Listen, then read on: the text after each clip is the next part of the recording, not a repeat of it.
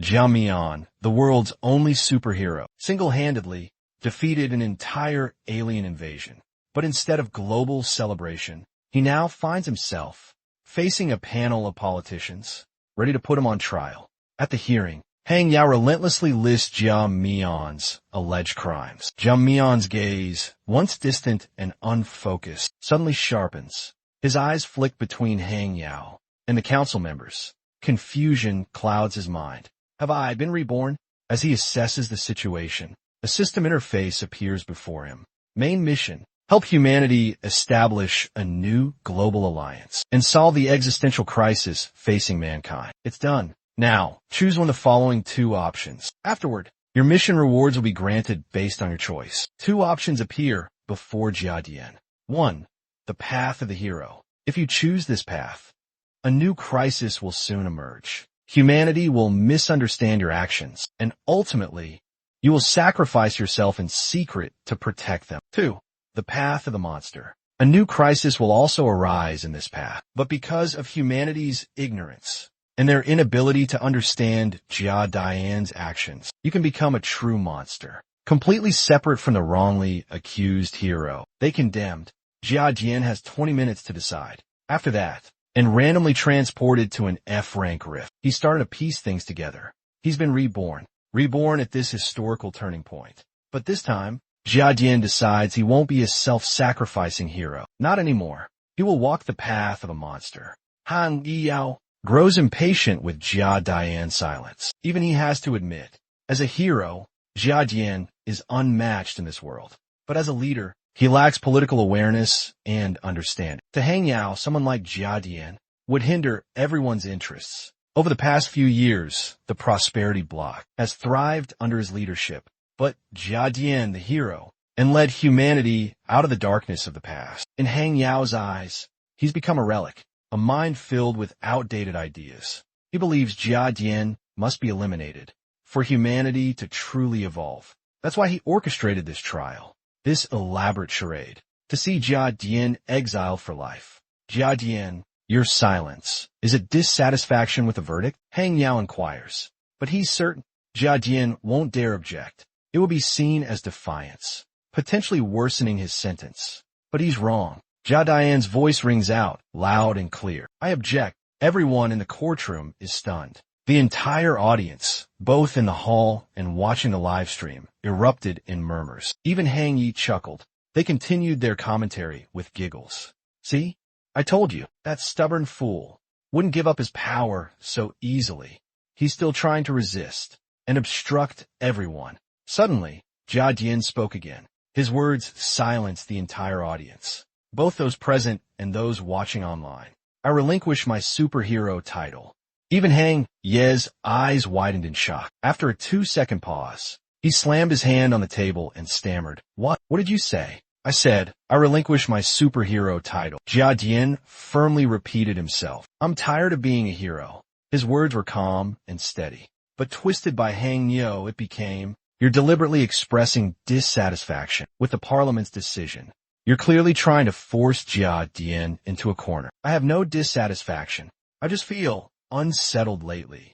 Jia Dian stands and walks away. His reaction is completely unexpected by Hang Yu. She expected obedience, for him to become a hero, secretly supporting humanity. Watching him leave, panic rises in Hang Yu. She shouts after him, Jia Dian, stop.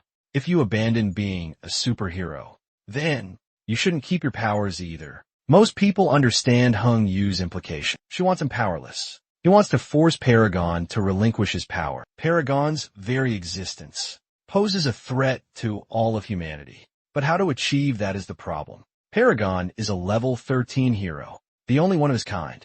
Hang Yue is the second-ranked hero, but a full 4 levels below him. Throughout history, besides Paragon, no one has ever reached beyond level 10. Perhaps in the future, no one ever will again. That level of power is innate, honed through Paragon's relentless efforts. Yet, according to Hang Yue, it's a fabricated strength that was bestowed upon him by the Commonwealth's resources. He is a product of everyone's efforts. Therefore, he cannot allow Paragon to leave with a body brimming with such power, because it's an insult to everyone in the Commonwealth. Give up my power?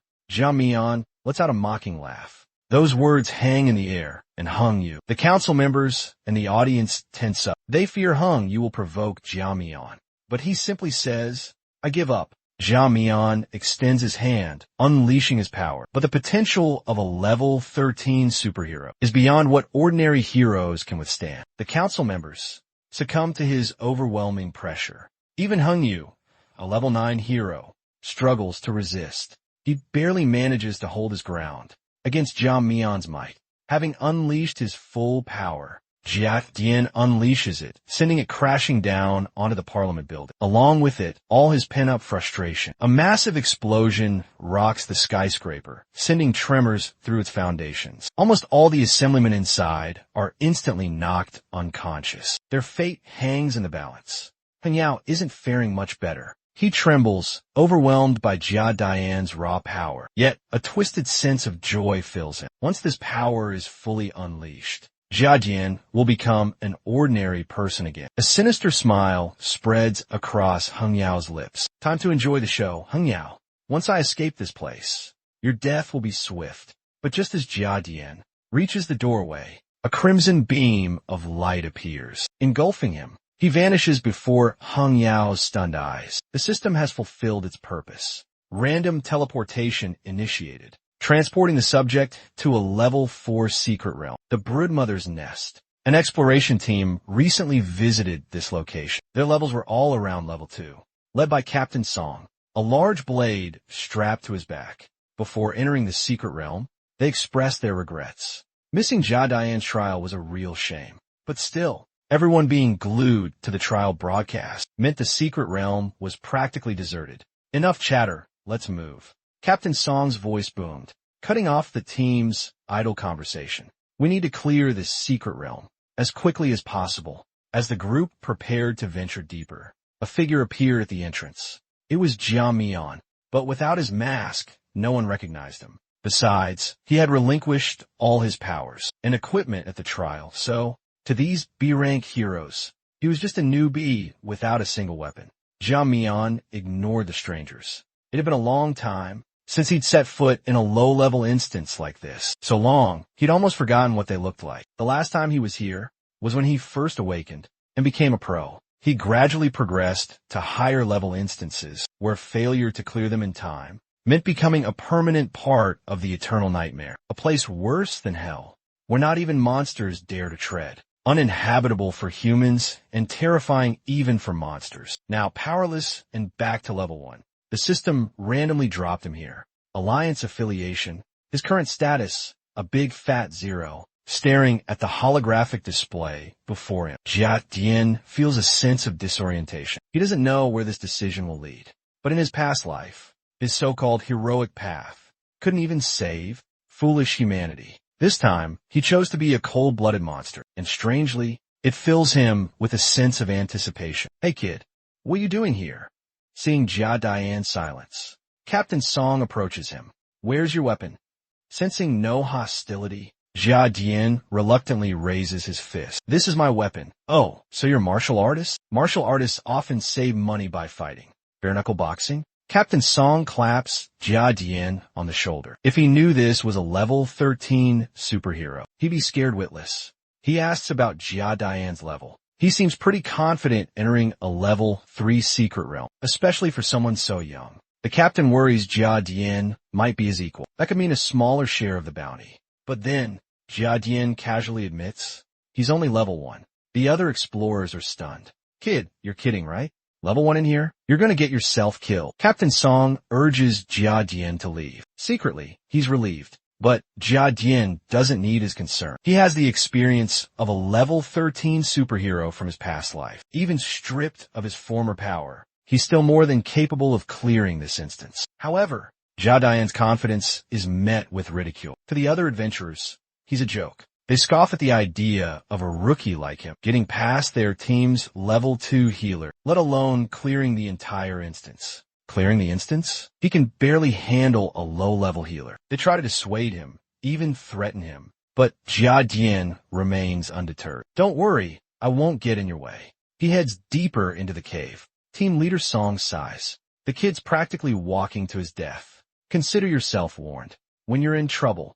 Don't expect any help from us. With that said, the five of them enter the instance. The team's healer kept glancing back at Jia Mian. She seemed to want to say something, but hesitated. This makeshift exploration team had clearly been working together for a while. Their coordinated combat style was proof of that. There was a mage among them, whose specialty seemed to be conjuring fireballs, and an archer providing long-range support. He covered their leader, Song Ku, during close-quarters combat. While they fought, Jia Mian observed silently. The healer finally mustered her courage and approached him. She spoke what had been on her mind. Our leader, Song Ku, he seems a bit unfriendly, doesn't he? Don't mind him.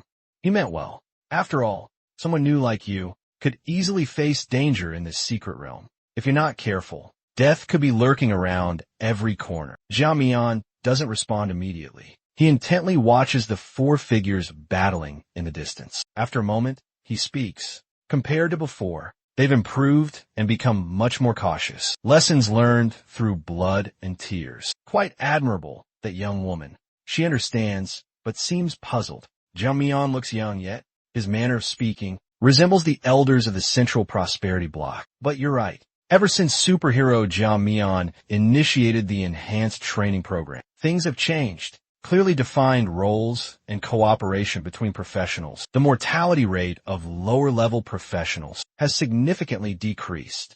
That's why now, among the awakened, we're seeing more exceptional professionals emerge. She nods knowingly as she speaks. If she knew she was talking to the very masked hero she just mentioned, I bet she'd faint from shock. She chatters on, before realizing she hasn't introduced herself. My name is Yin Qianqian.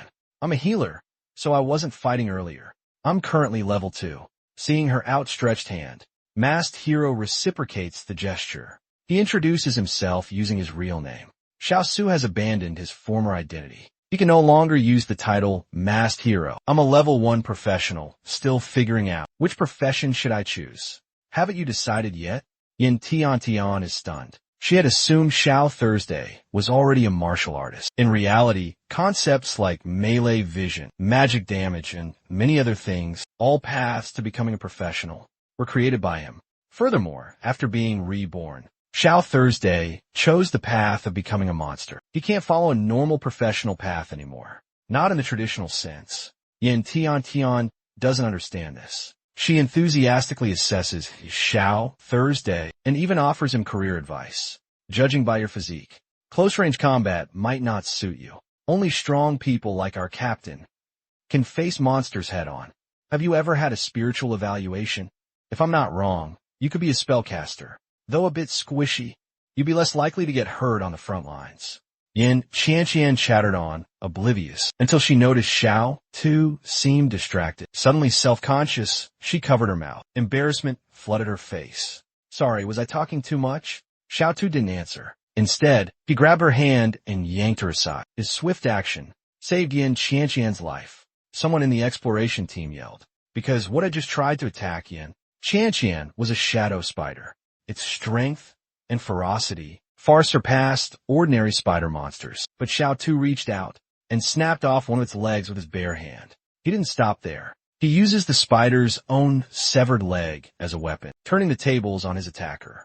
It all happens in the blink of an eye. The exploration team watches Xiao Thursday's fluid movements with utter astonishment. There's no denying it.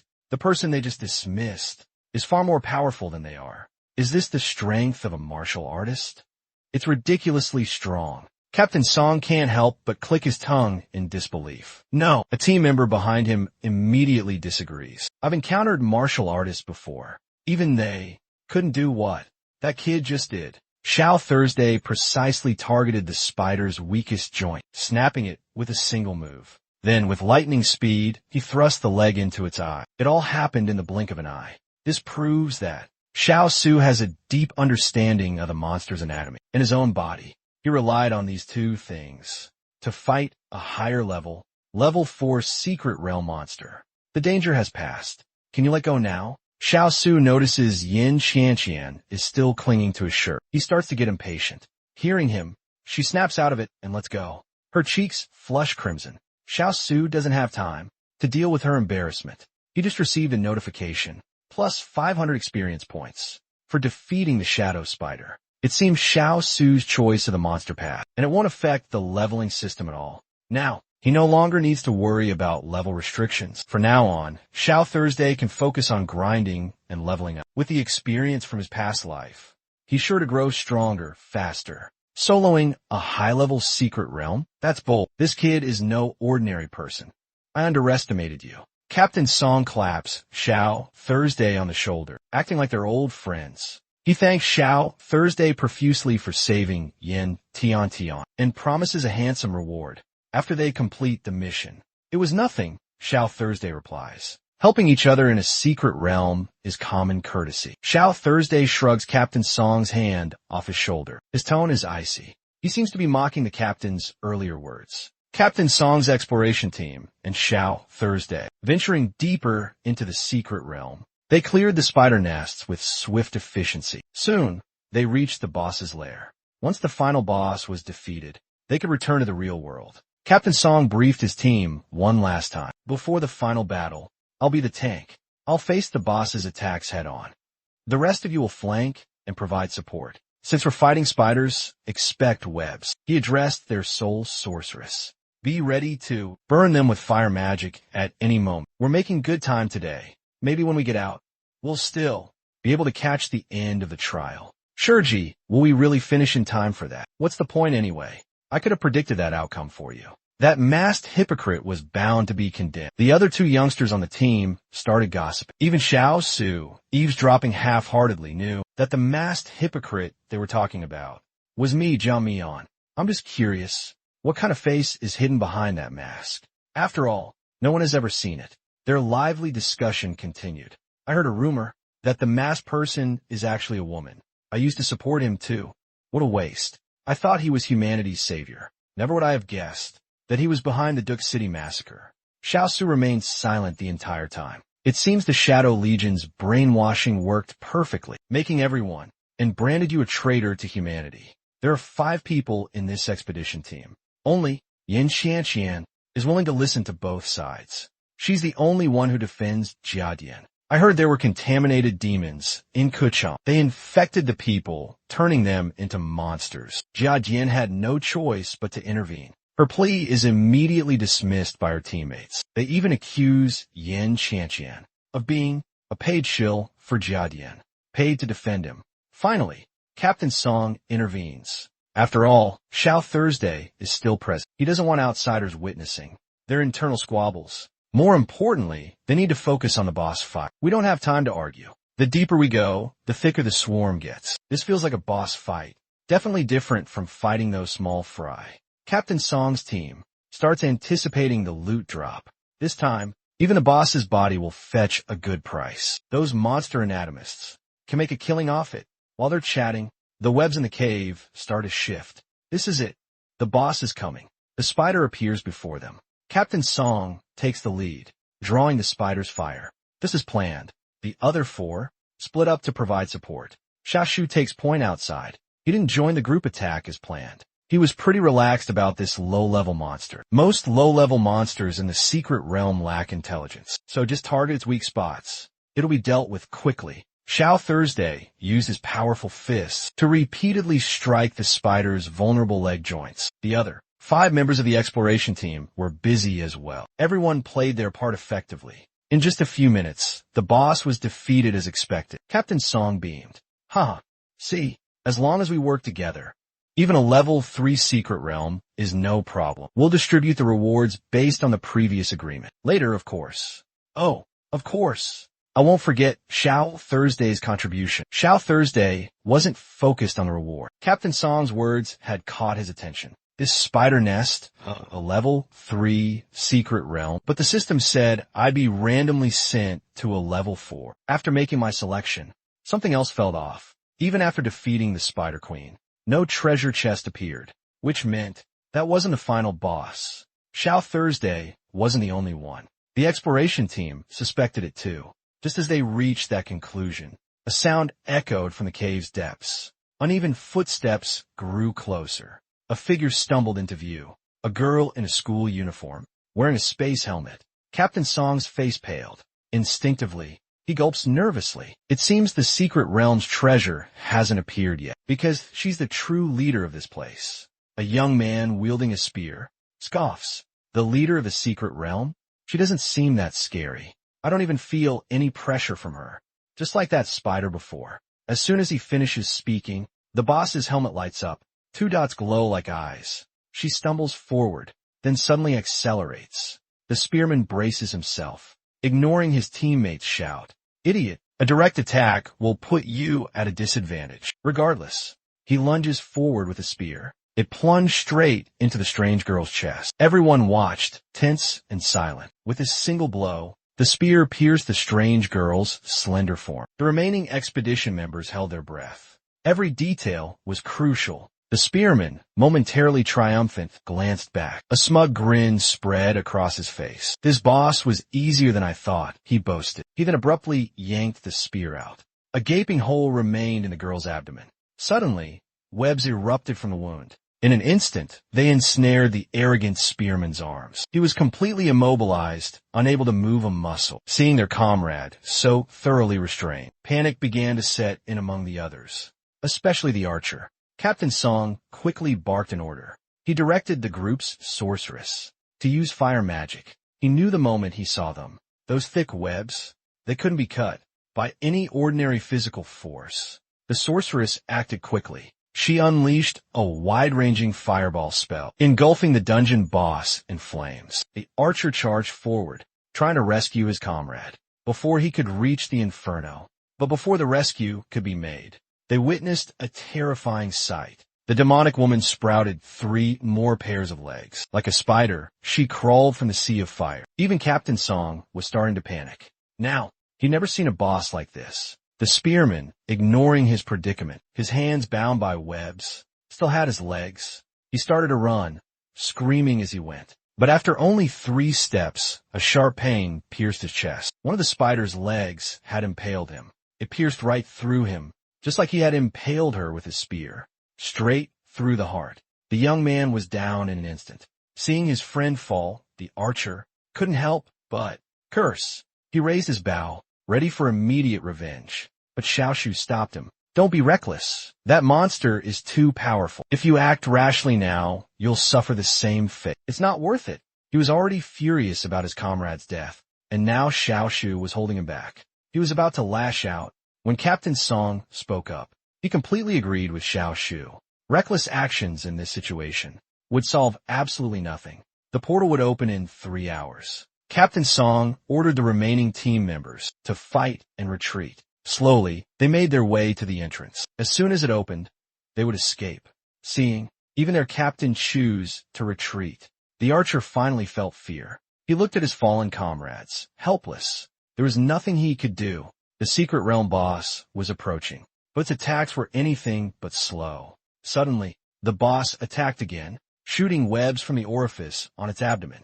This time it caught Captain Song. The archer didn't dare hesitate. He frantically fires a volley of 3 arrows, desperate to save his captain. But the monstrous creature is unfazed. It unleashes a torrent of webbing, engulfing the arrows, and ensnaring the archer completely. Du Ursi, the captain screams. So the archer's name is Du Ursi.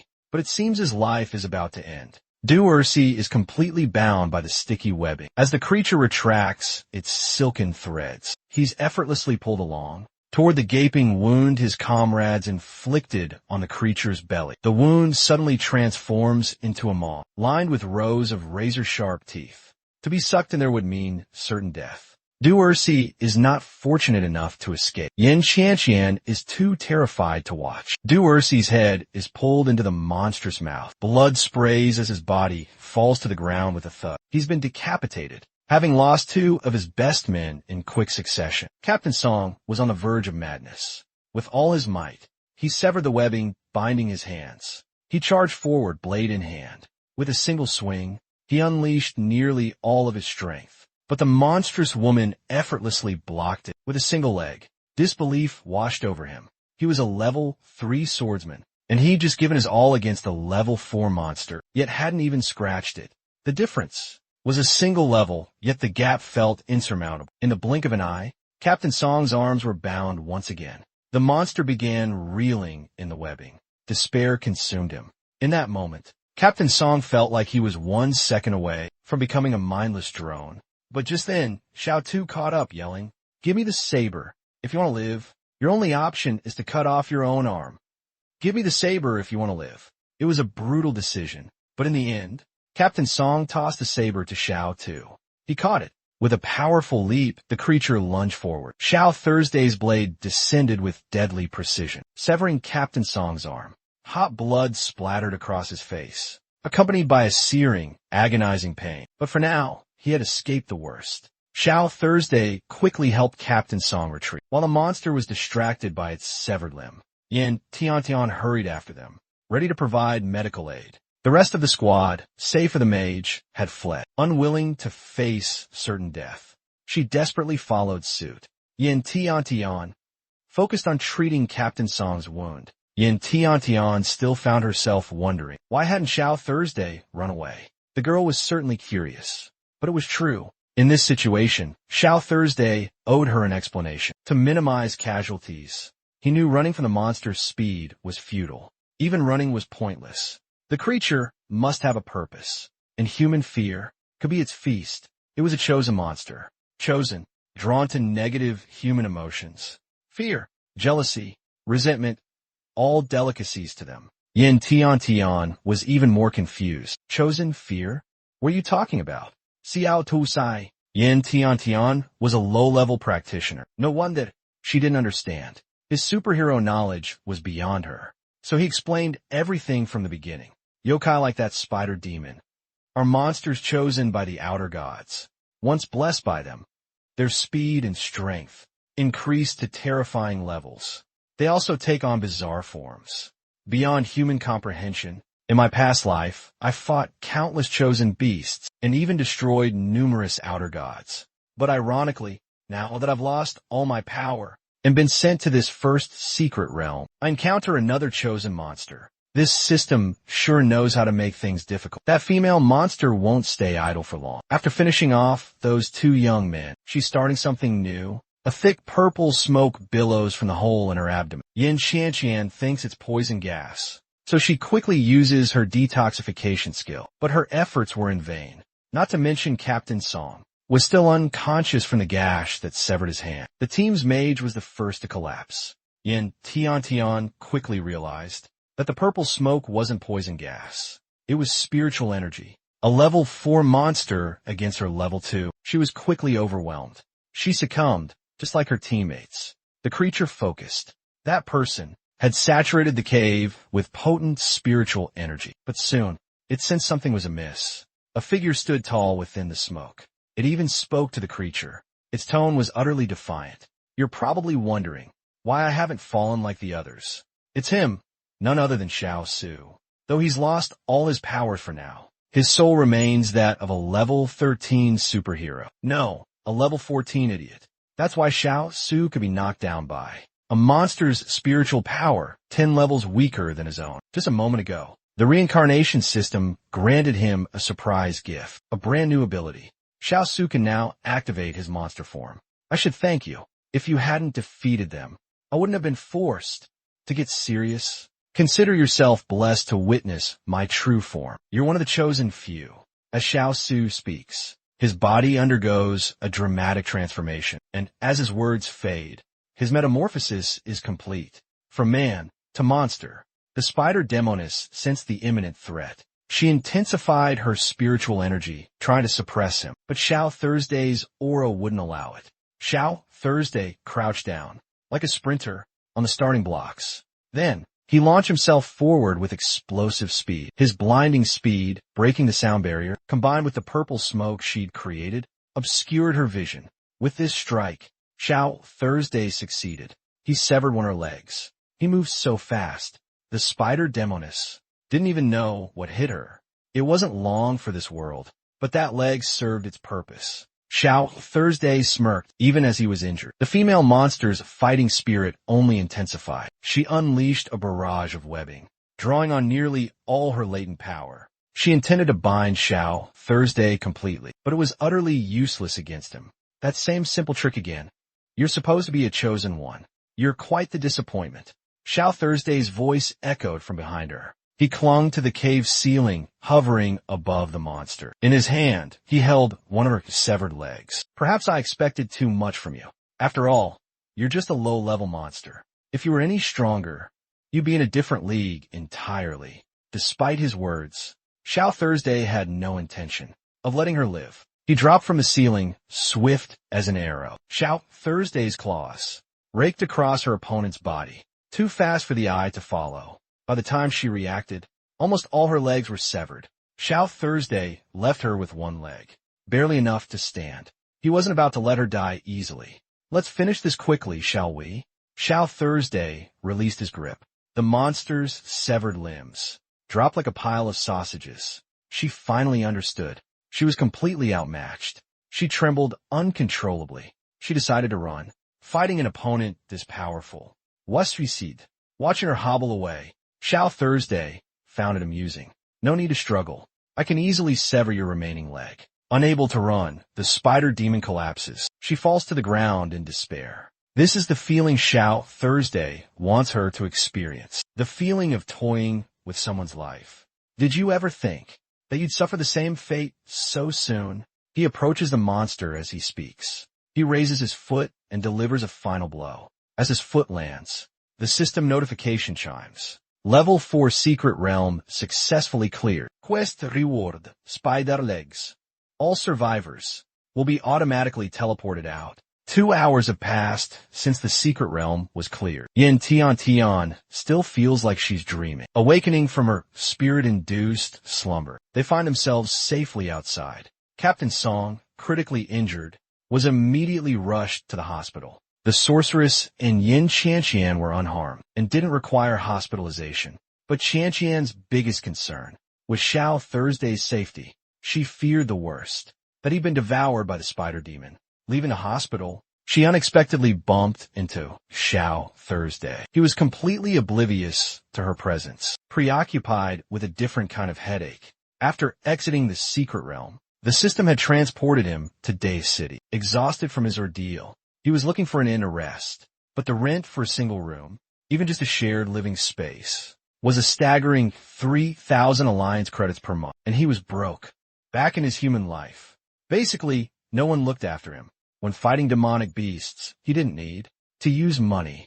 So now, he has no concept of money or other practical matters. He's suddenly having to fend for himself in human society, and he's having trouble adapting. Seeing Xiao Thursday completely spaced out, Yin Qianqian runs over to him. She calls out his name as she approaches. Xiao Thursday turns around at the sound of his name. It takes him a couple of seconds to recognize the female therapist he met in the Secret Realm, Yin Qianqian. She's a little annoyed he doesn't remember her name. She repeats it for emphasis. My name is Yin Qianqian. It's Qian with a grass radical. Anyway, never mind that. Are you hurt? I'm relieved to see you're all right. Before Xiao Thursday could answer, Yin Qianqian followed his gaze. She saw he was looking at apartment listings. Realizing Xiao Thursday had no family or friends in the He City, Yin Qianqian decided to set aside a day to show him around. The He City was recently rebuilt after a disaster. Its history spanned less than 45 years, but with rapid urbanization, the once vibrant old town had become a dilapidated slum. As Yin Qianqian explained, she led Xiao Thursday through a neighborhood and stopped in front of her house. Grateful for saving her life, she offered him a room. It was separate, of course, not much different from renting. Xiao Su stopped in front of the house, his attention caught by a medal displayed on the gate. Yin Tian immediately explained, "That's my dad's medal. He received it after retiring. He used to be a professional too. A soldier, in fact. Compared to me, a level 2 professional. He was much stronger. A level 5 close combat warrior. He fought in many battles, like the Snow Dominion campaign and the defense of Youngmen Pass." Yin Tian spoke with growing enthusiasm, her voice brimming with excitement. He even said he fought alongside Jia Mian. That great man wasn't just in the same camp. They even ate from the same pot. They shared meals together. Although, he's told us that story since we were kids. I don't know if it's actually true anymore. As she spoke, a noticeable sadness washed over Yin Tian. Yin Tian's expression turned somber. She concluded that her father's words were nothing more than child's fairy tale. Or perhaps drunken ramblings, she thought. Someone like Jia Dian could never share a room with a low-ranking officer. How is your father doing now? Xiao Thursday suddenly asked. He's passed away. Yan Tiantian's voice cracked with grief. Because of the prolonged war, he suffered countless injuries. Though he received treatment, it took a heavy toll on him. After the 5th battle, he didn't last much longer.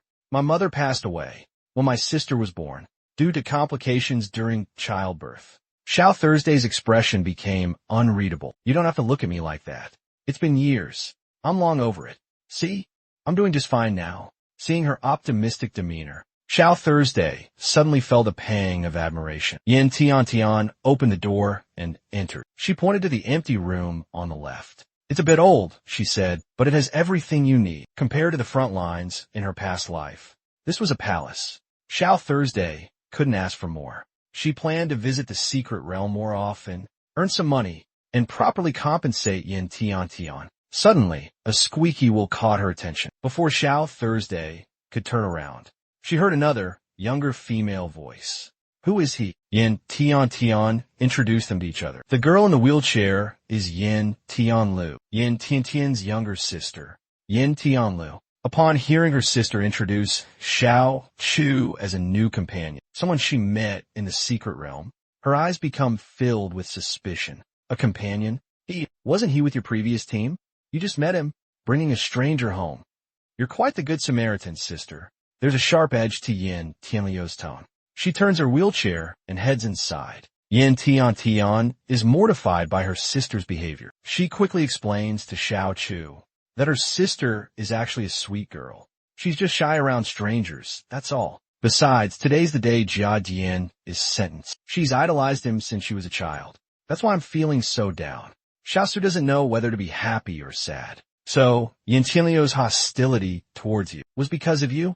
Wow, you have a lot of fans. Back in her room, Yin Tianlu buried her face in her computer. She searched for the latest topics about Jia Dian's trial today. The most controversial topic right now is Jia Dian relinquishing all of his powers. Most netizens have been brainwashed by that damned Hang AI. They believe Jia Dian's powers came from resources meant for all of humanity. So him giving up his powers is a waste of human resources. And if Earth is invaded again, Ling Jiajian won't be able to protect us. He won't be able to shoulder that responsibility. At the end of the trial livestream, Jia Dian suddenly disappeared. It also raises the question, did he run away? Currently, Jiang Kuman is cursing out Jia Mian, using every foul word imaginable, from selfish bastard to morally bankrupt, spineless, despicable coward. Yin Tianlu doesn't miss a single comment. The more she reads, the angrier she gets on her idol's behalf. What the hell is this? She slams her fist on the table. Are these idiots blind to the situation? Master Jia Mian has never exploited humanity's resources. On the contrary, humanity relies on the masked master to escape the darkness. They should be thanking Master Jia Mian. After her rant, Yin Tianlu prepares to unleash her full fury online. Yin Tian is completely engrossed in arguing with Jia Dian's anti-fans online. She's so focused, she's completely silent. Even when called for dinner, Tian ignores everything. She doesn't even acknowledge Xiao Thursday, not even a glance. Xiao Thursday knows her sister idolizes Jia Dian, and since Yin Tian is in a bad mood today, she decides not to pressure her.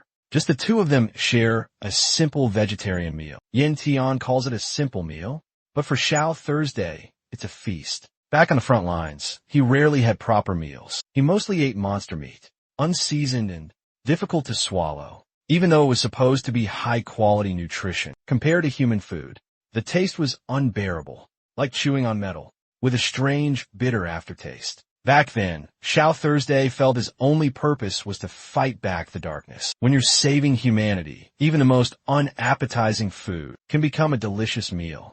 But reality has proven that your past life's sacrifices were all in vain. Choosing the path of a monster this time, ironically, allows you to enjoy such fine dining.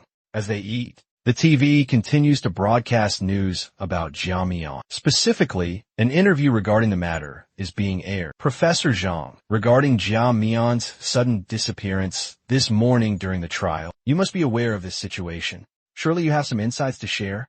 What is your assessment of this event? The so-called Professor Zhang clears his throat. Then he answers, I believe this matter will naturally be thoroughly investigated by the Federal Congress. As citizens, we must trust in the Congress. However, there's a theory circulating online that Jiang Mian's disappearance is him running away from his crimes. This so-called relinquishing of his powers is nothing more than a performance.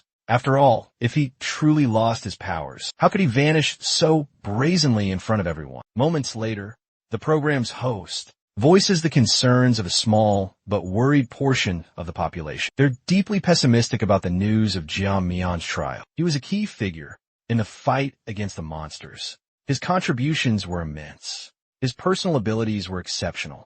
People fear that Jiang Mian's disappearance could severely impact humanity's peace. Some even believe that losing Jiang Mian is like humanity pushing itself towards the apocalypse. No Jiang Mian, no future. Professor Zhang suddenly bursts out laughing, saying that without a hint of doubt is quite humorous. Furthermore, it's simply impossible, because humanity didn't achieve its current accomplishments solely through individual effort. It's the core leadership of the Congress members that led to humanity's glorious triumph. He advises the citizens against excessively idolizing any single individual, and to avoid baseless assessments of the situation. Such unfounded perspectives are detrimental. Just as the sun will still shine, even without the earth, humanity, without Jandi, will continue to advance in splendor. Throughout the program, Xiao Su remained silent. Yin Qianqian finally breaks the silence during dinner. Is that really true? That whole thing about the masked man being afraid of punishment and running away. Xiao Su, what do you think about it?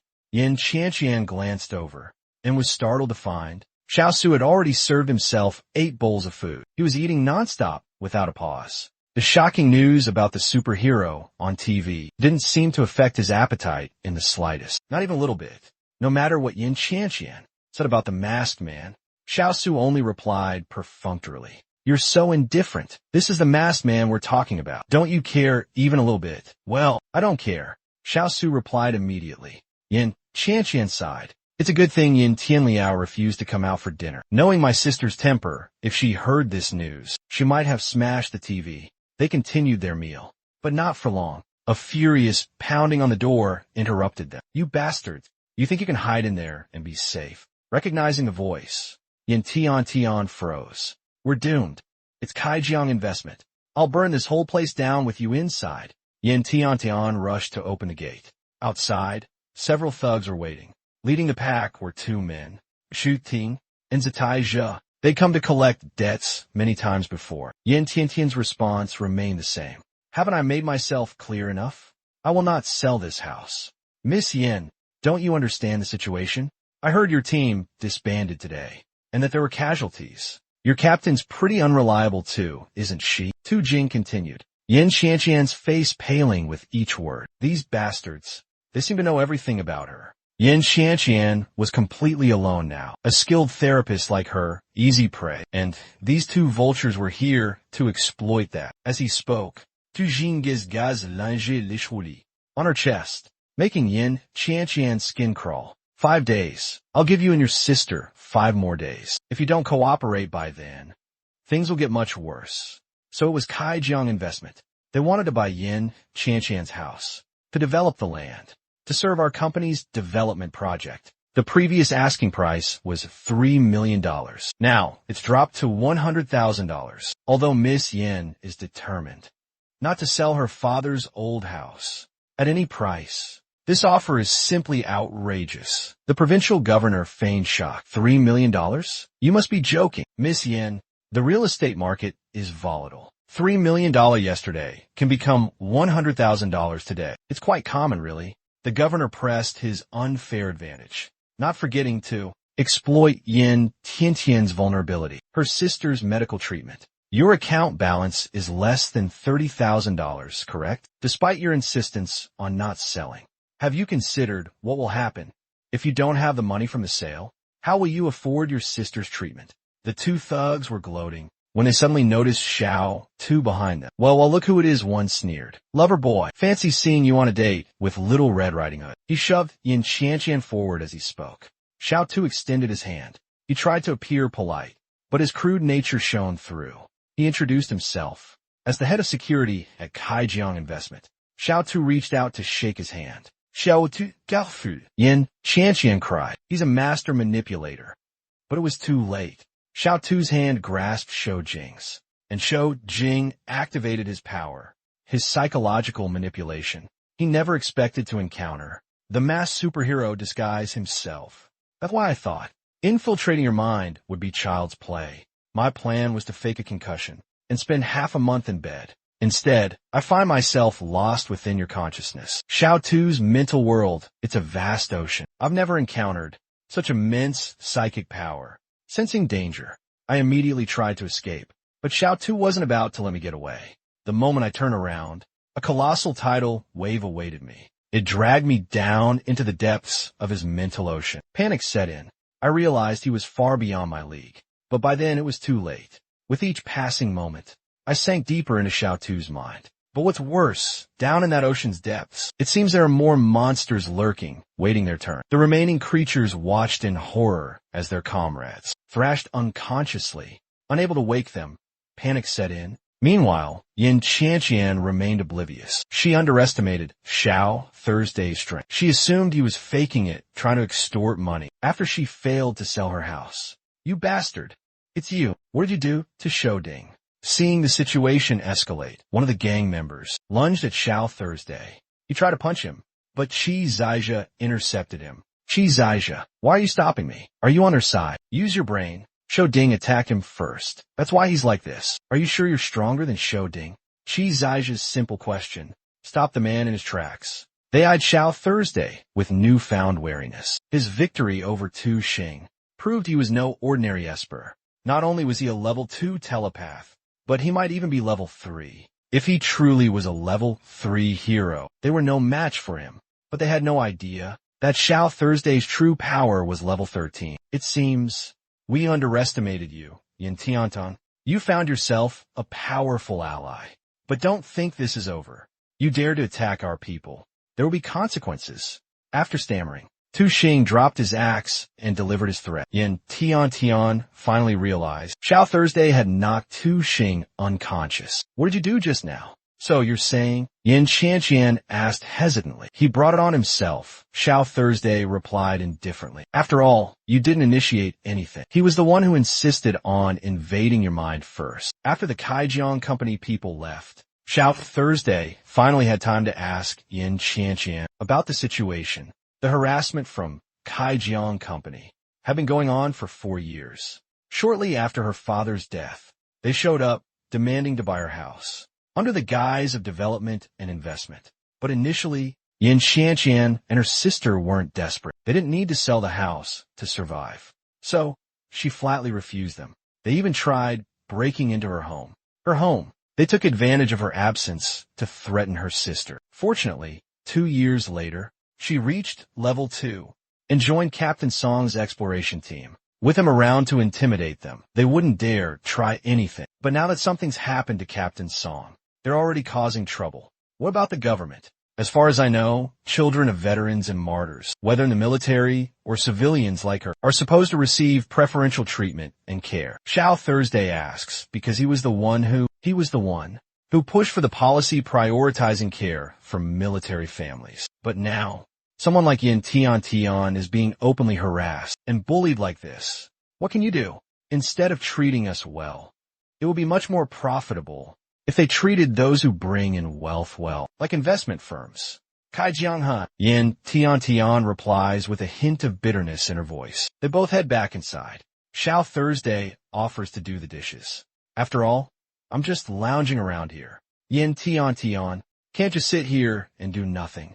You really don't have to do anything. Yin Tian says, a little embarrassed. You being here is already a huge help. If you hadn't been here today, to get rid of those people, I wouldn't know what to do. Yin Tian then asks Xiao Thursday about his plans. He doesn't hide anything. I'll join another exploration team and enter the secret realm. Everyone needs money, after all. can't stop exploring just because of a setback. As for Yin Tian, she plans to stay put for now, hoping that Captain Song will wake up soon. Otherwise, your only option is to find another trustworthy team to join. Inside the secret realm, teams constantly fight amongst themselves. Some even resort to backstabbing. It can get brutal. Finding a reliable team is no easy task, even in the underworld. The Federation prohibits killing within the secret realm. But once you're inside, there's no one to enforce the rules. No one can control what happens. Xiao Thursday, don't worry too much. If I find a trustworthy team, I'll definitely recommend you. Yin Tian spoke with unwavering certainty. This girl, with her own future uncertain, was worried about Xiao Thursday. All right, Xiao Thursday replied. But no one, not now, not ever, can stand shoulder to shoulder with a monster like you and fight alongside you. It seems the road ahead is one I must walk alone. The system quickly assigns a new mission. Clear the level 4 hidden instance, Children of the Night. According to the system's description, it's not a difficult task, but unexpected benefits may appear. During the instance raid, the mission requires Xiao Thursday to act alone. He has 12 hours to prepare. Xiao Thursday quickly heads to the instance. Thanks to the system's teleportation array, he can skip the usual procedures. Filing government applications and undergoing inspections, he can freely enter and exit instances. The Children of the Night instance has a medieval European aesthetic. It's pretty gloomy in here. Xiao Thursday takes a few steps forward and spots 2 demonic stone statues. He stops abruptly, eyes filled with caution. Demonic stone statues at the entrance of the secret realm. Xiao Tu Mu Mu, as if on cue. The statues' eyes snap open.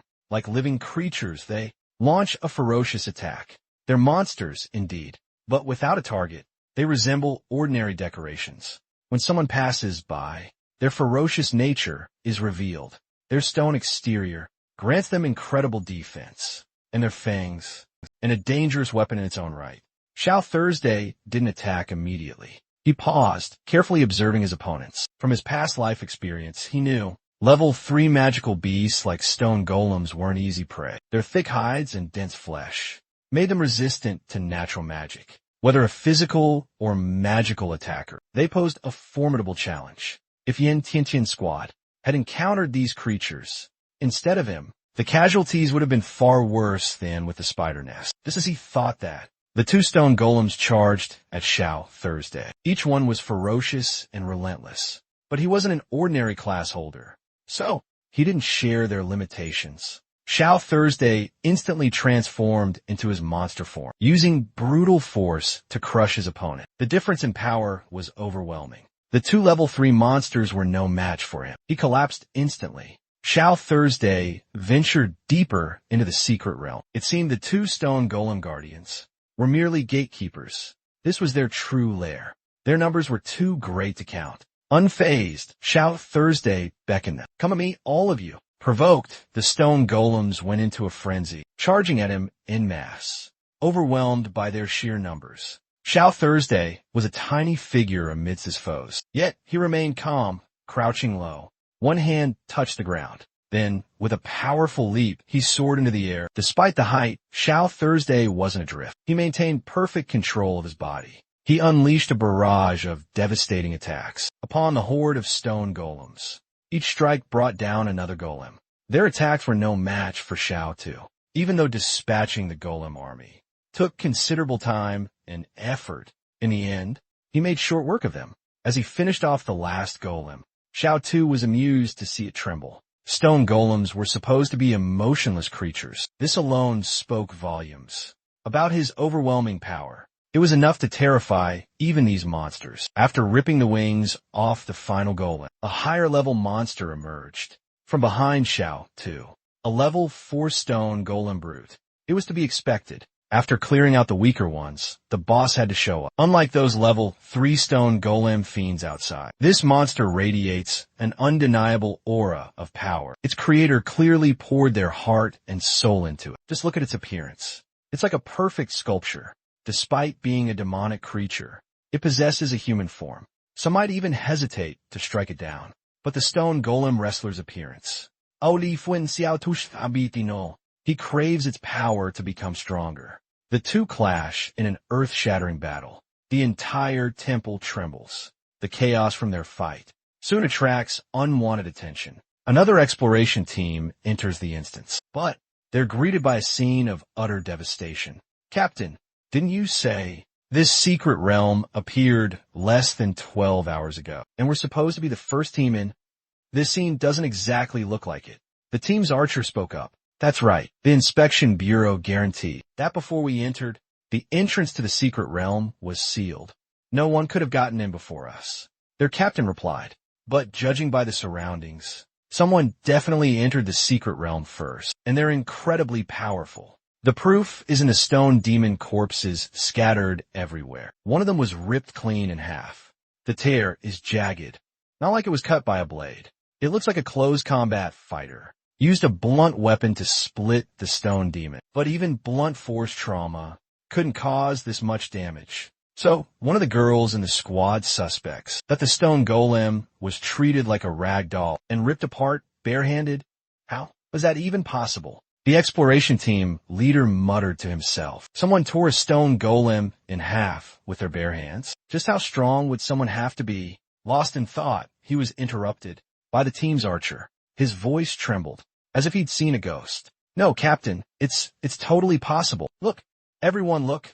The squad followed the archer's pointing finger. On the main pillar supporting the ceiling, they saw the brute stone golem, impaled by its own spear. Its body was mangled, missing a leg, an arm, and a wing. A truly gruesome sight. News of the incident spread quickly. It reached the Great River City Secret Realm Inspection Bureau. This was a serious matter. Yet the investigation, though prolonged, yielded no valuable results. At least 7 teams reported that, upon entering the secret realm, they found evidence of someone already there. The energy was completely drained. Not even a single monster remained. But the Inspection Bureau was clueless, meaning a team or individual bypassed their surveillance, entering the secret realm unregistered. This infuriated Arthur, the head of the Great River City Secret Realm Inspection Bureau. Isn't this a good thing? After all, the secret realm will be cleared out eventually. One of his subordinates muttered under his breath. Nonsense. What do you even know? Arthur roared. Simply put, there's a mole helping people enter and exit the mystic realm illegally. That's a dereliction of duty at best. But at worst, it's a threat to the entire Commonwealth's safety, even to all of humanity. The clerk was silenced, completely intimidated. Immediately, Arthur continued painting a grim picture. He needed his subordinate to understand the gravity of the situation. If someone can enter the mystic realm unregistered, just to trigger it, that's one thing. But what if they have ulterior motives? What if they're planning an ambush to attack other expedition teams? That would be catastrophic. This isn't some hypothetical scenario. It's a constant threat. Until the Mystic Realm Inspection Bureau was established. Back when we first entered the secret realm, the greatest cause of casualties wasn't fighting the magical beasts. It was humans fighting and killing each other. We destroyed ourselves. This is the path to humanity's quickest demise. Arthur's chest heaves, his entire body trembling with rage. After reprimanding his subordinates, he returns to the main issue, the Shadow Dweller's secret realm. According to the report, in the first incident, the boss was a level 4 stone golem brute. Considering the 6 subsequent breaches, Arthur can only conclude that this mysterious individual is at least level 4, possibly even level 5. This is the work of a single person, not a group. The wounds on the magical beasts are too uniform. They couldn't have been inflicted by a group, with varying levels of skill. Shao Thursday has cleared out over 7 secret realms so far. His identity remains unknown, but Arthur is certain that he alone couldn't possibly use all the spoils obtained from the secret realms. And if he can't use them all, the simplest solution is to sell them. Arthur immediately orders his subordinates to discreetly monitor the market. They're to observe the transactions of adventurers in and around Hades City. They need to see if anyone is selling items from those 7 secret realms. Just as Arthur suspected, Shao Thursday is indeed selling his spoils. Moreover, judging by the shopkeeper's reaction, you're practically giving them away. Those items alone aren't worth much to Shao. Selling at a loss isn't a big deal. As for you, just keep completing the system's tasks. You'll level up quickly enough. The money from selling loot should cover Yin Tiantian's rent. Speaking of her, Xiao hears her voice from the next stall. From the next stall, over. 3,200 is too low. Please reconsider. This long saber may look old, but it's slain countless magical beasts. It's been in my family for years, but I've maintained it regularly. The blade is still sharp. That's why it's worth so much. Look at all these nicks and scratches. From battling demonic beasts, the blades become so thin. I doubt it can withstand many more uses before breaking. It does have some valuable materials left, so I'm willing to buy it as scrap. So it's because she's desperate for money. Yin Tian is forced to sell her father's treasure blade, and yet it's dismissed as mere scrap. The shopkeeper puts on a show, pretending to be doing her a favor. After some haggling, he offers a measly 3,500, but in truth, he's taking advantage of Yin Tiantian's naivety, exploiting her for his own profit. Despite the lowball offer, his 3 years of experience in acquisitions tell him everything he needs to know. That blade is forged from Duantian iron, an incredibly rare and valuable material. It's a rare material only found in secret realms. If you can refine Duantian steel from that blade, you could earn tens of thousands in an instant. Well, are you going to sell it or not? 0 credits. 3,500? I'm not interested at that price. Seeing Yin Tiantian's hesitation, the vendor pressures her, unable to watch Yin Tiantian be scammed. Xiao intervenes. He offers to buy the blade outright. Xiao's intervention stems from recognizing the blade's true value. And of course, he can offer Yin Tiantian a fair price. Facing competition, the equipment vendor becomes agitated. He argues, Yin Tiantian and I had already agreed on a price. Now you're interfering. This isn't right. Xiao Su wasn't really paying attention to the cost. He simply handed Yin Tiantian a stack of cash. I just made this. Selling some items. Here, take it. Don't worry about it being too little. Yin Tiantian and the shopkeeper gaped at him in astonishment, with Xiao Su being this resolute. He couldn't haggle for the Qingdao blade at 3,500 anymore. The two of them left. Yin Tiantian held the money he gave her, carefully counting it several times. She kept 1,500 and returned the rest. If I were you, Xiao Su, I could only accept this much. You've saved me more than once. I couldn't possibly take so much money from you. But Xiao Su immediately refused, saying he lived at home. Yin Tiantian insisted he had to contribute to living expenses. Seeing her hesitation, he decides to tell her. He reveals the blade's true value. He can't explain everything just yet, but Xiao Su wants Yin Tiantian to feel at ease. He doesn't want her feeling guilty about accepting the money. Yin Tiantian is stunned, and even more grateful to Xiao Su. Without him, she would have been cheated. She would have sold her father's heirloom for less than scrap. Xiao Su, I don't care about the spider's lair, or why you got out before us, or why you have so much money now. But rest assured, I won't pry into your secrets, and I won't tell anyone. Yin Tiantian suddenly spoke up, her voice filled with sincerity. She made a heartfelt request of Xiao Su. She asked him to please take good care of the flying crow blade. It was the last memento their father had left for her and her sister. Xiao Su examined the blade for a long moment. Flying crow, moving with the grace of a raven hidden in shadows. It was a fitting name for such a blade, he thought. When Xiao Su didn't reply, Yin Tiantian's voice trembled as she continued. This time, she berated herself for her unfilial piety and uselessness. She had even resorted to selling her father's last keepsake, but she was truly desperate, because if she didn't, there would be no money for Yin Tianlio's treatment. Hearing this, Xiao Su suddenly recalled the younger sister in the wheelchair from when they first met. You never even asked Yin Tiantian what illness her sister has. You're familiar with the Great Tyrant incident in Dea City, right? Vaguely. The Great Tyrant appeared from a hidden realm and went on a rampage in Dea City, slaughtering even level 10 magical beasts. Xiao Thursday replies that he vaguely remembers, but he clearly knows much more. Yin Tiantian nods. That great tyrant magical beast was terrifying. Even the army and seasoned heroes were powerless against it, annihilated in an instant. So many professionals, even retired officials, volunteered for the front lines to fight against it. Thanks to their sacrifice, ordinary, powerless people were able to escape to safety. Yin Tiantian's father lost his life in the Great Four Calamity. This jade pendant was found at the scene, but the disaster didn't end there. The true horror of the Great Four Beasts lay in its radioactive emissions. The sky above Day City that day was bathed in an eerie green glow. Every cloud, every brick and tile, every pane of glass was stained green. The radiation blanketed half the city. Those closest to the contamination were instantly consumed, reduced to puddles of bloody goo. Those farther away weren't spared. The radiation slowly drained their life force. As for Yin Tianlu, it's hard to say whether he was lucky or not.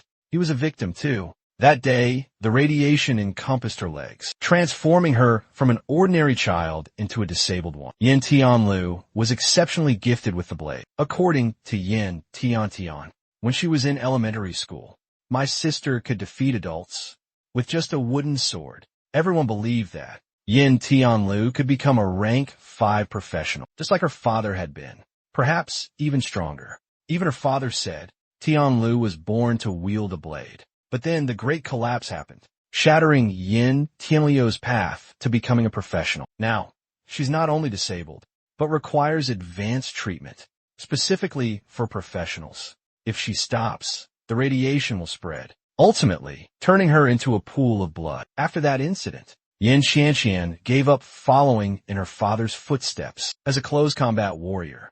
She became a healer instead, all to increase her survival rate within the secret realm, even if just a little. She needed to live to take care of her younger sister. Xiao Su felt a pang of sorrow hearing her story. He was the one who single-handedly defeated the great tyrant back when he was still a masked vigilante. Although he took it down with a single punch. That was 10 hours after the initial attack. 10 hours after it rampaged through Day City. The casualties were still devastating. That's why he harbored such deep hatred for magical beasts. But if I recall correctly, after the Great Tyrant incident, didn't the masked vigilante arrange for the Federation government to provide substantial financial aid and protection for every victim of the attack? But if she's safe, shouldn't her situation qualify for some kind of assistance? Xiao Thursday listened patiently to Yin Tiantian's outpouring. Finally, he spoke. Really? There's such a thing? Yin Tian wiped her tears as she continued. Confiding in Xiao Thursday felt like a tremendous weight had been lifted from her shoulders. They prepared to head home, Yin Tian eager to repay Xiao Thursday. He had, after all, saved her saber. Yin Tian promised to treat him to a proper dinner that night. On their way back, they happened to cross paths with officers from the Day City Secret Surveillance Bureau. Following Director Arthur's orders, they were searching for information. Meanwhile, Yin Tianlu was alone at home, still engrossed in the news about Jia Dian, when a sudden, frantic knocking at the door startled her. It wasn't Yin Tiantian's gentle knock, nor was it Xiao Qiu's calm and measured rapping. She'd only been here a few days, but instantly, Yin Tianlu sensed something was wrong. Could it be someone from Kaijiang Investments? The knocking grew increasingly urgent. Yin Tianliu's eyes darted around the room. She searched for something, anything, to defend herself with. Her hand closed around a wooden sword. It was all she could find. Gripping the wooden sword tightly, Yin Tianliu's eyes were glued to the door. 5 years. With a crash, the door burst open. The leader of the intruders burst into laughter at the sight of her. Knew someone was in here, but I didn't expect it to be a crippled little thing like you. You gonna stop me with that wooden sword? The men from Kaijiang Investments roared with mocking laughter. Yin Tianliu's grip on her sword tightened. She even launched the first attack. But in the end, no matter how talented Yin Tianlu was with a blade, she was still confined to a wheelchair. How could she match the agility of that able-bodied bastard? With a single step back, he effortlessly evaded her strike, dodging her attack, while Yin Tianlu was thrown from her wheelchair by the force of her own momentum. She landed hard on the ground. A stream of curses poured from her lips, branding him a heartless monster. The bastard didn't seem to care that Yin Tianlu was just a child, or that she was disabled. He placed his foot on her wooden sword. His posture dripped with provocation. Want to cut me? I'm right here. But a crippled brat like you? How far do you think you'll get? He seemed fixated on the word crippled. Yin Tianliu's frustration boiled over, but she was utterly powerless to resist. The leader barked orders, sending his men inside to search. Find them, especially Xiao Thursday, the one who attacked the provincial governor. They ransacked the house, wreaking havoc as they searched. Finally, they returned, reporting the other two weren't there. He cursed their bad luck. The raid was a bust. Then, a wicked idea struck him. He'd take Yin Tianlu hostage. That way, Yin Tian would come running. His men tried to dissuade him. Kidnapping wasn't a trivial matter. Even in this age of magical beasts, the law still existed. He considered their words. They had a point. But leaving like this didn't sit right with him. So the bastard hatched another plan. He tossed his car keys to one of his men, saying, "Wait in the car. When Yin Qianqian and Xiao Shu return, drive straight into the courtyard. Just say you lost control of the vehicle. Claim it was an accident. That way, we can cause them trouble without breaking the law." After giving his orders, he and most of his goons left the scene. It started to rain. A short while later, Xiao Shu and Yin Qianqian arrived home. But before they could step inside, Yin Qianqian was stunned by the sight before her. The front door was smashed open. The courtyard. Yin Tianlu remains face down on the ground. Soaked by the rain, she can't get up. Yin Tian rushes to help her up. She asks Xiao Shu to bring Tianlu inside in a wheelchair. She needs to quickly bring the things in from the yard. Otherwise, they'll be ruined.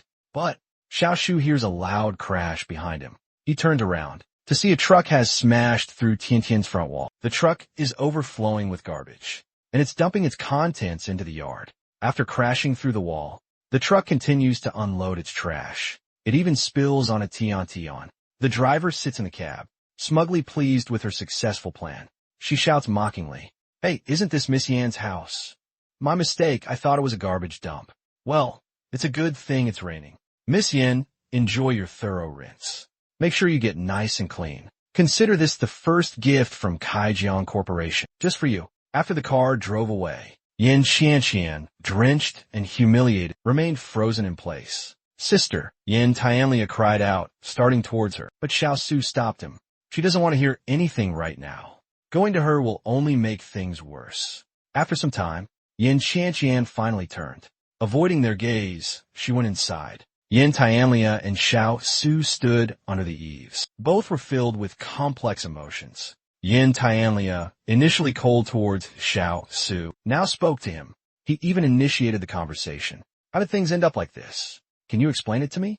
Tell me, in this world, ultimately, does something called justice even exist?" Xiao Su flatly replies, "Never has, and never will." "Why not?" Xiao Su's curt reply provokes her. "What about fairness? There has to be some fairness, right? Aren't those important figures, like the esteemed Jia Dian, always talking about creating a just world?" Hearing Yin Tianliu's words, a self-deprecating laugh escaped Xiao Su. "Even a savior like you wasn't treated fairly, forced to death in your past life. Where's the fairness in that? The fairness you seek is a fabrication of those unjust people. Look, even the rain falling on everyone. It's unjust. It falls on the downtrodden and on the unrighteous. The world is inherently unjust. So, the rain in this unjust world is also unjust." As Xiao Su spoke, he effortlessly crushed the wooden sword in Yin Tianlia's hand. The moment he finished speaking, the usually stoic girl burst into tears. Truth be told, the sister's plight wasn't unique to Xiao Su. Out in the world, countless others suffered similar hardships. Compared to his past life, their misfortune paled in comparison. Xiao Su had no desire to interfere in their personal affairs. But right now, Yin Tian is taking care of you. She's giving you a place to stay and food to eat. Kaijiang Company harassing her and her sister is also harassing you.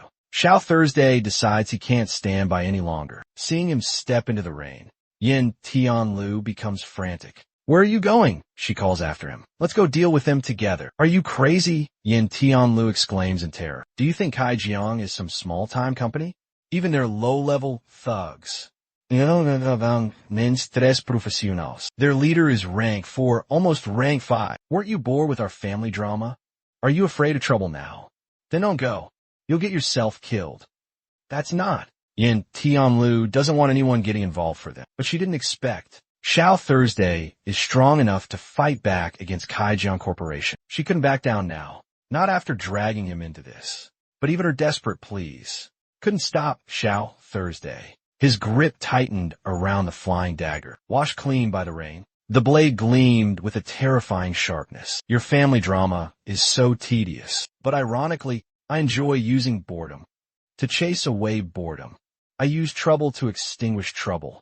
Outside, the downpour intensified, as if heaven itself was signaling an impending tragedy. Meanwhile, at Kaijiang Investment Corporation, two men cheerfully celebrated a successful deal, bidding each other farewell at the building's entrance. But they failed to notice a figure, imposing as an Ajura, stood before the building. Xiao Thursday narrowed his eyes, gazing at the structure before him. His face was a mask of determination. Inside the building, a sizable group of company employees were gathered. Moments later, one employee suddenly glanced towards the elevators. His brow furrowed. He saw Xiao Thursday approaching, a blade in his hand. His intentions were clearly hostile. Damn it, he cursed under his breath. He's here to cause trouble again. The man beside him scoffed. Always causing a scene when I'm on shift, he grumbled. Seriously, the two men stepped forward. Xiao Thursday's voice was ice cold. Do you know where you are? Put your weapon away. But Xiao Thursday ignored them. He strode past them, his expression unchanged. Seeing his attitude, he gritted his teeth in fury. I'll shut you up. But before he could finish, Xiao Thursday smiled, a sinister glint in his eyes. The man's voice abruptly cut off. Before he could react, slash marks appeared all over his face. And he wasn't alone. The man beside him was sliced into 10 pieces, staining the hall crimson. The system issued Xiao Thursday a new quest. It was called Blood Sacrifice of the Demonic Blade. The objective, use his flying dagger to eliminate all hostile life forms. The reward, the dagger would evolve. Seeing this, Xiao Thursday's face lit up. Too easy, he thought. Just then, more company employees emerged. Each one wielded a sword. He'd clearly been called here after Xiao Thursday caused trouble. But Xiao Thursday showed no fear, standing calmly. Blood dripped slowly from his sword, staining the floor. The leader glared at him, shouting menacingly, "Watch yourself. You're playing a dangerous game." In a flash, Xiao Thursday was surrounded. Two men lunged forward immediately. He remained motionless, waiting until they were almost upon him. He swung his blade. His movements were blindingly fast.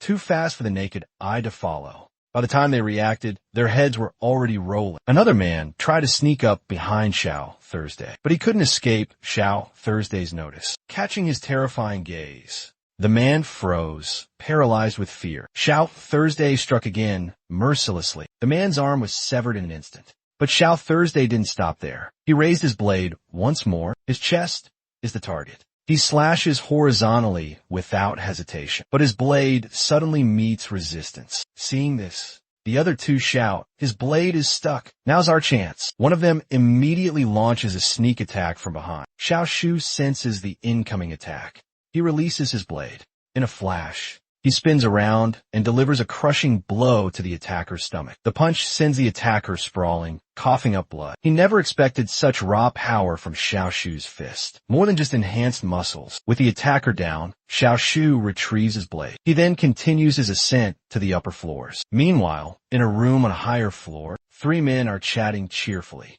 Li Ronkai says with an arrogant laugh, "The sister's house in the old district will be ours soon." The blonde man grins in agreement. "Thanks to your help. We just need to develop this empty land, and we'll be rolling in dough." Just then, an employee bursts in from outside. He frantically shouts, "Trouble!" The three inside turn around in shock. The man hurriedly reports, "Someone's attacking us." Near tears, he continues, "He's in the main hall on a rampage. He's already killed many, and there's only one of him." The three are stunned. "Attacking us alone?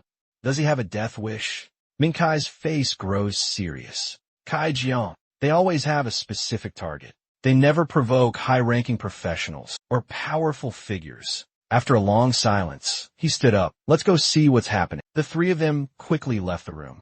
Each carried their own weapon. But as they rounded the corner, their eyes widened in horror. At the bottom of the stairs, someone was cowering and pleading, "Please don't kill me. Please, sir, don't." The plea was cut short. A blast of dark energy struck in an instant. The person collapsed, lying in a pool of blood. Xiao Shou ascended the stairs. He looked like a death god come to claim their lives. The three of them, Ronkai and his companions, recoiled in fear. Ronkai took a deep breath, trying to compose himself. "What are you afraid of?" he demanded. "We're level 4 practitioners.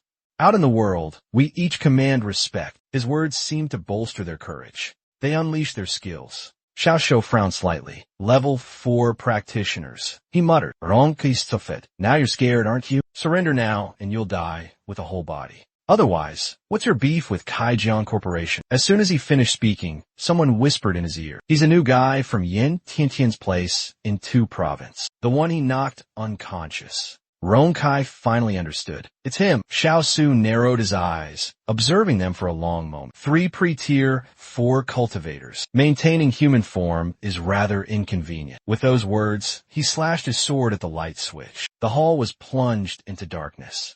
Ronkai Panitskit. What's he doing? Another man frowned, speculating. Maybe a sneak attack in the dark? Aren't assassins and rogues stronger in the shadows? The man smirked confidently. In the dark, I'm the king. I have the advantage. He activated his night vision. With this ability, darkness was as clear as day to him. He could see everything in the dark as if it were daylight. But when he saw clearly, he was stunned. Because before him wasn't a man, but Xiao Su in his monstrous form. In an instant, he cried out in terror, "Monster!" Outside, the rain continued to fall. But inside the building, a bloody scene unfolded. The man gripped his gun tightly. He stared cautiously at Xiao Su. He never expected to encounter a monster here. Suddenly, Xiao Su Vanitz panicked. The man raised his gun, ready to fire. But before he could pull the trigger, a sharp blade pierced his heart. Blood spurted out. Inkai couldn't see clearly from his position. He could only wait. "You, Jinfu, what's happening over there?" he shouted frantically. Terror gripped him. The heavy stench of blood filled the air. He didn't know if Kanfu was injured or dead. The other man lay sprawled in a pool of crimson. Silence. No one answered. Outside, a deafening clap of thunder echoed. A prelude to Xiao Shou's impending wrath. One down, more to go. He stood before Ronkai. His blade swung down with ferocious force. But Ronkai sensed the killing intent. He barely managed to raise his weapon in defense. Cold sweat beaded on his forehead. A moment later, and he'd be meeting his ancestors. The blond man sensed something was wrong. He quickly conjured an ice arrow. He launched it forward with a fierce throw. Xiao Shou saw it coming, but didn't flinch. He simply raised his hand. In the blink of an eye, the ice arrows collided with his hand. Instead of piercing through, they were stopped in their tracks. Moments later, they shattered into fragments. Xiao Thursday lowered his hand. He turned his head, looking behind him. A murderous smile spreading across his face. A splatter of blood erupted from the other side. Ming Kai, witnessing the scene, cried out in terror. What the hell? No one answered his question. Xiao Thursday advanced towards him. A streak of black energy sliced across Ming Kai's throat. Blood gushed out. Before he could comprehend what happened, his head was severed. Xiao Thursday's flying blade dripped with crimson. The stench of blood filled the air. Only a few employees remained in the hallway. Terror was etched on their faces. Xiao Thursday showed no intention of sparing them. He advanced slowly in the suffocating darkness. His crimson eyes were the only light, but they weren't meant to illuminate. They were meant to kill. His gaze swept over the personnel, and they dropped dead where they stood. Suddenly, a shout pierced the air. Enough! Xiao Su whipped around. A middle-aged man stood on the staircase. A rank 6 professional, he thought, stunned. The man studied him silently. A magical beast, but he quickly dismissed the idea. He sensed no rage within him. A transformer professional, he wondered. But there's no magical beast aura. He pondered for a moment, then spoke coldly. A hybrid of magical beast and human. Never seen anything like it. Selling you will cover the damages. Your luck ran out the day you crossed me. A loss like this will surely displease the higher-ups. But if I bring you back, your unique hybrid nature will surely satisfy them. The thought excites him. Suddenly, he vanishes, reappearing in a flash. His sword lunges towards Xiao Thursday's head. A direct attack to the head. But Xiao Thursday effortlessly dodges. The attacker appears behind him, voice cold. Quick reflexes for a monster. I'm impressed you dodged that. A cruel smile spreads across his face. I've dealt with your kind before. He unleashes a flurry of sword strikes. Xiao Thursday dodges most, but a few blows land. Seeing this, the man scowled. This damn pest is tenacious as a leech, but against this final attack, even the heavens won't save you. He lunged forward, weapon flashing. But once again, Xiao Shu effortlessly dodged the blow. Despite the miss, a sinister grin spread across the man's face. He had Xiao Shu right where he wanted him. A gun materialized in his hand. He aimed it squarely at Xiao Shu's head. Without hesitation, he pulled the trigger. In a flash, a fiery blast erupted. The man smirked, satisfied. Years of combat teach you to have a backup plan. At this range, your head's gone, kid. He felt a pang of regret at not capturing Xiaoshu alive, but a corpse would suffice. Only, his fantasy was shattered as the smoke cleared. Xiaoshu stood there, unharmed. The man's face hardens. How is this possible? From that distance, it should have been impossible to dodge. There's only one explanation. You anticipated my sneak attack. He narrows his eyes, scrutinizing Xiaoshu. How did you know? He demands. Xiaoshu sculpt at your level, he says calmly. To have mastered the 19th form of the sword sacrifice technique must have taken considerable effort. This sword technique was specifically designed for professional sword sacrificers. It's simple to learn, but with mastery, it becomes incredibly versatile, especially its agility. High damage, high evasion. Xiaoshu's voice turns cold. But when I created this sword technique, I declared it could only be used for righteousness. Didn't you learn that during your training? Hearing this, the man frowned. What nonsense are you spouting, you monster? He roared. Are you insane? This is clearly a move created by Jiamian. What do you mean? Only for righteousness, he bellowed. Destroying a monster like you. Isn't that righteous? Isn't that justice? Xiao Thursday snorted in displeasure. Fine, call me a monster. But the humans whose lives you've ruined, where's the righteousness in that? The man narrowed his eyes, refusing to comment. I don't care if you're the heir to Kaijian Corporation. Whether we exploit and develop is none of your concern. Whether you're here for revenge. He hesitated for a moment. Then, drawing his sword again, he said coldly, there's something you, as a monster, need to understand. Human society is constantly evolving. Anything that hinders the world's progress, whether monster or human, is a crime. It's an injustice. And I always stand on the side of justice. This kind of justice is something a monster like you could never grasp. With those words, he lunged at Xiaoshu once more. So that's how it is, Xiaoshu scoffed. This is your justice. Suddenly, numerous tentacles erupted from his back. They lashed out, striking towards the man. He frantically dodged the attacks. But the assault was relentless and incredibly swift. He struggled to keep pace. He bit his lip hard. What the hell is this? Just then, a tentacle pierced his right shoulder. A barrage of tentacles followed, viciously piercing through his body. He coughed up a mouthful of blood. Outside, thunder boomed once more, as if mourning a wicked soul's departure. Xiao Thursday had pinned the man to the wall. Blood flowed freely. He gritted his teeth. A sneak attack. What kind of monster are you? Xiao Thursday looked down at him with cold disdain. Didn't I just tell you who I am? He barely finished speaking before swinging his blade, ending the man's life. Only after did Xiao Thursday sheath his sword. Now, the task of staining the Qingfei blade with blood was likely complete. The blade was drenched in crimson. Sure enough, moments later, a bloody aura enveloped the blade. The Qingfei blade began to transform. Now, it has become a bloodfly, possessing limitless growth potential. Xiao Thursday chuckles coldly and asks, is this your current name? His expression remains unchanged, but in his hand, he seems to sense its normal heartbeat. Limitless growth potential. For a monster with infinite growth like himself, it's a perfect match. But just then, a survivor trembles and mutters. The boss clearly hears the sound. Xiao Thursday immediately turns to look. He frowns, pondering. Where did this guy come from? Seeing him approaching, the man frantically pleads, don't kill me. But how could he be spared? He raises his blade high. Then he roars, die, bloodfly. The words barely left his mouth before his blade descended. A massive crimson wave of energy crashed down on his opponent. In the blink of an eye, he was engulfed in crimson. Only a few screams escaped before he was torn to shreds. The sheer force of the crimson energy burst from the building. The spectacle caught the attention of those below. Unnoticed, at the base of the Kaijian Corporation building, heavily armed soldiers had assembled. They were equipped for a full-scale assault. A soldier approached and reported to his commander. Kaijian Tower is completely surrounded. Every street above ground and every underground tunnel is secured. We can launch an attack at any time. Commander Jiang raised his hand, stopping the soldier. Offer them a chance to surrender first. We need to assess the situation inside. We need to assess the situation before launching an attack. A hasty move could harm innocents. Even as he spoke, the words fell hollow. Innocents? There's likely not a single innocent soul in that building. But even so, It's the Federation's duty to bring them to justice. No matter the excuse, criminals must face the consequences. Moments later, someone emerges from the building. A soldier shouts in alarm. Everyone squints at the figure.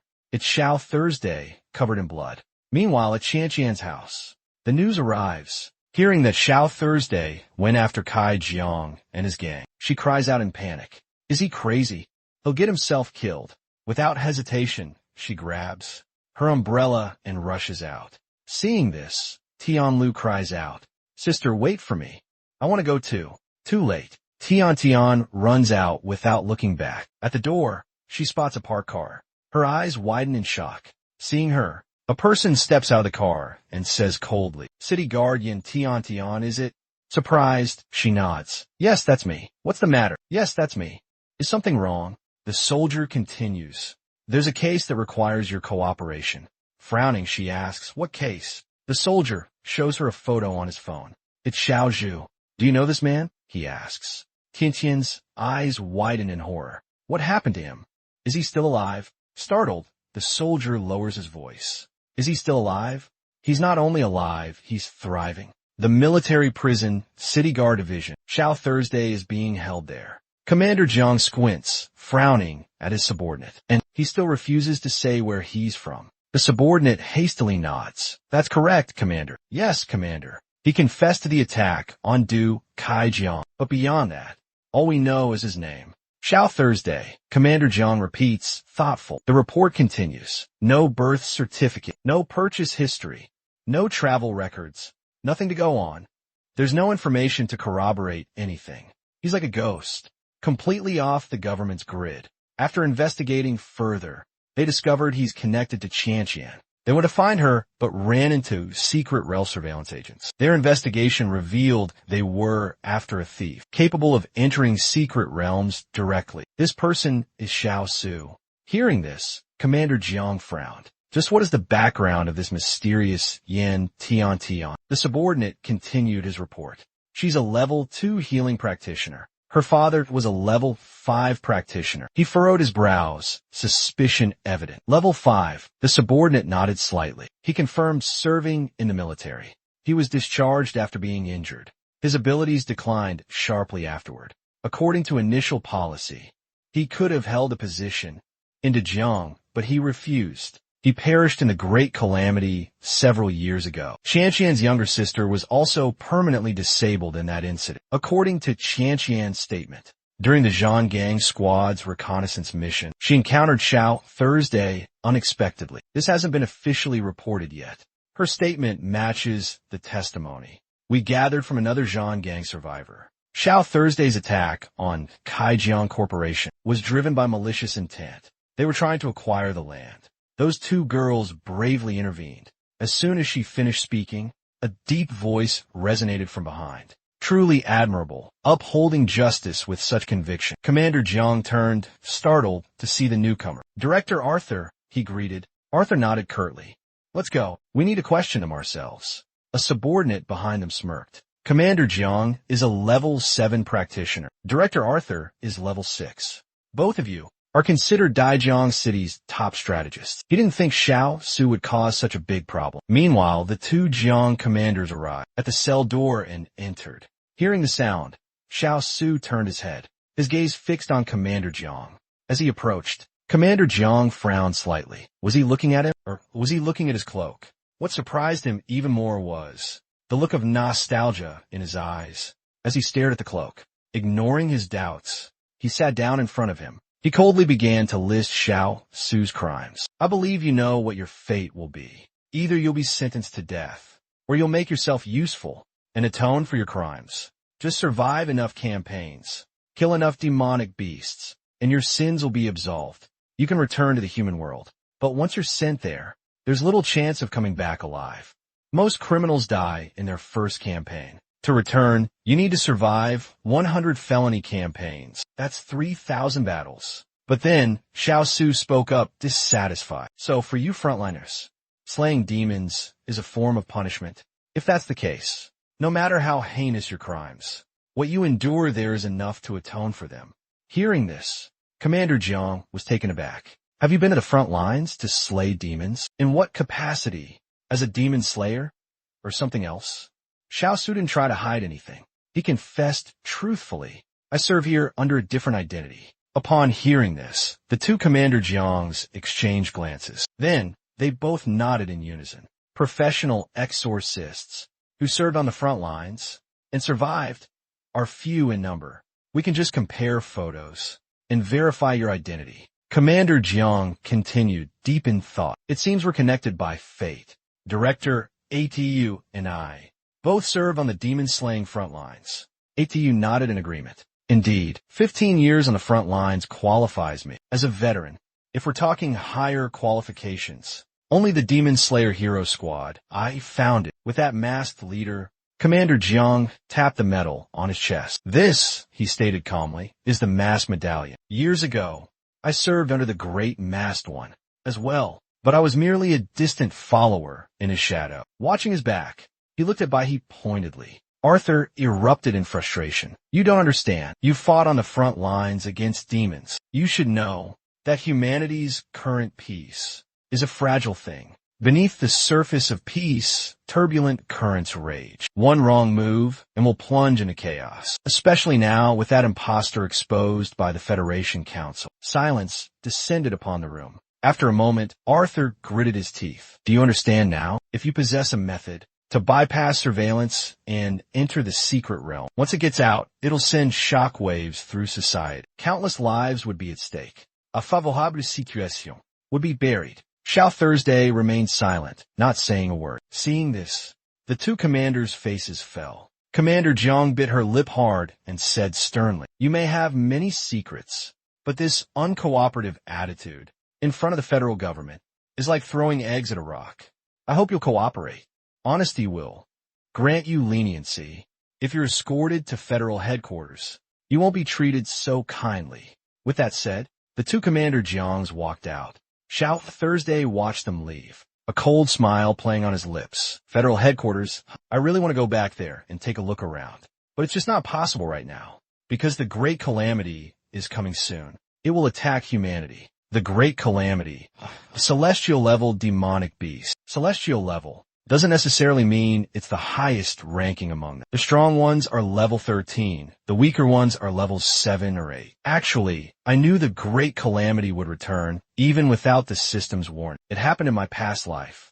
After I was judged, the Great Calamity found a cursed user to be its host. It found a cursed practitioner to act as its vessel. Reborn again, I was being escorted to the front lines by the judge, completely exhausted, dealing with the threat to the Jiang City. Although the Great Calamity hadn't caused too much damage yet, it was killed with one punch. But still, I was attacked by a bunch of people who used their pens as weapons. They heaped blame upon him, as if every single mistake was his fault. Their inability to protect themselves, his burden to bear. They saw his act of saving them as an obligation. A pack of ungrateful wolves. Amidst the harsh condemnation, in his past life, he'd stood before the masses once more, facing judgment, apologizing. But in this life, there were no more masked heroes, only consumers. So the lives of those ungrateful wretches meant nothing to him.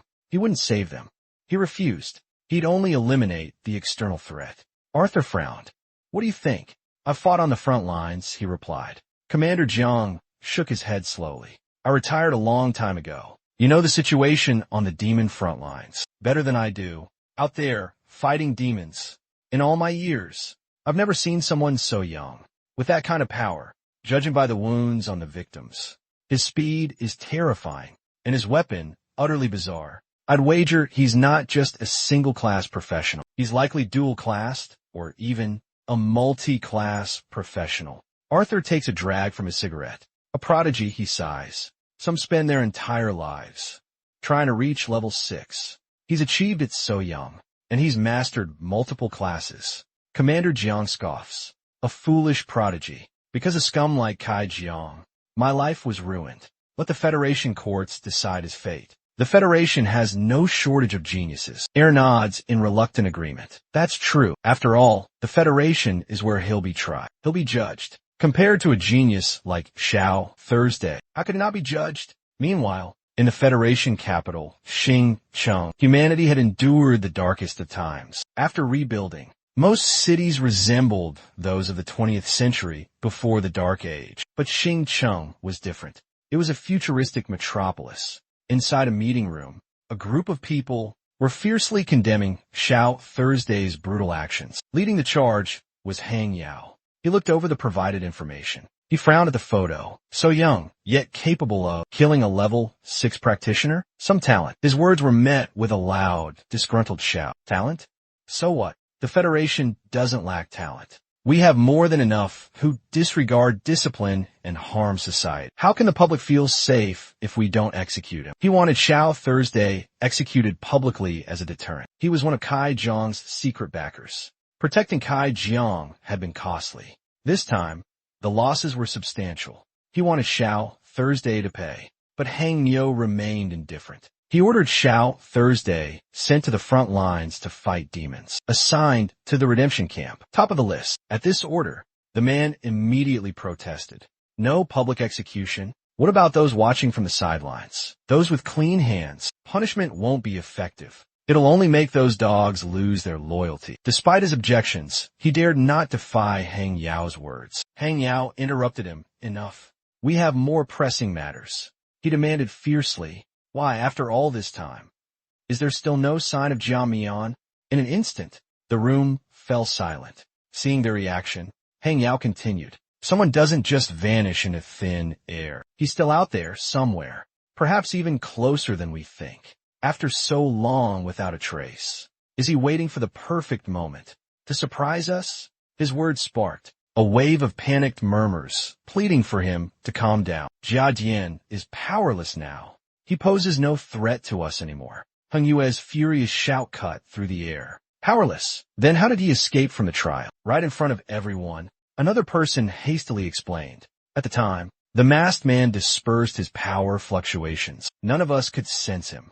With only a sliver of power left, what trouble could he possibly cause? At these words, the Federation members nodded in agreement. They believed that Jia Dian was no longer a threat. Heng Yue glared at them. His face darkened, a cold sneer forming. As long as he's not under our control, there will always be hidden dangers, unknown dangers. On the surface, becoming Supreme Chairman was a win. But to stabilize the situation and hunt down Jia Mian, he had to concede a lot. He relinquished significant power and influence within the parliament. Hang Yao couldn't help but worry. He addressed the assembly before him. For the benefit of everyone, we must find Jia Mian and bring him under control. Only then can we address the other issues. As soon as he finished speaking, another voice piped up. We've pushed back the demonic beasts significantly on the front lines. The suppression from a high-level secret realm has loosened somewhat, and the demonic beast's evolution rate has increased by 32% compared to last month. Hang Yao sighed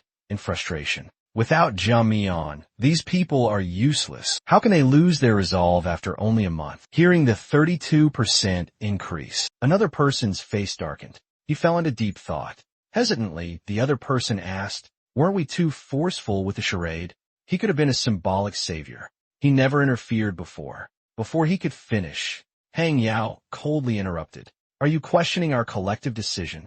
The other person's face paled. Panicked, he frantically shook his head. No, I wouldn't dare. With a snort, Hang Yao bellowed. Are you saying that without the Federation's facade, we wouldn't survive? Are you that insecure? It's not just the cities. There are numerous defense force garrisons. Ow! Deploy the elite soldiers from the defense force. Send them to the locations of the spatial rifts. His words were immediately met with opposition. We shouldn't mobilize them. After all, the defense force is the last line of defense for the major cities. Deploying them against random monsters is unwise. Before he could finish, a cold voice cut him off. That's a noble sentiment, but isn't the real reason that you're afraid to lose profits from your defense force contracts across the entire Federation? So many defense forces are equipped by your family's corporations. Reducing their numbers will be a major blow to your bottom line, wouldn't it? The accused man erupted in anger. You're slandering me. Listening to their pointless argument, Hang Yao slams his fist on the table. Enough. He orders the defense force to be mobilized. Fill the gaps elsewhere. There are no more evolved magical beasts. and no natural disasters have occurred. Downsizing the defense force is necessary. Also, bring the prisoners to Star City immediately. Make an example of them. Meanwhile, in Day City, at Defense Force headquarters, after questioning, Qian and her sister are released. A female officer speaks softly. This incident has nothing to do with you. You can rest easy. However, you'll need to testify in court. Upon hearing this, Tianlu frowns. Testify? About what? The officer replies calmly. To expose a cruel and violent criminal, of course. This is a major case. The entire Federation is watching. You both will definitely have to be there. Before she could finish, Tianlu scoffed disdainfully. How is he cruel and violent? He was clearly punishing scum, who deserved to die. The officer's face paled. She hurriedly explained, he has the blood of dozens of people on his hands. No matter what, murder is wrong. Tianlu, recovering more and more, yelled, the people Xiao Thursday killed were all good, honest citizens. What? That scum ruined countless lives. If Xiao Thursday is cruel and violent, then they were the true monsters. The female officer was speechless. A deep voice came from behind her. She's right. Those people deserve to die. The officer turned towards the sound. Commander Jiang, she exclaimed. Tianlu also looked intently at him, but she remained silent. Commander Jiang spoke coldly. Even if they deserve to be executed, they should be judged by us, not sentenced arbitrarily. Tianlu scoffed. Then why haven't you done anything? Why should we suffer in this darkness? Her question left Commander Jiang at a loss for words. He sighed. Just like sunlight, justice takes time to strengthen. There will always be darkness in the world, lingering like a shadow. Someone has to make sacrifices. Tianlu retorted angrily. Are we not even allowed to fight against the darkness? Commander Jiang narrows his eyes at her. His face darkens. After a moment, he speaks slowly. Your defiance is meaningless. Tianlu recovers her composure as he speaks. She clenches her fists tightly. Then, through gritted teeth, she says, if even resistance is wrong, then existence itself is a mistake. Tianxian, standing behind her, hears this, and her eyes fill with unspoken emotion. She's experienced too much helplessness. She can no longer cry out like Tianlu. Tianlu speaks up. Sister, let's go home. Tianxian nods without hesitation. She pushes Tianliu's wheelchair, and they leave. Commander Jiang watches them go, his eyes narrowed. He sighs in resignation. If only this girl could stand up. Hearing this, the female officer frowns. Why would you say that, sir? He hesitates for a moment before speaking. Although it said that rage is a manifestation of helplessness, isn't it also a source of strength? If we were to rank this power, that girl would undoubtedly be at the highest level. For instance, I too possessed the power of rage back then. He suddenly sighs, a hint of sorrow in his voice. But the female officer disagrees. What good is rage alone?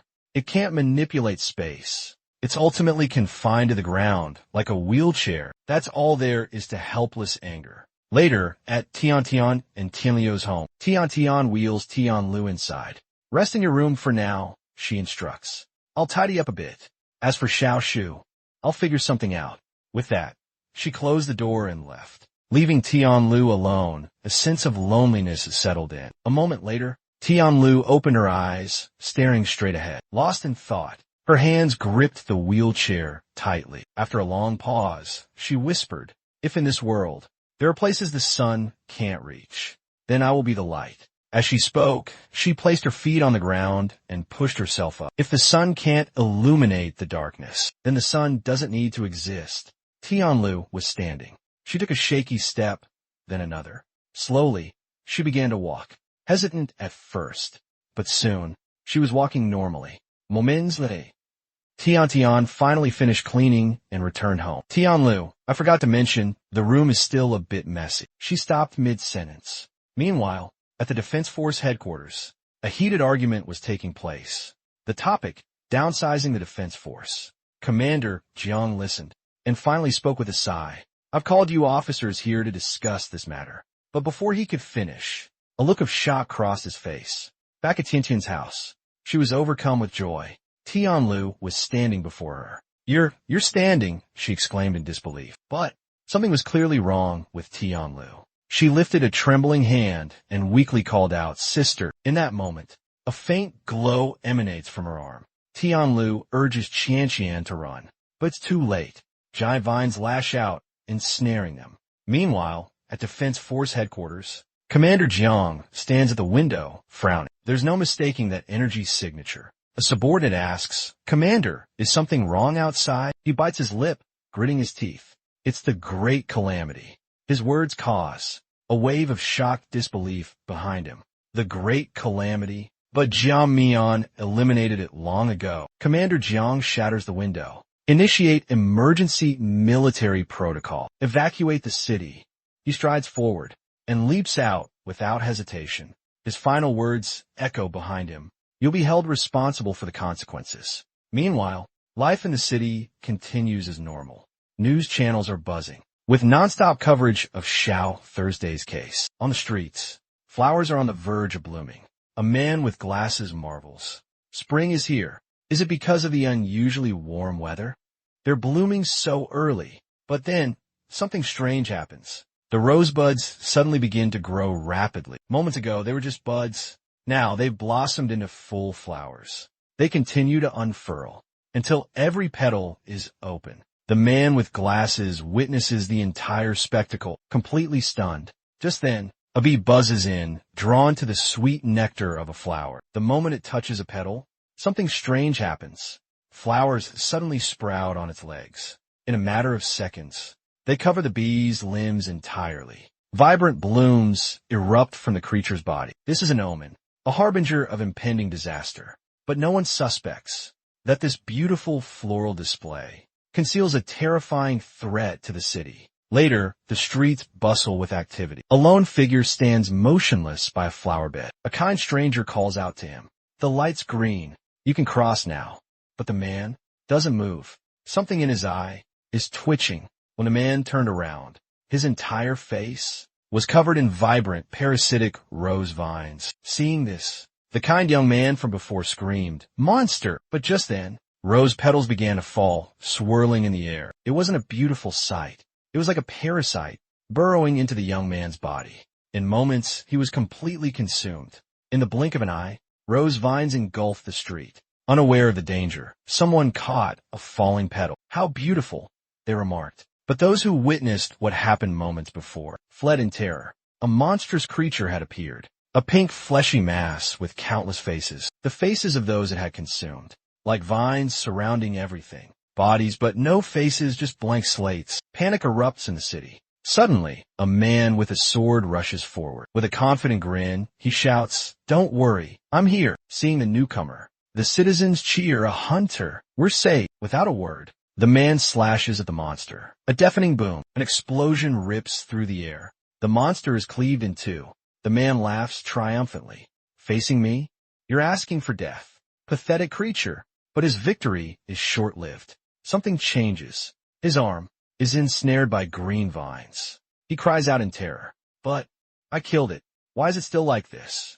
Could it be an infection? From behind, another man appears from behind, carrying a large axe. He says fearfully, "This radiation contamination, it forms a blue light. There's no mistaking it. This is..." His face hardens. "Wah, da huizi." Above the city skyline, dark shadows fly relentlessly, past towering buildings.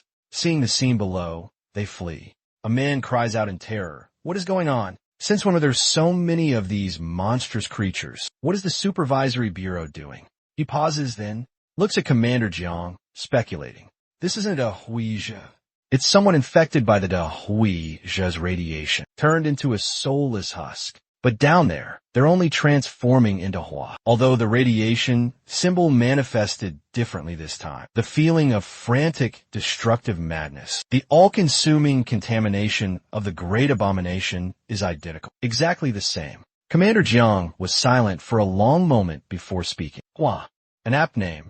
But don't treat these monsters with outdated tactics. Monsters evolve, they mutate. Their transformations are always beyond our imagination." He waved his hand, giving orders. "Each of you, take an intersection. Cover the perimeter. Don't let the Hua spread any further. And be warned, avoid direct physical contact with the infected. They're highly contagious." The defense force personnel quickly acknowledged the order. They dispersed. Meanwhile, down on the streets, panic set in as civilians fled in terror. But no matter how fast they ran, the monster gained on them. Just in time, Commander Jiang arrived.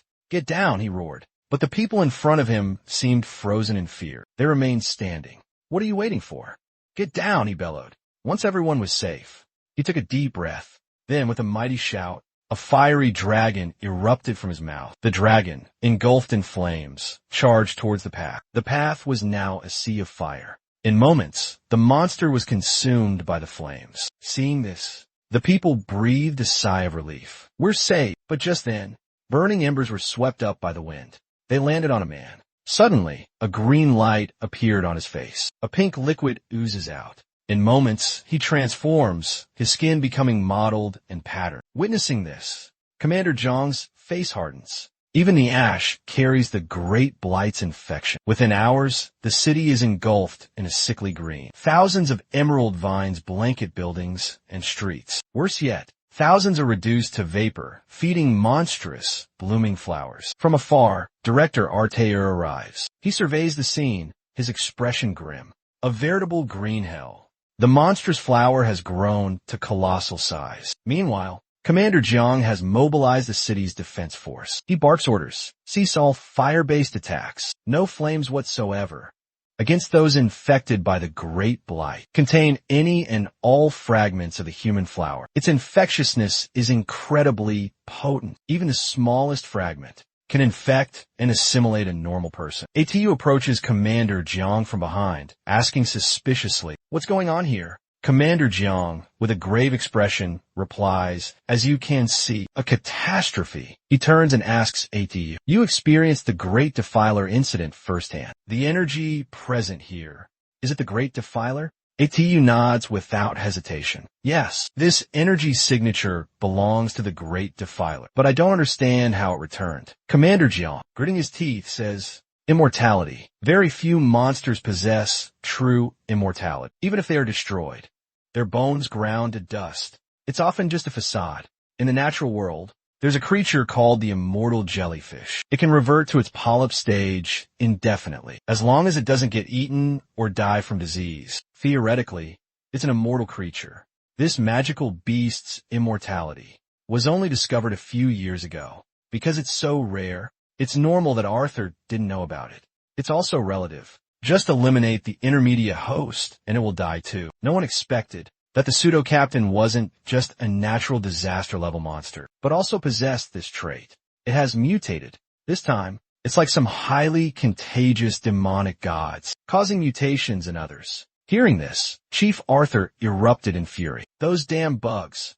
"Commander?" Jiang furrowed his brow, questioning Arthur's outburst. Arthur hesitated for a moment, then finally spoke. The man in the mask, after defeating the great calamity beast, instructed officials to treat everyone for radiation exposure completely, to eliminate all traces it left behind in Day City. But shortly after the masked man left, those insects completely ignored his orders. Not only did they not eliminate the traces, but they also embezzled the relief funds the masked man left for the infected, causing the contamination of the victims, not only to remain, but to worsen. If they had followed his instructions from the beginning, things wouldn't be this way. Commander Jiang immediately understood the problem. He quickly spoke up.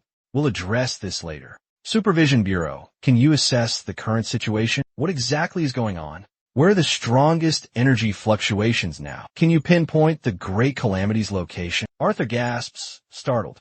"Why do you ask? Don't tell me you want to face it alone. That's incredibly dangerous. The Great Calamity is a catastrophe-level magical beast, a level 10. But Commander Jiang's voice is firm. "I can sense it.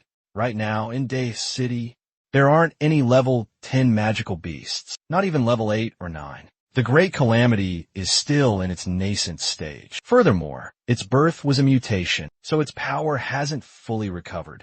This is our best chance to eliminate it. Right now, its main strength is its infectiousness. Simply put, if we don't destroy it now, eliminating it later will cost us dearly. Humanity will pay a much higher price." Arthur stares, stunned by his unwavering resolve. After a long silence, Arthur finally spoke. "You have to be careful. Don't get contaminated by the Great Calamity's radiation. I'll immediately have the Monitoring Bureau send over the energy data map. Meanwhile, in the Federation's capital city, the news was broadcasting as usual, delivering military updates to the public to strengthen our frontline forces and ensure the safety of our citizens. Congress has decided to deploy the Defense Force. Suddenly, a different reporter interrupted the broadcast. The female anchor, her face pale, spoke with a trembling voice. We interrupt this program for an emergency broadcast. In the southeastern administrative district of Day City, Province 3, a suspected calamity-level monster has appeared. The Defense Force is currently on site, coordinating a response. Images of Day City flashed across the screen. Netizens erupted in a frenzy of comments about the situation. Some brought up Jia Mian, the city's protector. Others questioned his absence. Where is Jia Mian? They demanded. Some speculated that he had abandoned his heroic identity, that he wouldn't appear. Amidst the online chaos, someone claiming to be a Day resident posted photos of the current city conditions on their personal page.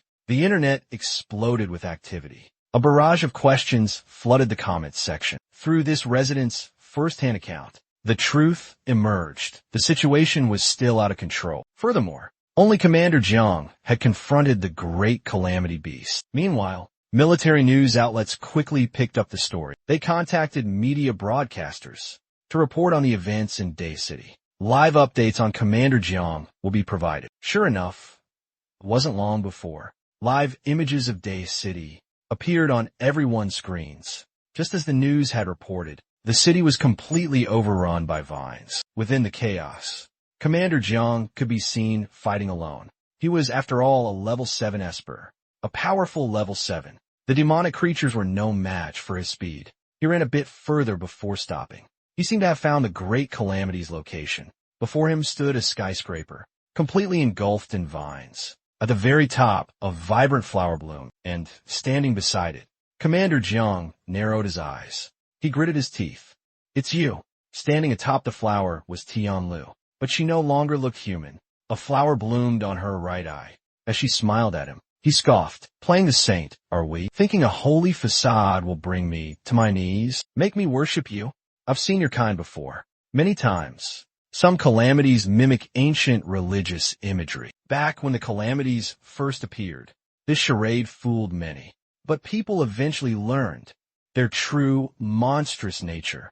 Through the communicator, Arthur's urgent voice warned. Based on her energy signature, that's the Great Calamity, Tianlu reborn. Don't let her appearance deceive you. Be careful, Commander Jiang. Commander Jiang nodded curtly. Understood. He looked up at Tianlu, eyes filled with hatred. I never imagined. It's only been a few hours, and you've turned into such a monstrous creature. Tianlu lets out a cold laugh. Do you regret it?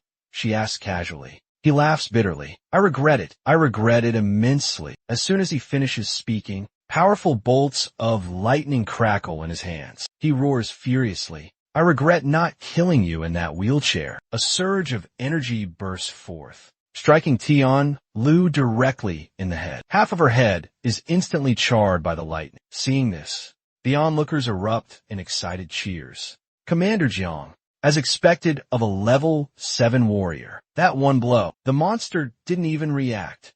But Commander Jiang is not pleased. He realizes the attack had no effect on her. In the blink of an eye, her head began to regenerate. She raised an eyebrow. With a defiant look, she sneered at Commander Jiang. Useless. As she spoke, thousands of vines stirred around her. Above her head, a soft green light began to emanate. The roots grew and multiplied rapidly. In moments, she was fully restored. Seeing this, Commander Jiang exclaimed in disbelief, Ultra fast regeneration. Even the cameraman couldn't help but gasp. What is going on? She lost half her face. How is she not dead? Is this a monster? Commander Jiang scoffed. So what if she can regenerate? With that, he clenched his fist and threw a punch. Pale blue energy erupted from his fist. It pierced right through Tianlu's body. But it was useless. Her body quickly returned to normal. She smirked triumphantly. So, this is the legendary sunlight that banishes the darkness? Is this all I can do? Commander Jiang suddenly sensed something. He quickly retreated. In that moment, he felt a surge of immense danger. But as he was reeling in shock, a low voice spoke from behind him. Is that all the speed you have? He spun around and launched an attack, but it only hit a distant building. She was unharmed. He bit his lip hard. His face was grim. She's faster than me? Just then, Tianlio's mocking laughter echoed once more. Such arrogance with so little power. Do you think this insignificant light can dispel the darkness? How laughable. Commander Jiang was startled yet again. He spun around, launching an attack towards her, but she effortlessly evaded him. In his ear, her scornful words continued to ring. Those suffering await your grand dispelling of the darkness, but I'm afraid they'll be dead long before you arrive. Suddenly, the path was filled with crackling lightning. Those observing from above gasped in shock. How is this possible? It's not that the monster is fast. She's switching places with the other plants. Arthur, observing the situation, saw that things were going south. Commander Jiang, retreat, he urgently warned. You're no match for her. As long as the other floral hosts remain, she won't be killed. So, no matter how hard you try, it's useless. We need to deploy heavy artillery and bury this place. Hearing this, Commander Jiang bitterly laughed. In this situation, you think I can still escape? He paused then, fixed his gaze intently on Tianlu across from him. His expression turned serious. After a long moment of contemplation, he suddenly removed his cloak, carefully placing it on the ground with reverence. He ran his hand over the medals on his uniform, lost in memories of the past. A moment later, a faint smile touched his lips. Tianlu raised an eyebrow at him, a knowing smirk spreading across her face. He knew there was no escape now, but his current demeanor. She scoffed. Pathetic, she sneered. So this is what driven to desperation looks like. But the commander didn't answer. Crimson streaks of energy crackled in his hands, his entire being radiated raw power. And oh, he roared, she was born to die. As the words left his lips, a pillar of crimson light erupted. It shot towards the heavens, soaring into the sky. Commander Jiang stood within its core. All his energy poured outwards. Witnessing this, the observer gasped in shock. As we know, elementalists aren't immune to their own elements. Overuse leads to death. Is this suicide? But Arthur shook his head fiercely. This isn't suicide. This is burning life force. Releasing ultimate power, ascending to a higher level. He yells into his communicator, Commander Jiang, are you insane? Commander Jiang, do you copy? He continues to unleash his power. Tianlu smiles, speaking softly. Maintaining full-body power, breaking through the ultimate limit, maximizing strength. Once power reaches its peak, even a level 7 professional can reach level 8. But every blood vessel, every cell in the body, is overloaded, pushed beyond its limits. So, after this ultimate release, the professional becomes an ordinary person, weak, frail, or completely paralyzed. Tianlu raises an eyebrow, a smug look on his face. Am I correct? Commander Jiang doesn't answer. He focuses on unleashing his energy. Moments later, a massive surge of energy hurtled forward. Tianlu paid it no mind. Useless. A mere thought could allow her to teleport instantly. But this time, she was too slow. The energy beam pierced straight through her, obliterating half her body. Her brows furrowed, eyes wide with disbelief. She hadn't expected his fist to be faster than her thoughts. Commander Jiang remained motionless after his attack. He could feel it. The infection spreading through his body. The lightning could kill the infected. Every inch of his skin felt like it was being torn apart, ripped, and then stitched back together. Agonizing, but the others were oblivious. Still celebrating. Commander Jiang punched a hole through that calamity-level monster. He's so strong. That's the power of the city guard commander. But Arthur wasn't celebrating. Something felt wrong. The abomination wasn't dead. At that moment, he detected a surge of energy rapidly intensifying. Its power was growing stronger. He slammed his fist down, teeth gritted. Commander Jiang couldn't have possibly killed the abomination. His words shocked his subordinates. What do you mean, sir? Arthur paused, then spoke gravely. In Greek mythology, during a dark age, there was a giant named Antaeus. Legend says he was invincible as long as he touched the earth. He drew strength from the ground. This mutated abomination, she's the Antaeus of monsters. Tens of thousands in Deus City have been assimilated. They're all her power source. As long as they remain, she cannot be killed. She is one, yet she is everything. His words left his subordinates confused. What do you mean? One of them echoed. But before he could explain, the other man's eyes widened in terror. The energy was steadily increasing, reaching the crimson level of the highest secret realm. Even Arthur's face paled. It's become a level 9 calamity. Its power is escalating too quickly. Day City, it's finished. Meanwhile, in the midst of the battle, Tianlu was slowly recovering. Disbelief washed over him.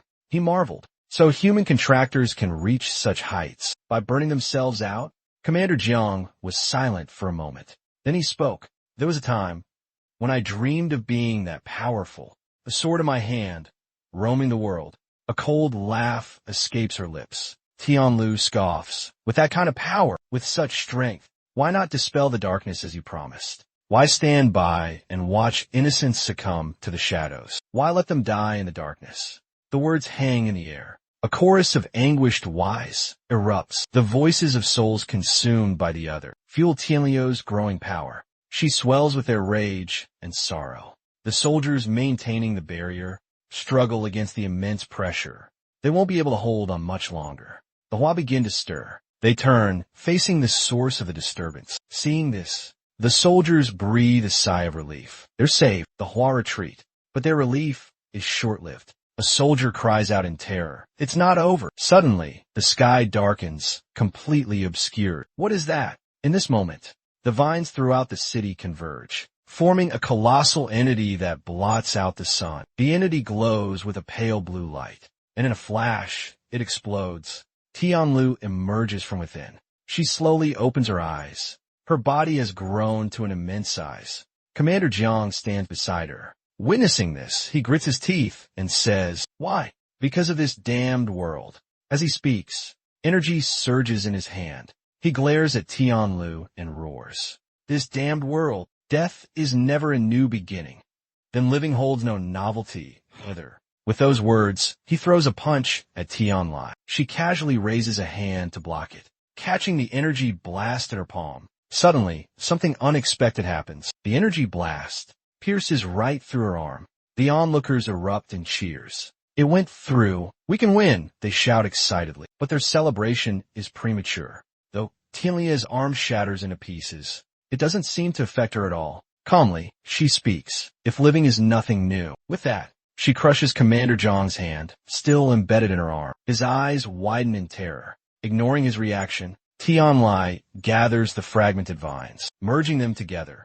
They reform into a hand in an instant. Her voice drips with venom as she snarls. "Then die. Die along with this rotten world." In this moment, utter despair fills Commander Jiang's eyes. He awaits his inevitable demise. With a single command, Tianlu crushes the life out of him. His body dissolves into petals scattered by the wind. Tianlu watches them with narrowed eyes. A sneer curls her lip as she says, "Pathetic, like an egg against a rock." The entire scene is broadcast for all to see. Er's face pales. He grits his teeth and mutters.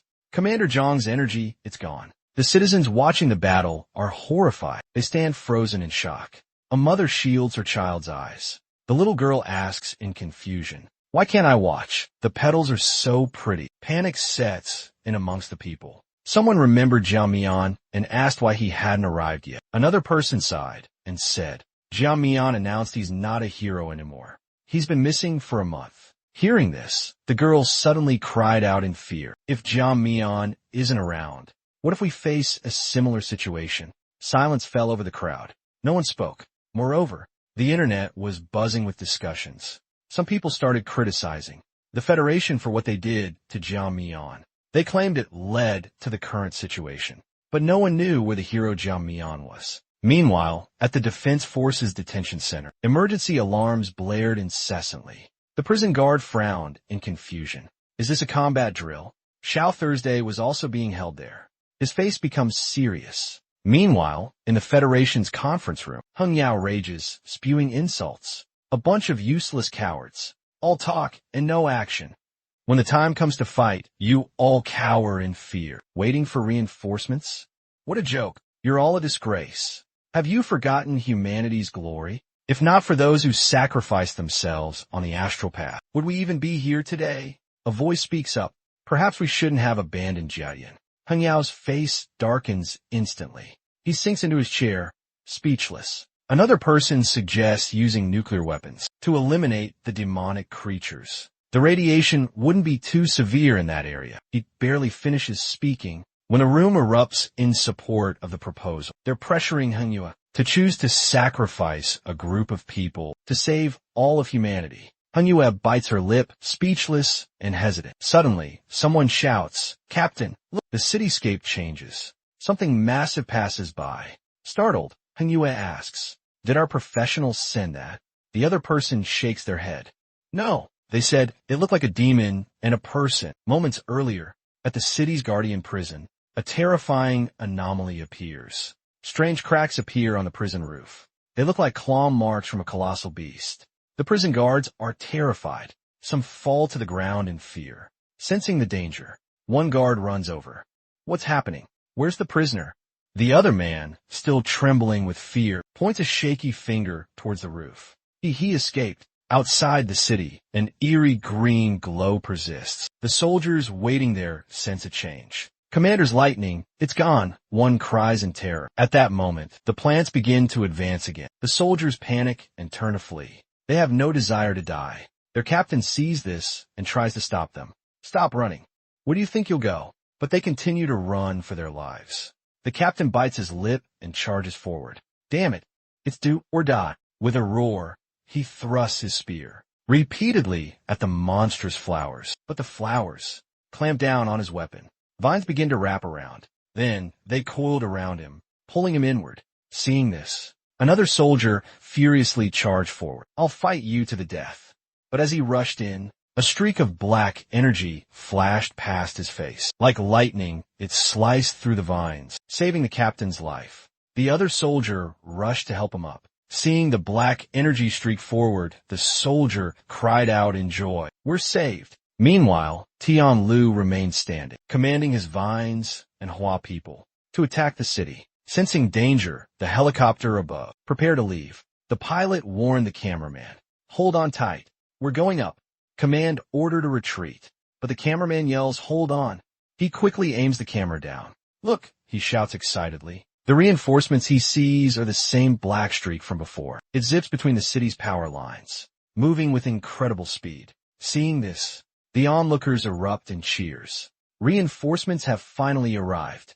Someone criticizes the Federation. Why didn't they send help sooner? Regardless, everyone hold their breath. Is this another hero arriving? Hero? Hardly. It's just Xiao Su. He's only here to complete a mission. The so-called hero mission. Saving humanity. Something he stopped caring about ages ago. Xiao Su sprints forward fiercely. The closer I get, the stronger this aura becomes. It's different from the previous Great Calamity who was reborn. The original Great Calamity represented decay, destruction. But this Great Calamity represents life. The endless life of a primeval forest. The unrestrained growth of vegetation. Like a tropical jungle. Not just growing wild itself, but consuming everything in its path. Turning everything into its domain. Mountains, oceans, deserts, cities. Everything must become life. Like this, growing together. All life consumed by this new joy. The original Great Calamity was pure evil. This new one is evil in its most extreme form. But regardless, to obtain its heart, to gain the necessary power, to fight the void beasts, in the future, he needs to kill it. Now. Meanwhile, Tianlai closes her eyes, sensing everything around her. What suffering it is to live in this filthy world. Join me. Submit to me wholeheartedly. You will discover a beautiful world, free from sorrow, free from pain, free from injustice. Tianlai can feel it now. She is no longer herself. She is connected to the assimilated. The lives she's assimilated. Their minds hold only one thing. The joy of living, of simply existing. A satisfied smile spreads across her face. Soon, so many more lost souls will join the Nirvana family. But just then, she sensed it. Countless green sparks were shattering. More and more were vanishing with each passing moment. She frowned, a deep crease forming between her brows. A large cluster has already disappeared. What? The thought barely formed before she roared. "Who's there?" And then she saw him. Xiao Su, charging forward with ferocious intensity. He saw her too. Their eyes met. He hadn't expected it to be her. But he didn't hesitate. He slashed through the obstructing vines. He charged straight towards Tianlu. She was stunned. How was he resisting assimilation? That energy, it wasn't human. But even a demonic creature shouldn't be immune to her assimilation. Lost in thought, Xiao Su reaches her. Enraged, she lashes out with her remaining arm. "Get down here," she roars through gritted teeth. But Xiao Thursday doesn't sheath his sword. He charges forward with unrelenting force. He slams into Tianliu's descending arm. In a flash, a barrage of deadly sword energy erupts. Tianliu's arm is shredded to pieces. Xiao Thursday doesn't stop, continuing his upward ascent. But his progress is short-lived. A tangle of vines blocks his path. They resemble humanoid figures with limbs, but with large flowers for heads. What's more, the flowers emit a pale green glow. But Xiao Thursday doesn't even flinch. His sword dances through the air. In an instant, they explode. He cuts down one wave, but another emerges. His eyes burning crimson, he turns towards them. In a flash, he lunged forward. His speed was blinding, a blur to the naked eye. Sword light danced with dark energy, swirling around him. The grotesque flowers exploded in his wake. High above, the cameraman was ecstatic. Incredible speed. At this rate, even a calamity-level threat wouldn't stand a chance. Just watching this monster makes my heart race. Meanwhile, civilians watch the scene unfold on their screens. Among them, a seasoned adventurer frowned in disbelief. How can a monster possess such fighting skills? Could it be not a monster at all, but a human adventurer disguised as one? With each explosive bloom, Xiao Thursday narrowly avoided the blast. To maintain his breakneck speed, he waited until the last possible moment to dodge. One wrong move could mean certain death. Humanity's survival against magical beasts depends on intelligence and skill.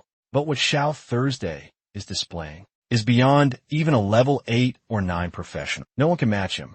He's certain the boy is human. It's just the armor. It's strange. But what if one day humans are outmatched by magical beasts in skill? Meanwhile, within the battle, Xiao Thursday, overcoming countless obstacles, finally reaches Tian Lu's shoulder. Tendrils, imbued with dark energy, erupt from his back, terrifying to behold. Moments later, wings unfurl behind him. And now, he soars into the air, confronting Tian Lu. Tian Lu stares in disbelief. She wasn't the only one. The entire audience was stunned. Just moments ago, he was barely dodging the brute's attacks. Now, he was flying, but the professional observer seemed to understand. "Brilliant," he shouted. "Absolutely brilliant." He used the momentum to get close to the monster's head, then launched himself upward. Xiao Shu ignored the crowd's reaction. Calmly, he gripped his blade and swung. In an instant, the blade flashed. Black energy erupted, forming a massive eagle. It hurtled towards Tianlia's head. Her head was instantly engulfed in black flames. The cameraman cheered. He did it. He hit the monster's head. Meanwhile, the mutated creatures continued their assault on the city and begin to slow down. Soon, they become completely still. The cameraman grows even more excited. "We won. We survived. I wonder if that guy defeated the calamity." Within the battle, the humanoid flowers incessantly demand, "Who is Xiao Su?" Their deafening cries echo throughout the city. The entire city is consumed by rage and confusion. They desperately want to know Xiao Su's true identity. Meanwhile, roots begin to sprout from Xiao Lu's head. She asks in a deep voice, "Song Dao, Fei, why is it in your possession?" Xiao Su is taken aback. "What do you mean by that?" he asks. Receiving no answer, Xiao Lu continues, "So, you're a monster too?" Once her mind had fully recovered, she raised an eyebrow at him. "We don't have to fight, Unite. Our strength, yours, and that of all beings below. We can change this decaying, dark world." As she finished speaking, the Great Defiler's core appeared in her hand. Seeing this, Xiao Thursday chuckled coldly. "Interesting. Offering the final reward already. Quite the tempting proposition. A significant temptation indeed." Tian Lu continued to gaze intently at him, urging, "Isn't this what you wanted? To shatter this filthy, stagnant world? Join us. Towards the mountain ranges, towards the canyons, towards the rivers that flow into the vast ocean. If this world persists, darkness will forever reign. Then let us destroy it." As soon as the words were spoken, the human flower hybrids echoed the phrase. Suddenly, the sky opened up, unleashing a torrential downpour. Then, Tianliu's roar pierced the air. "Together, we will create a new world." The cameraman, visibly shaken by the sound, struggled to breathe. Gritting his teeth, he muttered, "The voices of tens of thousands of human flower hybrids. It's like my heart is trying to escape my chest." Can't this natural disaster kill them? But there's a bigger problem, a more pressing issue. It seems like these two monsters know each other. Meanwhile, Xiao Su, hearing Tianliu's words, was speechless. Protecting humanity by cooperating with a monster? He had no interest in such things. In fact, he'd grown to despise it all after the parasitic infection. He only wanted one thing. It means eradicating every last monster. For this goal, I'm even willing to become a monster myself, to become a machine controlled by the system. Because right now, all I need is the power to confront every monster. Seeing his hesitation, Tianlu nods knowingly. I understand. You just want to eliminate me. The problem. Is that it? Then let's see. Whether you'll eliminate me, or I'll eliminate the world. As soon as she finishes speaking, her head explodes in a flash of blue light. Xiaoshu nearby doesn't hesitate. He launches a sharp wing. Tianliu's head transforms into vines. They aggressively ensnare the incoming projectile. Xiaoshu's wing is caught. Tianlu opens her massive mouth, as if to devour Xiaoshu whole. He's completely bound by her vines, unable to move. But he's not about to just sit there and wait for death. He activates his Zhuo Majizu technique. Suddenly, sharp bone spikes erupt from his back. They slice through the vines, freeing him. He breaks free from her control. He rushes towards Tianlu. Without hesitation, she swallows him whole. But her triumph is short-lived. Her eyes widen in horror. Behind her head, a dark energy bursts forth. It's Xiao Su, erupting from inside her skull. He's killed tens of thousands of these creatures in his past life. The reason they kept coming back was because he could never find their true body. If the main body isn't in the wilderness, then there's only one place it could be. With that thought, he charges forward. With a ferocious swing, he brought his blade down. In a flash, Tianliu's back was split open. Xiao Thursday pressed his attack, pushing deeper inside. His blade flashed again, severing the tendrils within Tianliu's body. Moments later, an explosion erupted. From Tianliu's back, a blinding green light burst forth. Xiao Thursday's assault continued relentlessly. He was searching for the great defiler's true form. A terrifying aura surrounded him. Anything in his path was met with the sharp edge of his blade. He cut through countless roots, burrowing deep within Tianlu. Suddenly, a blinding green light flared. It slammed into Xiao Thursday. Undeterred, he pressed on, tearing through the roots. But his armor was beginning to corrode. The green light was like acid. It didn't take long for his arm guard to shatter, but he didn't seem to notice. He continued to swing his blade fiercely, slashing through the air. Moments later, he finally spotted it, a violet light, encased within a thick tangle of roots. His face lit up.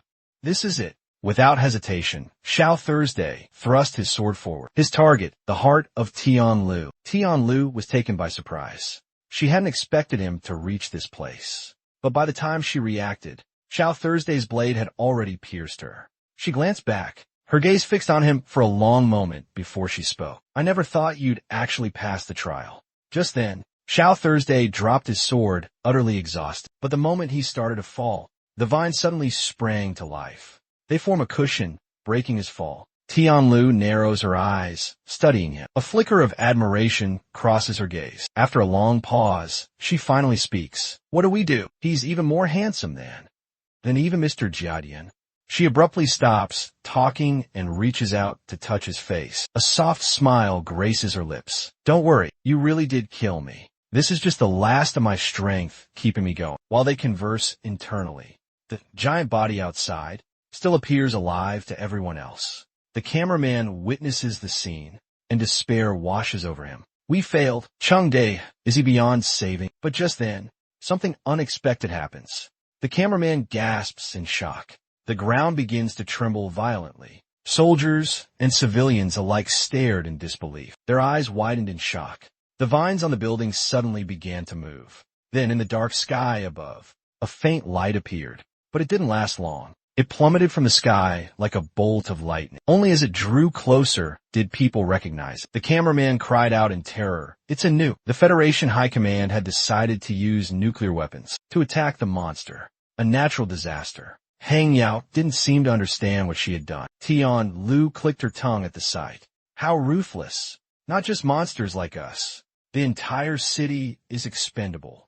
At least before I die, I'll show everyone the truth. Xiao Thursday frowned suspiciously at her words. She glanced at him, then continued. Those Federation bastards who pressured Jia. What kind of scum are they? With that, she stepped out of her humanoid form. Roots began to cover the gash on her back. Once more, Tianlio's massive body stirred. The flower humanoids also began to move, but this time, they weren't attacking. Instead, they merged with the roots on the ground, becoming one. Tianlio's body grew larger and larger. She spread her arms wide. A pale blue light enveloped them. In an instant, she transformed into a colossal tree, blotting out the sky. And at that moment, the nuclear warhead hurtled downwards.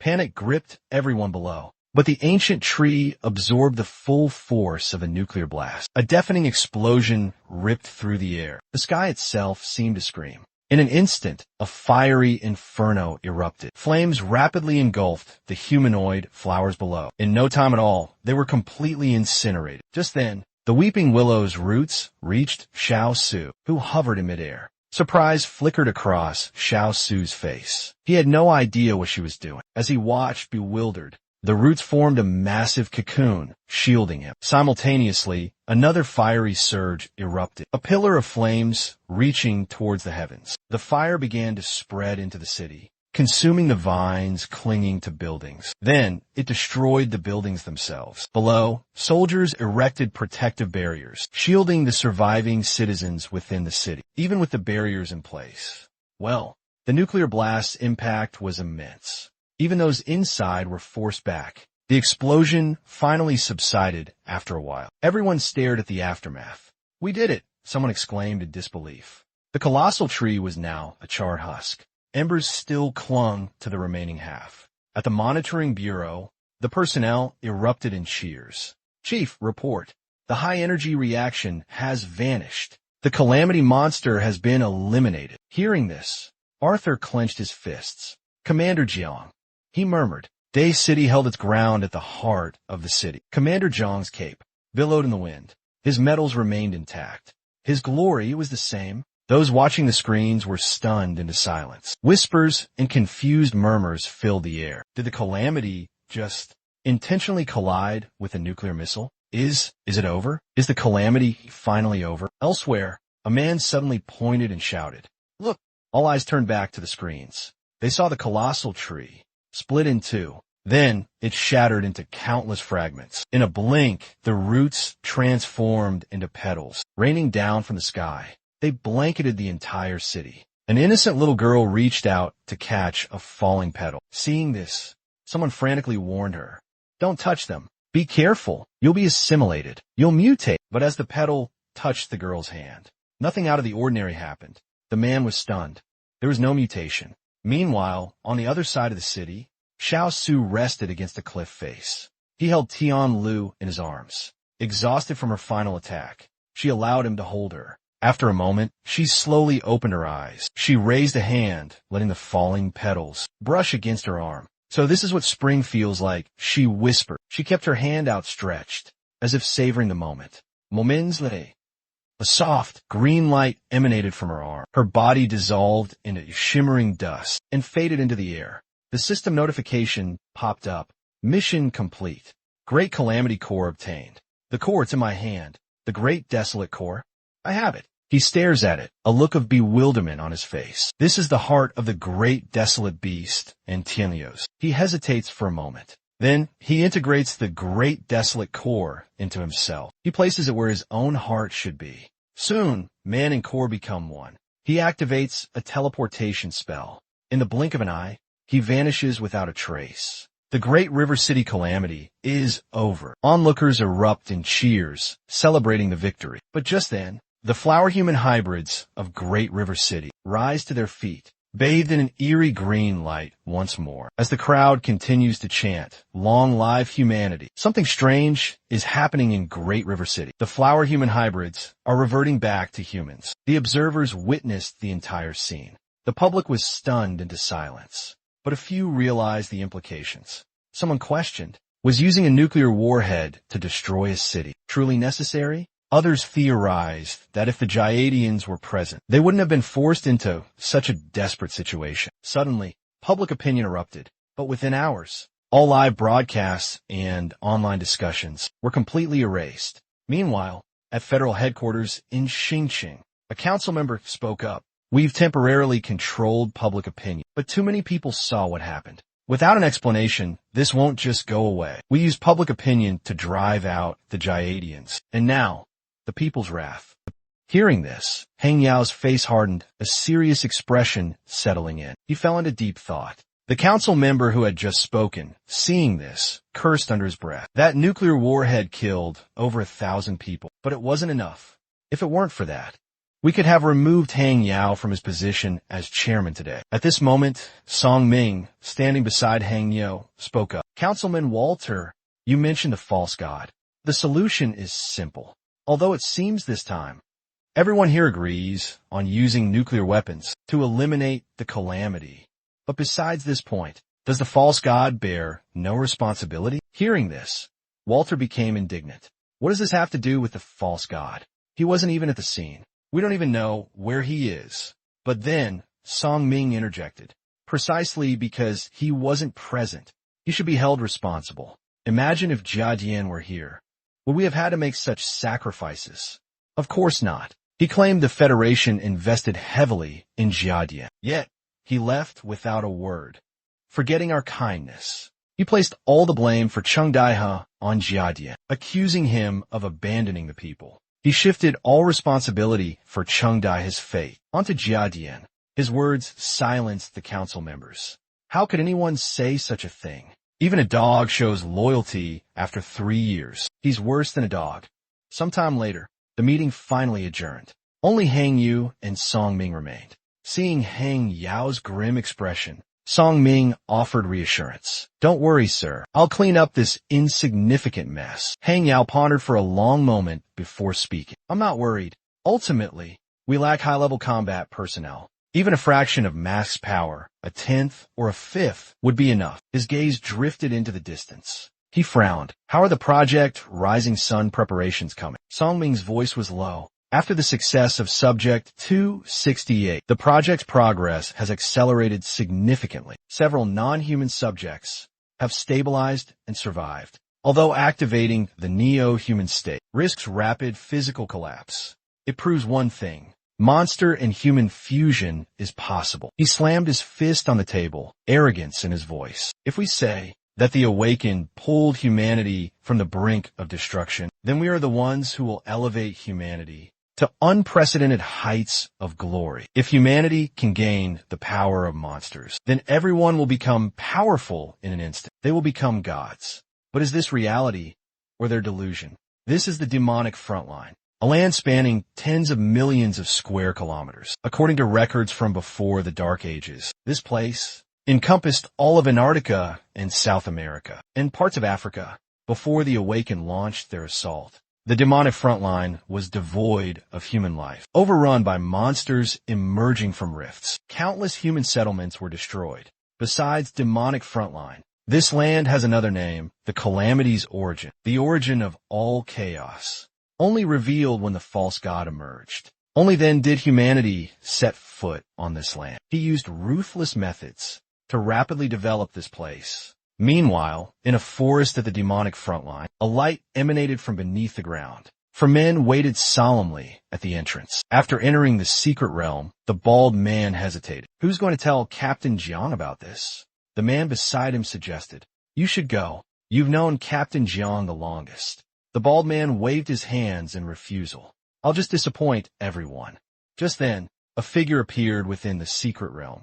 The 4 men straightened up. A pair of legs stepped out. Seeing this, one of them couldn't help but exclaim. The final secret realm boss was a level 7 monster. She was a level 7 too, all alone, yet she cleared it in half an hour.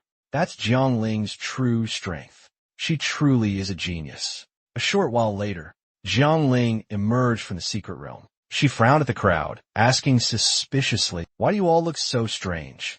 After a moment of hesitation, someone spoke. Captain, there's something we need to tell you. A calamity-level monster appeared in Day City. Hearing this, Jiang Ling calmly cleaned her spear and asked, and was it dealt with? The person glanced at her nervously. It was, but Commander Jiang, your father, he was killed in action. Commander Jiang died a hero's death, disgracing the position of city commander. Before he could finish his sentence, Jiangling brushed past them, saying coldly, "Fine, let's move on to the next secret realm." The four subordinates fell silent. They hadn't expected this reaction from her.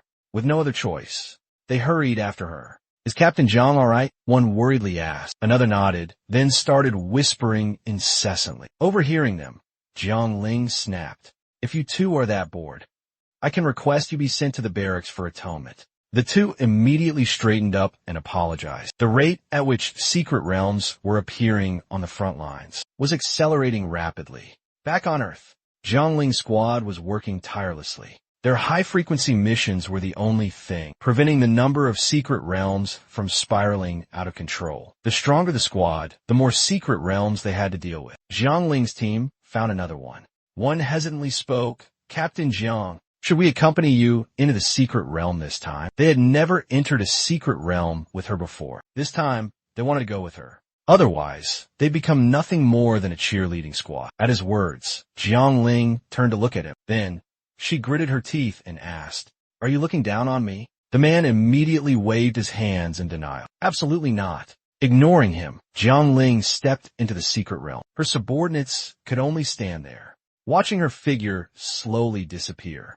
Once she was completely gone, they breathed a sigh of relief. That was scary. Her aura is like a high-level monster's. Another man suddenly sighed. "Speaking of monsters, actually, our captain is quite like a monster herself. No emotions, no pain." Inside, the secret realm was a massive cave. Jiangling slowly stepped inside. She showed no fear. Her spear was poised, ready to strike. Suddenly, her eyes widened in surprise. Before her lay a pile of monster corpses. "Did Squad 5 get here first?" she wondered aloud. Suspicious, Jiangling ventured deeper. Sure enough, more slain monsters. At first, she thought it was a squad, but the wounds were clearly from a bladed weapon. She frowned, thinking, perhaps someone else entered alone, like her. Lost in thought, a sound pierced the silence. The clash of battle. The Mystic Realm's monsters lay defeated. Jiangling rushed in, spear in hand. But what he saw surprised him even more. High-level monsters furiously attacked with their blades. Facing them was a tall, slender youth. He wielded a long saber. It was Xiao Su. She observed him from a distance. She couldn't help but admire his impressive, low-level combat skills. He was clearly gravely wounded. His strength was greatly diminished. Normally, he would have already died against those 3 demonic beasts, but he skillfully managed to repel them despite his condition. She stopped watching. She channeled energy into her spear. With lightning speed, she charged forward. She positioned herself between the monsters and Xiao Su. Without a word, she unleashed a blast of violet energy. With a single swing, she cleaved a monster in two. The remaining monsters recoiled in terror. Another charged forward recklessly, only to have its head lopped off in a flash of steel. Blood splattered across the ground. In a matter of moments, Jiangling had dispatched the remaining monsters. She glanced back at Xiao Xiao, her eyes narrowed. "What's your name?" she demanded. "Which squad are you with? Why are you alone in the secret realm?" Before he could answer, her face paled. Xiao Xiao stumbled and collapsed. He had passed out from exhaustion. Jiangling frowned. She had thought he might be interesting, but now he was just a liability. Just then, more monsters emerged from the water. They advanced, blades drawn, snarling and clawing at Jiangling.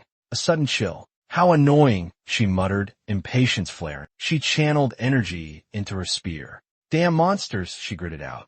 The memory of her deceased father surfaced. A flash of hatred ignited in her eyes. They all deserved to die. She unleashed a blast of lightning. In an instant, the entire secret realm was engulfed in blinding light. Outside the secret realm, Jiangling's squad waited anxiously. The bald man checked his watch. "Captain should be out by now, right? It's a low-level energy secret realm." Another offered a suggestion.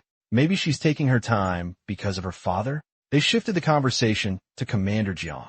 How he risked his life fighting those 2 greater impurities. Just like that, the whispers continued relentlessly. Suddenly, the entrance to the secret realm pulsed with energy. Another voice called out, "Quiet. The captain's coming out."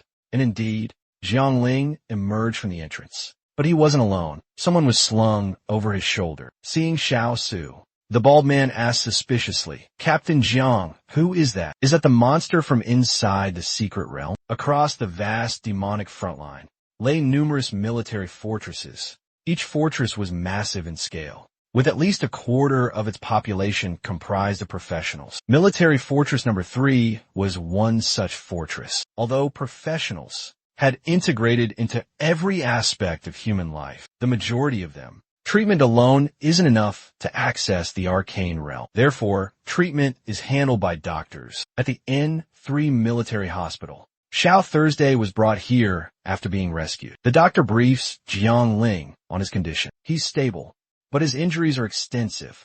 His injuries are severe, varying degrees of damage throughout his body. However, his self-healing abilities have significantly reduced the damage. I've seen many ability users, but his regenerative power is frightening. He also has high levels of nuclear radiation. The burns on his face are definitely radiation-related. I recommend he stay here for specialized care. Intensive care. He'll be discharged soon. Before Jiang Ling can respond, a voice from the doorway calls him back to reality. No need for hospitalization. The newcomer is a high-ranking commander from City N3's military base. Liang Jingye recognizes the man. Jiang Ling immediately stands and salutes. The doctor follows suit. Xiao Tu is escorted to headquarters. Meanwhile, news of the day's city casualties is broadcasting on the television. Fallen soldiers are being honored for their sacrifice. Among them is Commander Jiang Ling's father. Liang Jingye sighs with regret upon hearing the news. He died a hero's death. Jiang Ling softly replies, "Yes, sir," head bow, not wanting to upset her further. Commander Liang offers words of comfort. Dying on the battlefield, it's the most honorable end for them. He then adds, "I've turned away reporters requesting interviews with you." He sighs heavily. Your father's decision wasn't wrong. If it were me, or you now, we would have done the same. So don't blame him. Your resentment is only hurting yourself. With those words, he turns to leave. But at the door, he pauses. When he wakes up, ask him about his combat skills. Someone who can control that blade is quite interesting. He's referring to the blade. Resting beside Xiao Thursday's bed, Jiang Ling frowns, puzzled. What about that blade? Do you know who he is? He doesn't answer, simply walking out. Jiang Ling is left alone, filled with questions. Unable to find answers, she decides to wait. Just then, the figure on the bed stirs. Xiao Thursday awakens from his dream, staring at the ceiling. Jiang Ling senses something, and her eyes widen in alarm. She scrambles back, grabbing her spear.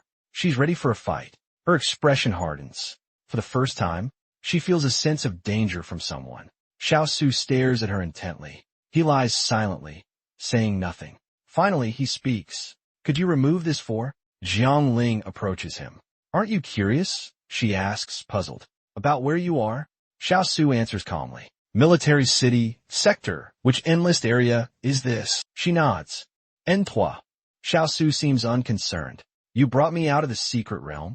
Jiang Ling confirms this. "What's your name?" He honestly introduces himself as Xiao Su. They exchange questions and answers for a while. Finally, silence falls over the room. The sound of the television breaks the quiet. A man on the screen is criticizing the Zhizha for being irresponsible, enjoying the Federation's resources, but offering nothing in return to its citizens. Where was the Zhizha during the recent disaster? He should have been there to provide immediate aid. That's the least he could do for all the Federation has done for him. Hearing these harsh words, Jiang Ling can't help but scoff. Using such strong words to shift blame shows someone starting to feel the pressure. The Zhizha is just a pawn, a convenient scapegoat. Even when he's not here, he's still their trash can, blaming him for everything. She then turned to Xiao Su. "I don't know who you are," she said, "but as long as you don't cause trouble in Bingsheng, you're free to leave. But if you dare harm Bingsheng, you seem quite strong," she admitted, "but I can still break every bone in your body." Xiao Su scoffed. "You can't," he said coldly. "Can't what?" she asked, confused. He chuckled. "You can't break every bone in my body. You can't beat me." At his words, Rang Ling's face darkened. "Fine," she seethed. "If that's what you think. I look forward to the day we fight. I don't have time to waste on you. I have to clear the next secret realm." With that, she turned and left the room. Seeing her emerge, the people waiting outside rushed forward with questions. "How is he? Why does the commander want him back?" Jiang Ling is bombarded with questions, but she simply replies, "I don't know." The only thing she knows is his name, Xiao Su. As soon as she speaks, Someone murmurs, "That name sounds familiar. I feel like I've heard it before." Just then, someone realizes something. She seems incredibly angry, but no one knows why. They don't have time to wonder, because they hear a commotion behind them.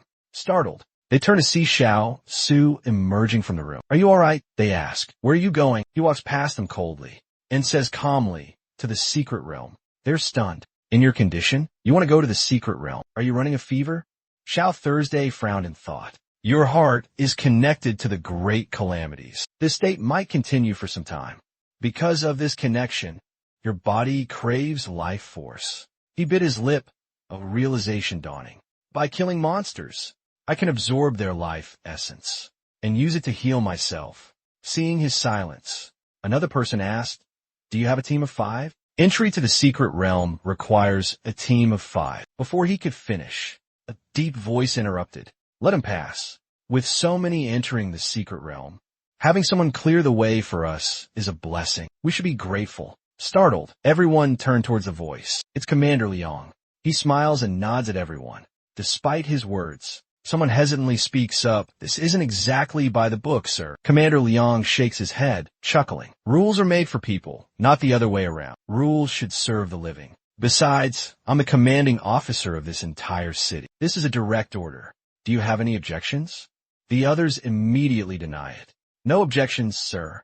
Xiao Su, silent until now, gives Commander Liang a slight nod. The commander returns the nod. He then turns to the other 4, issuing commands. "You aren't off the hook either. Half of you will go with Jiangling. The rest will accompany this young man."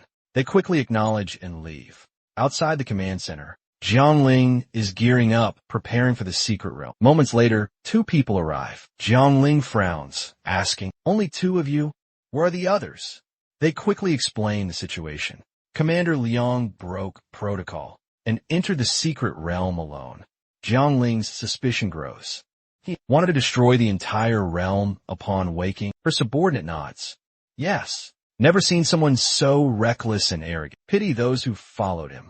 Jiangling furrows her brow, deep in thought. After a moment, she speaks calmly. "Perhaps he has his own plan." The others look at her, confused. "Captain, what do you mean? Could he actually be formidable?" Meanwhile, Xiao Shu's followers gossip endlessly about Jiangling. From age 12 to adulthood, they boast about all her achievements. Seeing him stay silent, the other person pressed further. "Do you have some sort of unspoken connection? Something you can't tell anyone with Commander Liang? Otherwise, why would he give you a custom uniform and break protocol to grant you secret techniques?" Xiao Thursday replied coldly. "There's no connection." The other person asked suspiciously, "Really? There's nothing." He nodded firmly. "Nothing." After a moment of thought, the other person sighed.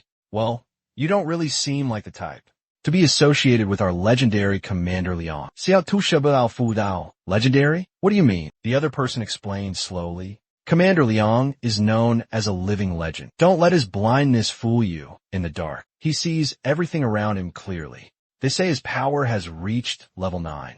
Such immense power. It's an honor to be stationed at Bingsheng. Do you know anything about the commanding officer here?" This commander fought alongside Zhao Mian when the demon-slaying frontline was first established. He fought shoulder to shoulder with her. He was originally part of the demon-slaying legion, which was disbanded long ago. This demon-slaying frontline took its name from that legendary legion. Xiao Su felt a pang of nostalgia. The demon-slaying legion. That was a long time ago. Back then, you were highly regarded, leading 3,000 men, 3,000 soldiers under your command, marching towards the demon-slaying frontline. Humanity hasn't set foot here in ages. This land is barren, no longer suitable for human life. Monsters roam everywhere, like a relentless tide. The White Knight relentlessly assaulted the Demon Slayer Corps. The Corps' numbers dwindled under the constant attacks. In the end, they used their own blood to prove humanity could stand its ground. The surviving soldiers of the Demon Slayer Corps became powerful professionals. Their strength was immense. Like fireworks, they ignited across the land. And so, the Demon Slayer frontline was born. Chatting amongst themselves, they journeyed onward. Finally, they arrived at the entrance to the secret realm. The other 2 were instantly excited. It had been a long time since they'd entered a secret realm, too long since they'd smelled the fresh blood of monsters. They offered their assistance, but Xiao Xiu frowned. Help me? How could they possibly help? He coldly refused. I don't need your help. I can handle this myself. Ignoring their confused looks, he entered the secret realm alone. He entered a dense forest. Breathing in the air, he felt a sense of peace. He truly preferred these hidden realms. The stench of monsters filled the air. Here, he could indulge his bloodlust. He activated his monstrous form. Soon, a pack of mutated wolves appeared. They snarled and lunged at Xiao Xiu, but he remained calm, unafraid. He bit his lip, muttering, 3 minutes? My body hasn't fully recovered from the nuclear blast. Damn it, I can only hold this form for 3 minutes. But 3 minutes is enough. Enough to kill these wolves. In a flash, he vanished. With lightning speed, he darted through the pack. Xue Fei's blade flashed relentlessly. Wolf heads fell one after another. He'd take down one pack, then move to the next. Suddenly, the wolves' corpses were covered in tiny, glowing green dots. They seemed to be consuming the bodies. In the blink of an eye, the corpses turned to black smoke. The smoke then flowed toward Xiao Xiu, seeping into his body. He frowned, observing the energy swirling around him. He muttered under his breath, the great calamity's heart is absorbing the monster's life force. This life force is healing my body and extending the time I can maintain my monstrous form. Out here, the other two were still waiting. The bald man suddenly spoke. Now's our chance to strike. That thing's practically a corpse already. The person next to him shook their head. No way, he just went in. It's been no time at all. They think Xiao Thursday won't accomplish anything. They're expecting him to teleport out soon. Suddenly, the secret realm trembled. Xiao Thursday emerged from within. Seeing this, the other two men's faces paled. He cleared the secret realm that quickly. It can't be because time ran out. Xiao Thursday approached them. The bald man asked hesitantly, did you defeat the leader inside? Xiao Thursday nodded slightly. I did. He wasn't entirely sure, though. The demonic beasts inside were weak. It didn't feel like a leader battle at all. He presented 2 fangs to them. These dropped from the leader. They can't be used to make knives or swords, though. Making those arrows probably let you see what's in your hand. You two should be certain, he said, disbelief filling his eyes. Only 17 minutes. And you already cleared a level 5 secret realm? That's even faster than Captain Jiang Lang. The blond man's face darkened. To make an unscientific analogy, your strength must be double Jiang Lang's. Ignoring their reactions, Xiao Thursday walked forward. Let's go to the next secret realm. The other two followed, bewildered. The next secret realm was cleared just as quickly. High level or low, he handled them all solo with incredible speed. His 2 companions could hardly believe what they were witnessing. Meanwhile, Jiang Lang's team had entered the forest. They followed the footprints. Moments later, someone spoke up. The teleportation gate is inactive. This secret realm has already been cleared out, and the footprints are fresh. Just like the last secret realm, this one was recently conquered by a group of people. Perhaps it was Xiao Su's team? But that's impossible. To clear it out this fast means they're incredibly strong. There's another possibility. A powerful group from another city. That would explain their speed. Jiang Ling, who had been listening quietly, finally spoke. Isn't this good news? Someone's clearing out the secret realms for us. Let's go back. She said that, but inwardly, she was fuming. She wanted to see just who was bold enough to steal her prey. Moments later, at the N3 Military City Management Office, every squad returning from a mission had to report their harvest to the office. This allowed the city to monitor the surrounding secret realms. Jiang Ling's group arrived at the office. As they approached, they heard the clerk's astonished voice. 17 secret realms? You cleared 17 in one day. Wait, is this Xiao Thursday's group? The bald man quickly presented a list of the cleared realms. The list detailed Xiao Thursday's conquests. The clerk nodded after reviewing it. These secret realms are indeed depleted of energy, but he was still suspicious. How can they prove that they cleared this secret realm? Just then, a pile of treasures was laid out on the table. The bald man sneered. Been sitting in your office too long. Gone soft in the head. See for yourself. The clerk's eyes widened in shock. He stammered. It's not that I doubt you, but clearing so many secret realms in one day, even cheating wouldn't be enough. Hearing this, the bald man smugly slung an arm around Xiao Thursday. This is a special talent, handpicked by the commander. Xiao Thursday single-handedly cleared all these secret realms. The clerk hesitated, then spoke. There's a level 6 secret realm that needs cleared. It was originally assigned to the 1st Army Corps. They've already lost 2 teams. With your strength, this should be easy. Xiao didn't hesitate. He accepted the secret realm information. The bald man nodded enthusiastically. I know this commission is no problem for Brother Xiao. Not a problem at all, he added, with a sly grin. Not to compare or anything, but Brother Xiao, your strength is even greater than Captain Zhang's. As soon as he said this, the other employee coughed abruptly. He gestured behind Xiao. What's behind me? The bald man muttered, confused. He quickly turned around, and there she was, Jiang Ling, standing right behind him. He nervously scratched his head. You're back. I was just trying to sound cool. Don't take it seriously. Forget I said anything.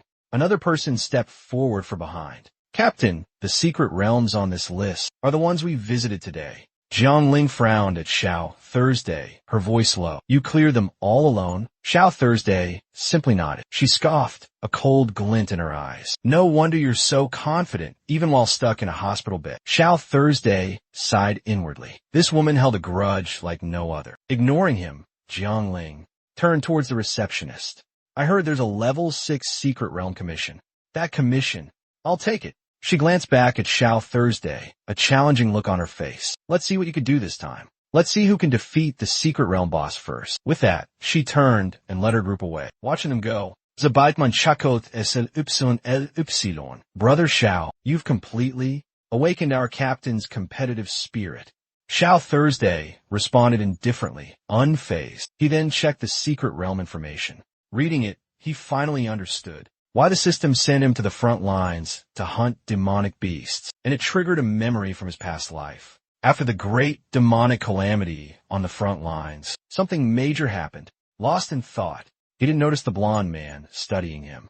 Moments later, the blonde man's eyes widened, recognizing Xiao Thursday's face and his sword. He remembered where he'd seen him before. At the N3 City Military Command Center, Commander Liang sat in his chair. After hearing the blonde recount Xiao Su's story, he furrows his brow and asks, You mean the man Jiang brought back a few days ago is the murderer Xiao Su? The one who slaughtered the entire company in Day City just a few days ago? He nods slightly. Yes, Commander. Commander Liang ponders for a moment, then asks, Perhaps it's just a coincidence. Day is thousands of miles away. Do you think a prisoner could suddenly appear on the front lines? Chuma said he didn't believe it at first either. But after observing him, although his appearance has been altered, his hairstyle and build are very similar. And there's the saber he carries. With all the chaos, he could have easily escaped. I don't know how he got to the front lines, but there are too many coincidences. No matter how unbelievable, it has to be the truth. Commander Liang pondered for a moment. That makes sense. Deal with Jiang tomorrow. After a thorough investigation, I'll go there myself. He nodded slightly, secretly delighted. If she really was the killer, he'd have accomplished a great feat. The next morning, a level 6 secret realm appeared in a dense forest. Jiang Ling's group was already there. They insisted on following her into the secret realm. She frowned fiercely. They must have heard about the 2 teams lost inside and were worried about her. But what a lame excuse. With a sigh, she started walking forward. But before entering, she turned back to them. Come on. But she warned them. This is between Xiao Su and me. No one interferes. Xiao Su sighed at her words. The group quickly entered the hidden realm. But one man remained behind. The blonde man. He was waiting for Commander Liang. Liang had promised to come, but he was nowhere in sight. After a moment of hesitation, the blonde man entered the realm. The entrance vanished behind him. Inside, they found themselves in a dark, cavernous space. A man in the lead walked forward. He touched an invisible barrier. After a moment, he spoke. Temperature is normal. Humidity is normal. No toxins detected in the air. His words caused the others to frown in thought. In such a confined space, encountering a powerful monster wouldn't be ideal. If the monsters attacked in groups, there would be nowhere to run. Suddenly, a noise echoed from up ahead. Their eyes snapped forward. A multitude of eyes suddenly emerged from the darkness. The faces of those behind them paled. So many demonic beasts. Is this really just a level 6 secret realm? In the blink of an eye, The cavern was swarming with mutated crocodiles. Jiang Ling remained calm, advancing steadily. The spear in her hand pulsed with energy. The crocodiles lunged, snapping their massive jaws.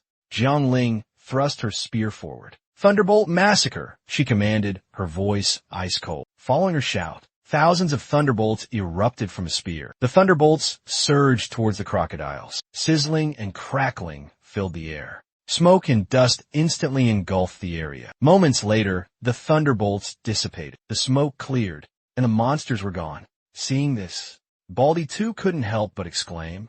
One hit took out so many. Jiang Ling offered no comment. She simply stated, it was the right place, right time. They happened to line up in a straight line. Looking at her back, Baldy glanced at Xiao Thursday and raised an eyebrow. Captain Xiao, it seems Captain Jiang is quite the competitor. She's not easy to beat. Xiao Thursday scoffed. Compete? What's there to compete about? Who can kill more monsters? How boring. They continued deeper into the dark tunnel. But something fell off. They've been walking for over 10 minutes without encountering a second wave. Strange. Two teams had lost contact in here. Just then, Jiang Ling stopped abruptly. She narrowed her eyes, staring ahead in thought. After a moment, she spoke in a low voice. Shouldn't we have seen their bodies on the way? Maybe they were killed in the last crocodile attack. As soon as he said that, the others behind him frowned. Maybe the captain obliterated them with a single punch. As they spoke, another person shouted, "Did you guys hear that?"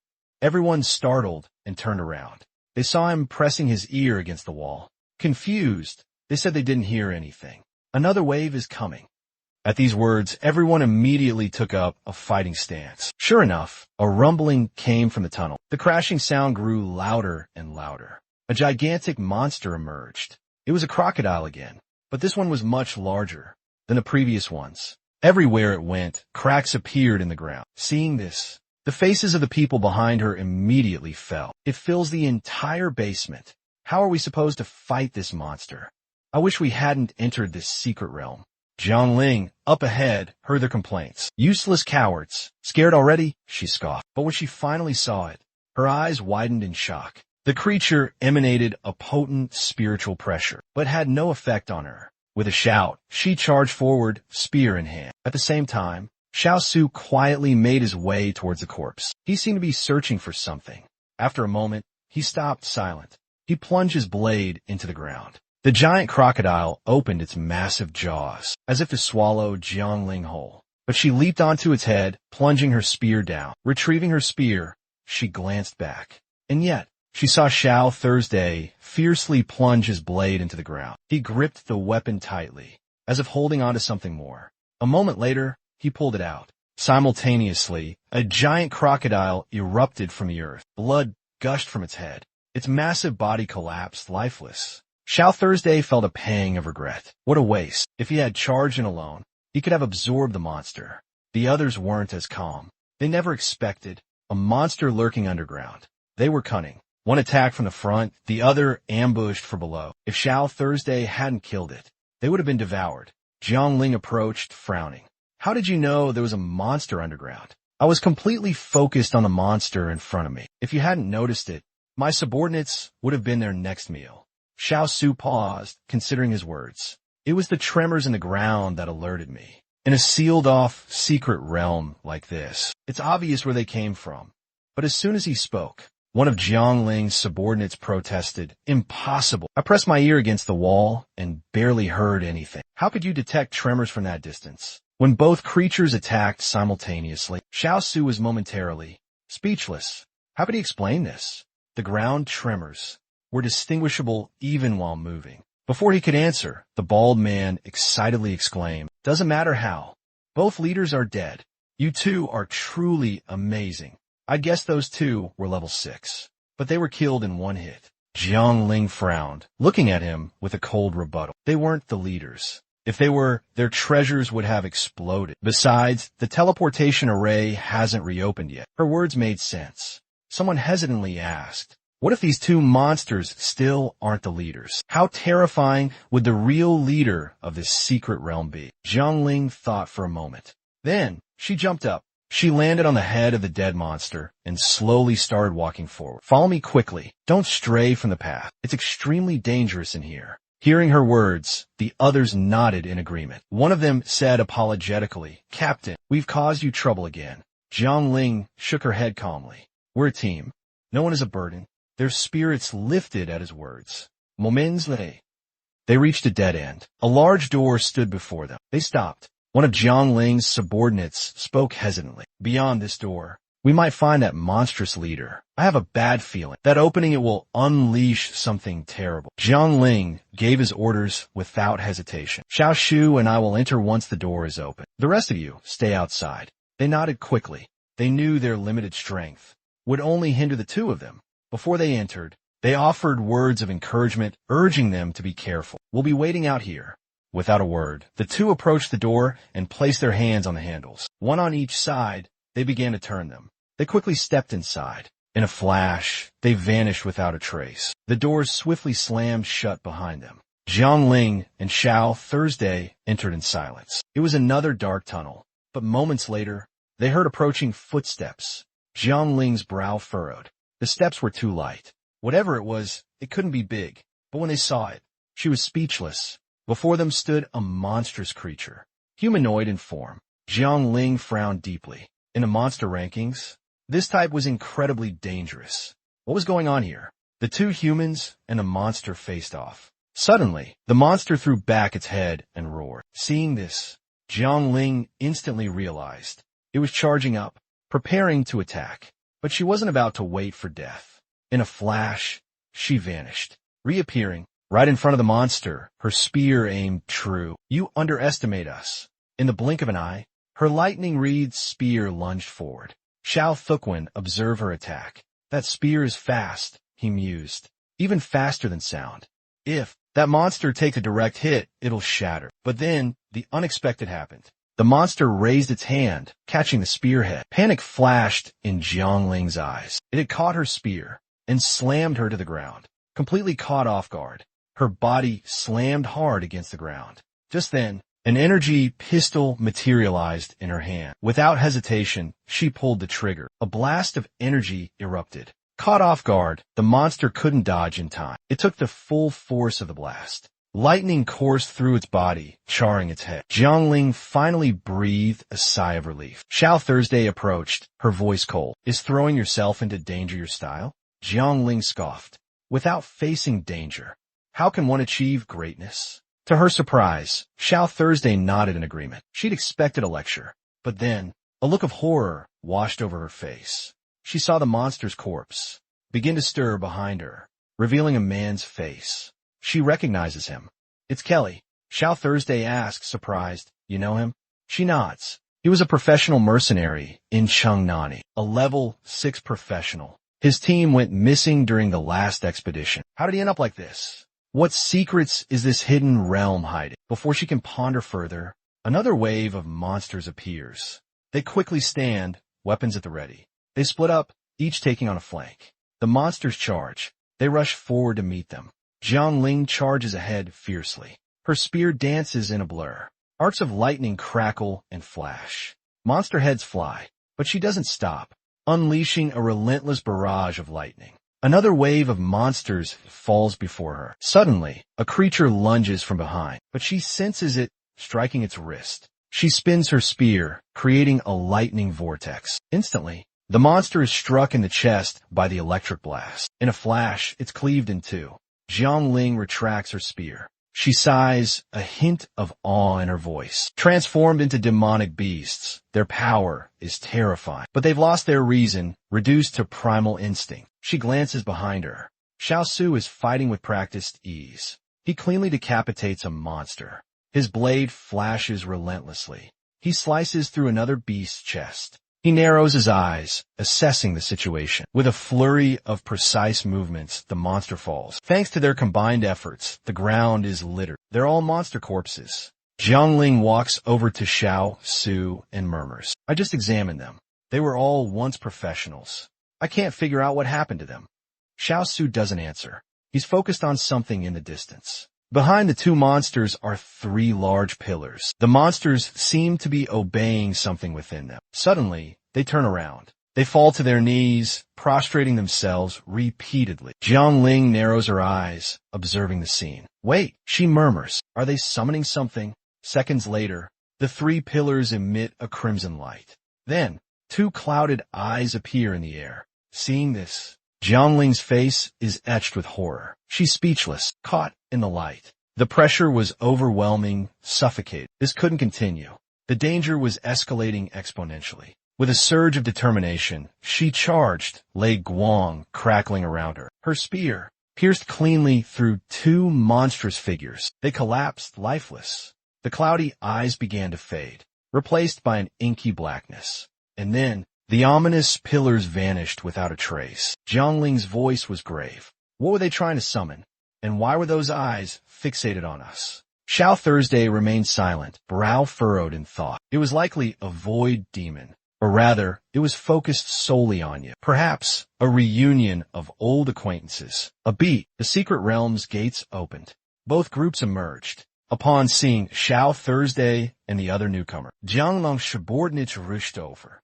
They showered the pair with praise. But Jiangling brushed past them. There's no time for pleasantries, he said sternly. Back to the barracks.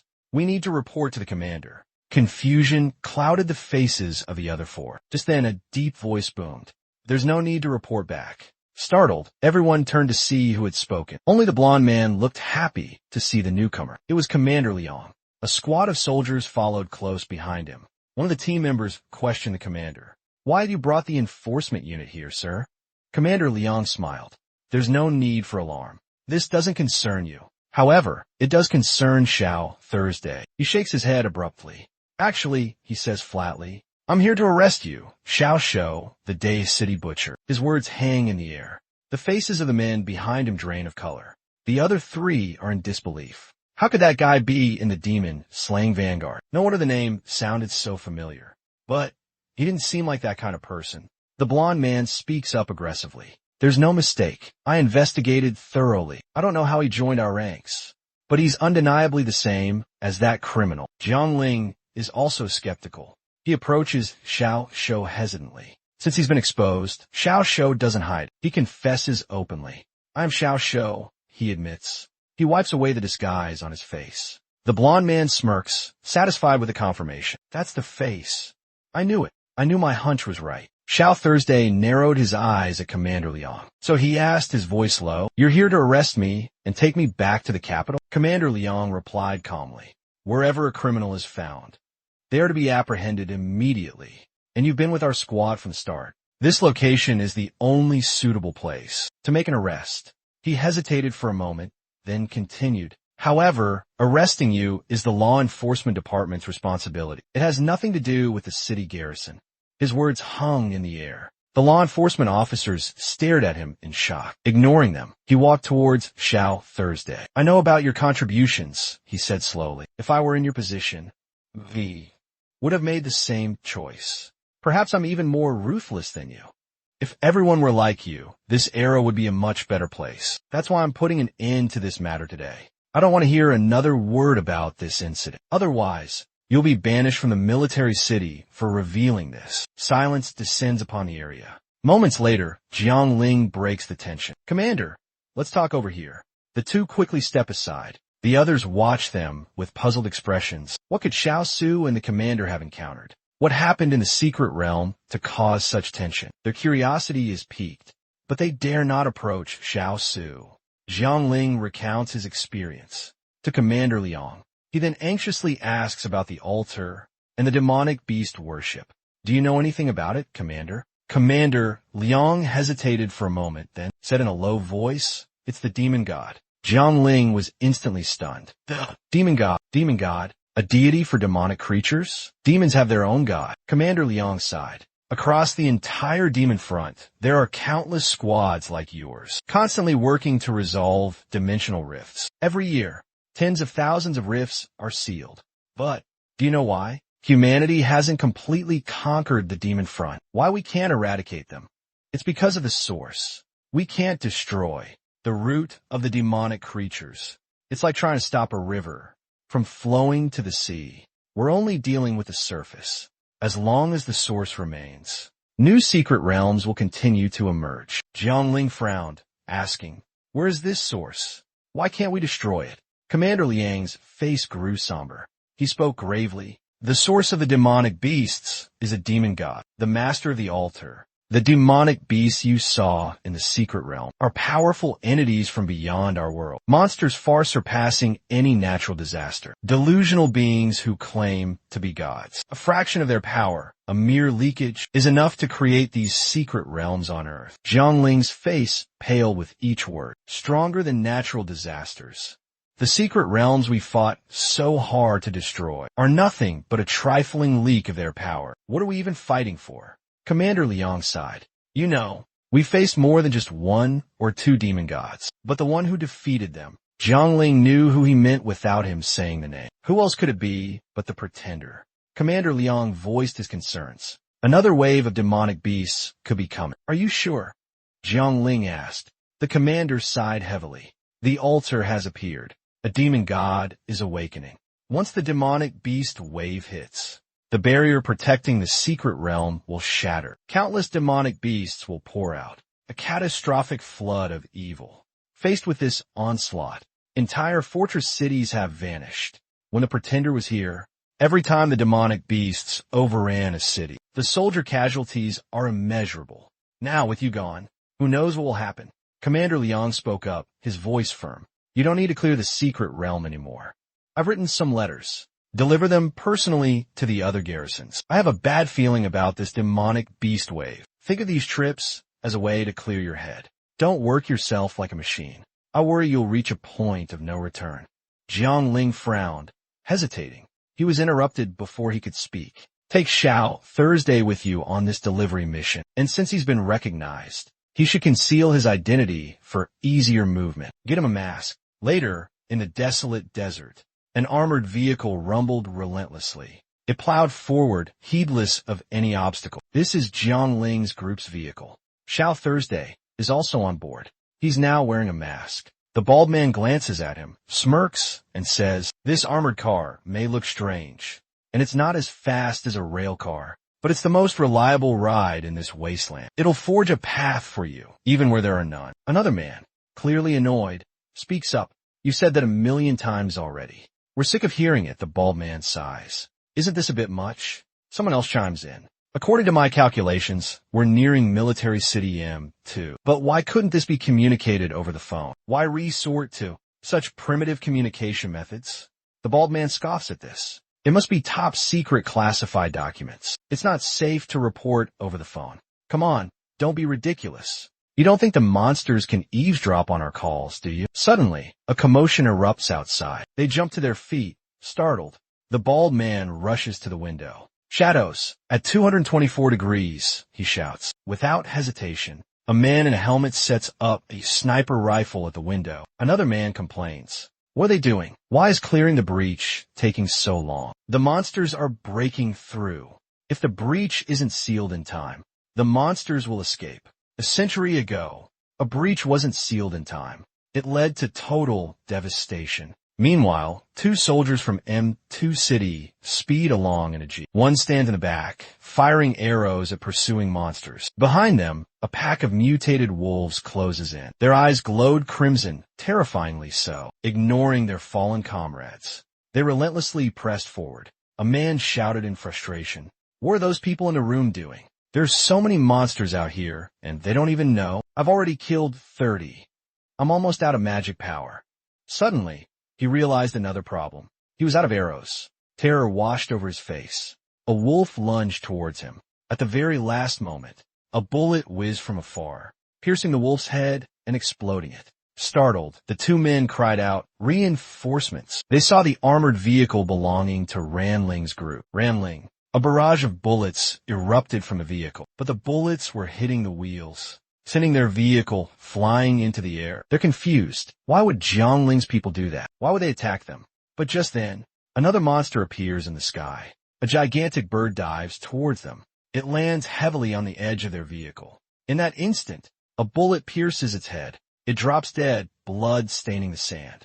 The people scramble out of their vehicle. One of them looks towards the other vehicle and shouts, "They saved us! Meanwhile, the armored vehicle comes to a halt. Figures jump out. Jiangling's squad charges forward. They engage the monsters. Seeing this, someone from M2 City shouts, "Don't go there. There are too many. You can't handle them." But his words were cut short, his face suddenly paling. Before him unfolded a scene of utter carnage, a one-sided slaughter.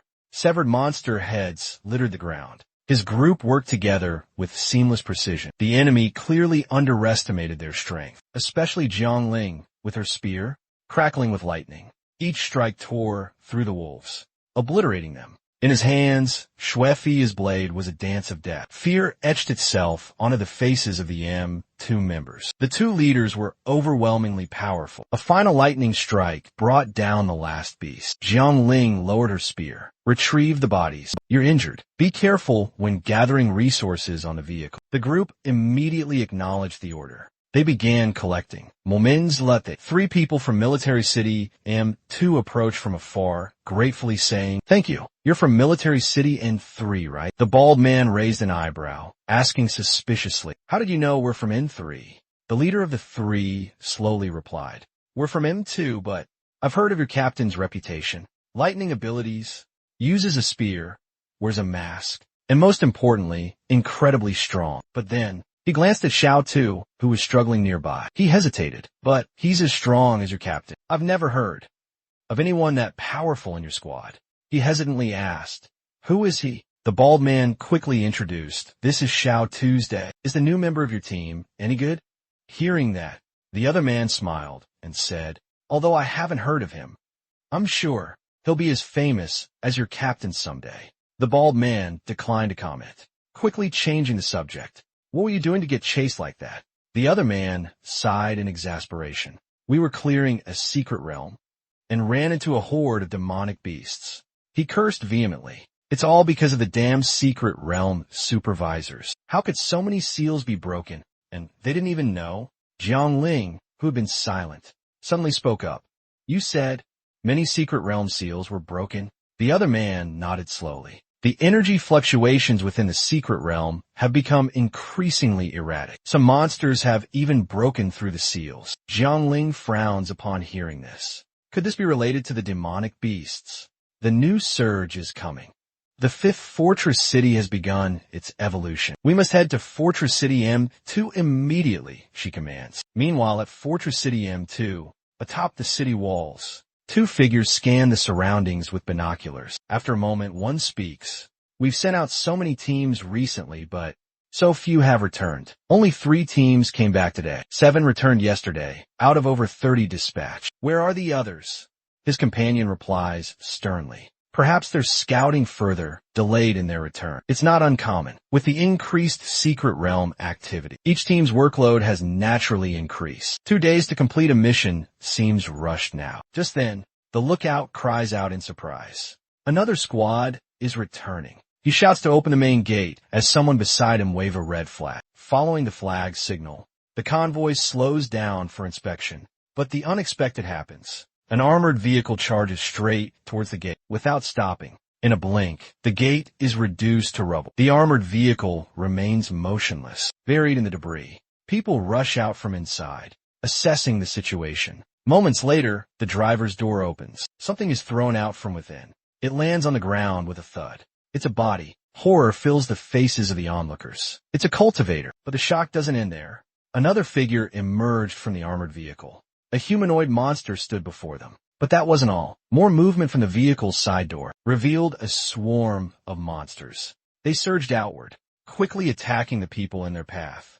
Seeing this, the crowd panicked and screamed. "Monsters! They're attacking!" Someone with a gun opened fire.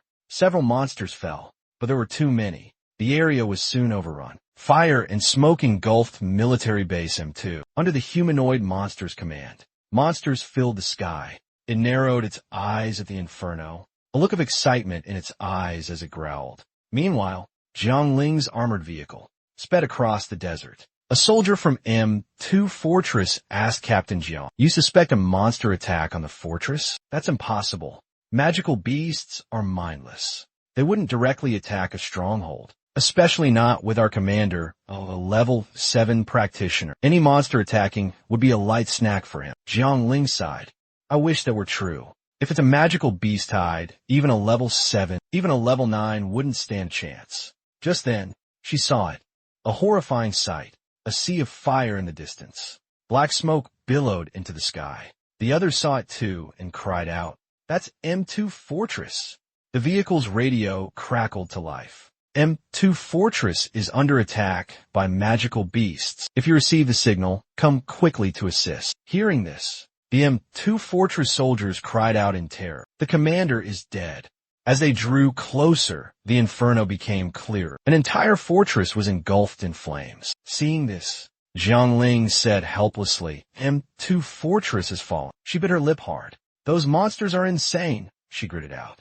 "Maintain course," she ordered. "Continue towards M2 Fortress." Hearing this, Zabait man frantically objected. "M2 Fortress has fallen. Why are we still going there?" Jiang Ling spoke sternly. "Who said we're going there? We're rescuing the survivors." Just then, an M2 Fortress soldier slammed his fist against the ship's wall in frustration, gnashing his teeth. Those old geezers in the city deserve to die. Back then, when Zhao Mian was on the front lines fighting demons, things were peaceful. Now, in the blink of an eye, this place has fallen silent. The bald man senses the tension in the air. He needs to lighten the mood. He thinks for a moment, then speaks. "Hey, has anyone noticed something really cool?" He pauses and looks at Xiao Su with a sly grin. Xiao Su's mask, his build, his height, even his back, they're all just like Zhao Mian. Now that he mentions it, everyone nods in agreement. Yeah, he's right. They joke that maybe Zhao Mian gave up being a hero and is traveling in disguise. The bald man slings an arm around Xiao Su, laughing. "So what do you think? Are you Zhao Mian?" Xiao Thursday narrowed his eyes, studying him. Then he nodded. "Yes, I'm wearing a mask." Silence fell over the room. They assumed he was joking. The laughter and banter quickly resumed, but no one realized he was telling the truth. Jiang Ling scoffed. "Is that so? Then we'll see if you're worthy of that mask." Indeed, she turned to gaze out the window, lost in thought. Moments later, the armored vehicle broke through the fiery chaos of M2 City. A swarm of monstrous creatures filled the sky. Jiang Ling's eyes narrowed as she watched them. These were the insects that had overrun M2 City. Suddenly, cries for help echoed in the distance. A group of people were being chased by the creatures. Jiang Ling and her team quickly disembarked to assist. Jiang Ling fired repeatedly, unleashing her energy towards the demonic beasts. The gun's electric power was intense. Each shot incinerated the creatures on impact, but she didn't stop there. Her spear was already raised high. She took a step forward, building momentum. Then, with a powerful heave, she threw the spear, crackling with electric energy. The spear flew with terrifying force. It pierced through a horde of demonic beasts. The creatures recoiled in terror, but it was too late. The electric energy exploded. The demonic beasts were consumed by electric flames. Their charred remains littered the desert. The airborne demonic beasts turned and fled. Jiang Ling and her companions finally reached the fleeing refugees. One of them cried out gratefully, "You saved us. We would have been killed." Jiang Ling nonchalantly asked, "You came from M2? What's the situation there?" The other person replied dejectedly, "We lost. You guys aren't thinking of going to M2, are you? Don't even think about it. There are no survivors left. It's completely overrun by monsters. Even the commander is dead." He said the commander was killed by an insect, like the ones in the sky, but humanoid. It was almost 2 meters tall, maybe a little shorter. He said he couldn't get a good look, but it was incredibly strong. The commander lasted less than 30 seconds before it twisted his head off. He said going there is suicide. Jiang Ling frowned, lost in thought. Suddenly, she thrust her spear towards him. Startled, he spoke nervously. "What are you doing?" Even her own people were bewildered, questioning her actions. She spoke coldly. "They're prisoners from the redemption camp." Her words sent a wave of panic through the other three. "You've mistaken us," the leader quickly denied. "We could never be from the redemption camp." The bald man tried to reason with her. "Now listen, we need to stick together to survive." But Jiang Ling spoke with icy finality. "They murdered the professionals in the 5th escort team. They abandoned ordinary people to flee for their lives. They have all sorts of weapons, but they don't even know how to hold them properly, which isn't surprising, considering they were likely stolen." And that wound on his ear. A bullet grazed. He got it when his victim fought back. The men exchanged nervous glances. As if understanding their intent, the creatures charged forward. Annoyed, Jin Lang unleashed a casual spear strike. A flash of lightning severed their heads. Seeing the dire situation, the remaining creature turned to flee. His only hope for survival now lay with the group of civilians. But before he could reach them, his head fell to the ground. Xiao Su's flying dagger had intercepted him. A soldier from M2 City finally spoke, a hint of awe in his voice. No wonder they didn't look familiar. I don't recall having such skilled individuals in the city. One of her own people approached. Are we still heading to M2 City? She shook her head. We know what's happening in the city now. Bringing so many people would be too dangerous. But one of her subordinates informed her. Their boilers burn out from that run. We're constantly losing water. Jiangling frowned slightly. Is it broken? Just then, a hand shoots up. If it's a mechanical issue, I might be able to help. It's a blonde-haired girl. Hesitantly, she says, I'm a mechanical engineer. She immediately begins working on the damaged armored vehicle. In a short time, she's successful. Everyone is stunned. You fixed it that quickly? Amazing. Even a senior mechanic would be impressed. She humbly replies, I'm still just an apprentice. Jiang Ling approaches her. What's your name? The girl stands up straight. Funny Black, sir. My dream is to be the greatest mechanic ever, with the Guardian Mechanic's assistance. The armored vehicle starts up. After everyone gives up on entering M2 Fortress, they began discussing which fortress city to head towards. Their target destination lay between fortress cities L4 and Y5. Although L4 was closer, survivors from Fortress City M2 reported that monsters had breached the North Gate. Reaching L4 would require passing through M2's compromised North Gate, an incredibly dangerous route. So, they decided to head for Fortress City Y5, but Xiaodu insisted on going to L4. Kula spoke up. Currently, the armored vehicle only has enough fuel for 2 more days. We won't make it to Y5, and we have so many extra people, even for Jiangling's group. It's impossible to accommodate everyone. In the end, we have to risk going to L4. Xiaodu sat alone in a corner, lost in thought. Jiangling approaches from afar. Confused, he asks why Xiao Su is so insistent on going to Garrison L4. You couldn't have known that the armored vehicle was low on fuel, right? Xiao Su frowned slightly, recalling his past life. The first garrison to fall was in Sector Y. Even at his top speed, he couldn't have saved it. It had become a monster's paradise. Seeing Xiao Su's silence, Jiang Ling drops the subject. He suddenly glances towards the window. The news report, he asks perplexed, said you personally apprehended him. What kind of person was he? Xiao Su avoids mentioning a name. He was an upright man, he states coldly. An upright man? Jiang Ling frowns, murmuring to himself. Upright, huh? That's certainly one way to describe him. Meanwhile, smoke and fire still billowed relentlessly from Bastion City M2. Swarms of demonic creatures continued to fill the sky. Ghouls were busy processing the bodies of the fallen. A demonic creature flew towards another sector. Suddenly, something sliced through its body. It was the arm of the humanoid demonic creature. It clutched a document in its hand. Then, it muttered 2 words, Yuri. Suddenly, it noticed something rise from behind a rock. A chilling voice, filled with hatred for humanity, spoke. It slammed both fists into the ground. In a flash, it transformed into a beam of light and vanished. The other demonic creatures quickly followed. Meanwhile, aboard Jiang Ling's armored vehicle, ordinary people cowered in fear. Someone from Bastion City N3 reassured them. There's no need to panic. We're sticking to the outskirts of Bastion City M2. We won't attract a large horde of demonic creatures. But just then, someone looking out said in a low voice, the black smoke is spreading. They must have burned down a lot of things. What has become of M2 Fortress? Everyone's faces fell at these words. They had just escaped from there. Suddenly, a terrified scream pierced the air. That's not smoke. Startled, everyone looked outside. Sure enough, black specks were drawing closer. Horror dawned on them. It was a swarm of demonic creatures flying towards them, and among them, the humanoid monster. Seeing this, the faces in the vehicle paled. They looked to Ranling. She nodded grimly. I see them. If that's the monster that killed the commander of M2, then we're in trouble. Getting everyone safely to L4 Fortress will be impossible. Even she wasn't sure she'd survive this. Meanwhile, the Spectre and Sure were observing the inside of the vehicle. It spotted Ranling. In a low growl, it ordered the humans eliminated. Without hesitation, it grabbed a nearby phantom creature. It seized one of the creature's pincers and snapped it off. Blue fluid sprayed everywhere. Lock them down, it commanded coldly. Immediately, it hurled the severed pincer at the armored vehicle. The pincer pierced a tire instantly. The vehicle flipped over. Everyone inside was thrown around violently. Black, standing near the door, was flung towards it. She was sucked out of the vehicle.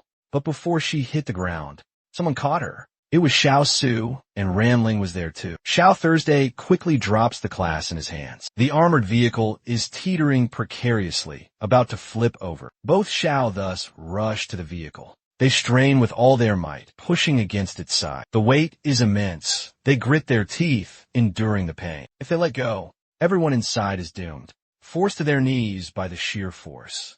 They refuse to yield. Through their unwavering effort, the vehicle slowly stabilizes. It comes to a stop. Black, watching from outside, is stunned. He stares in disbelief. A multi-ton armored vehicle, stopped by brute force, brought to a standstill.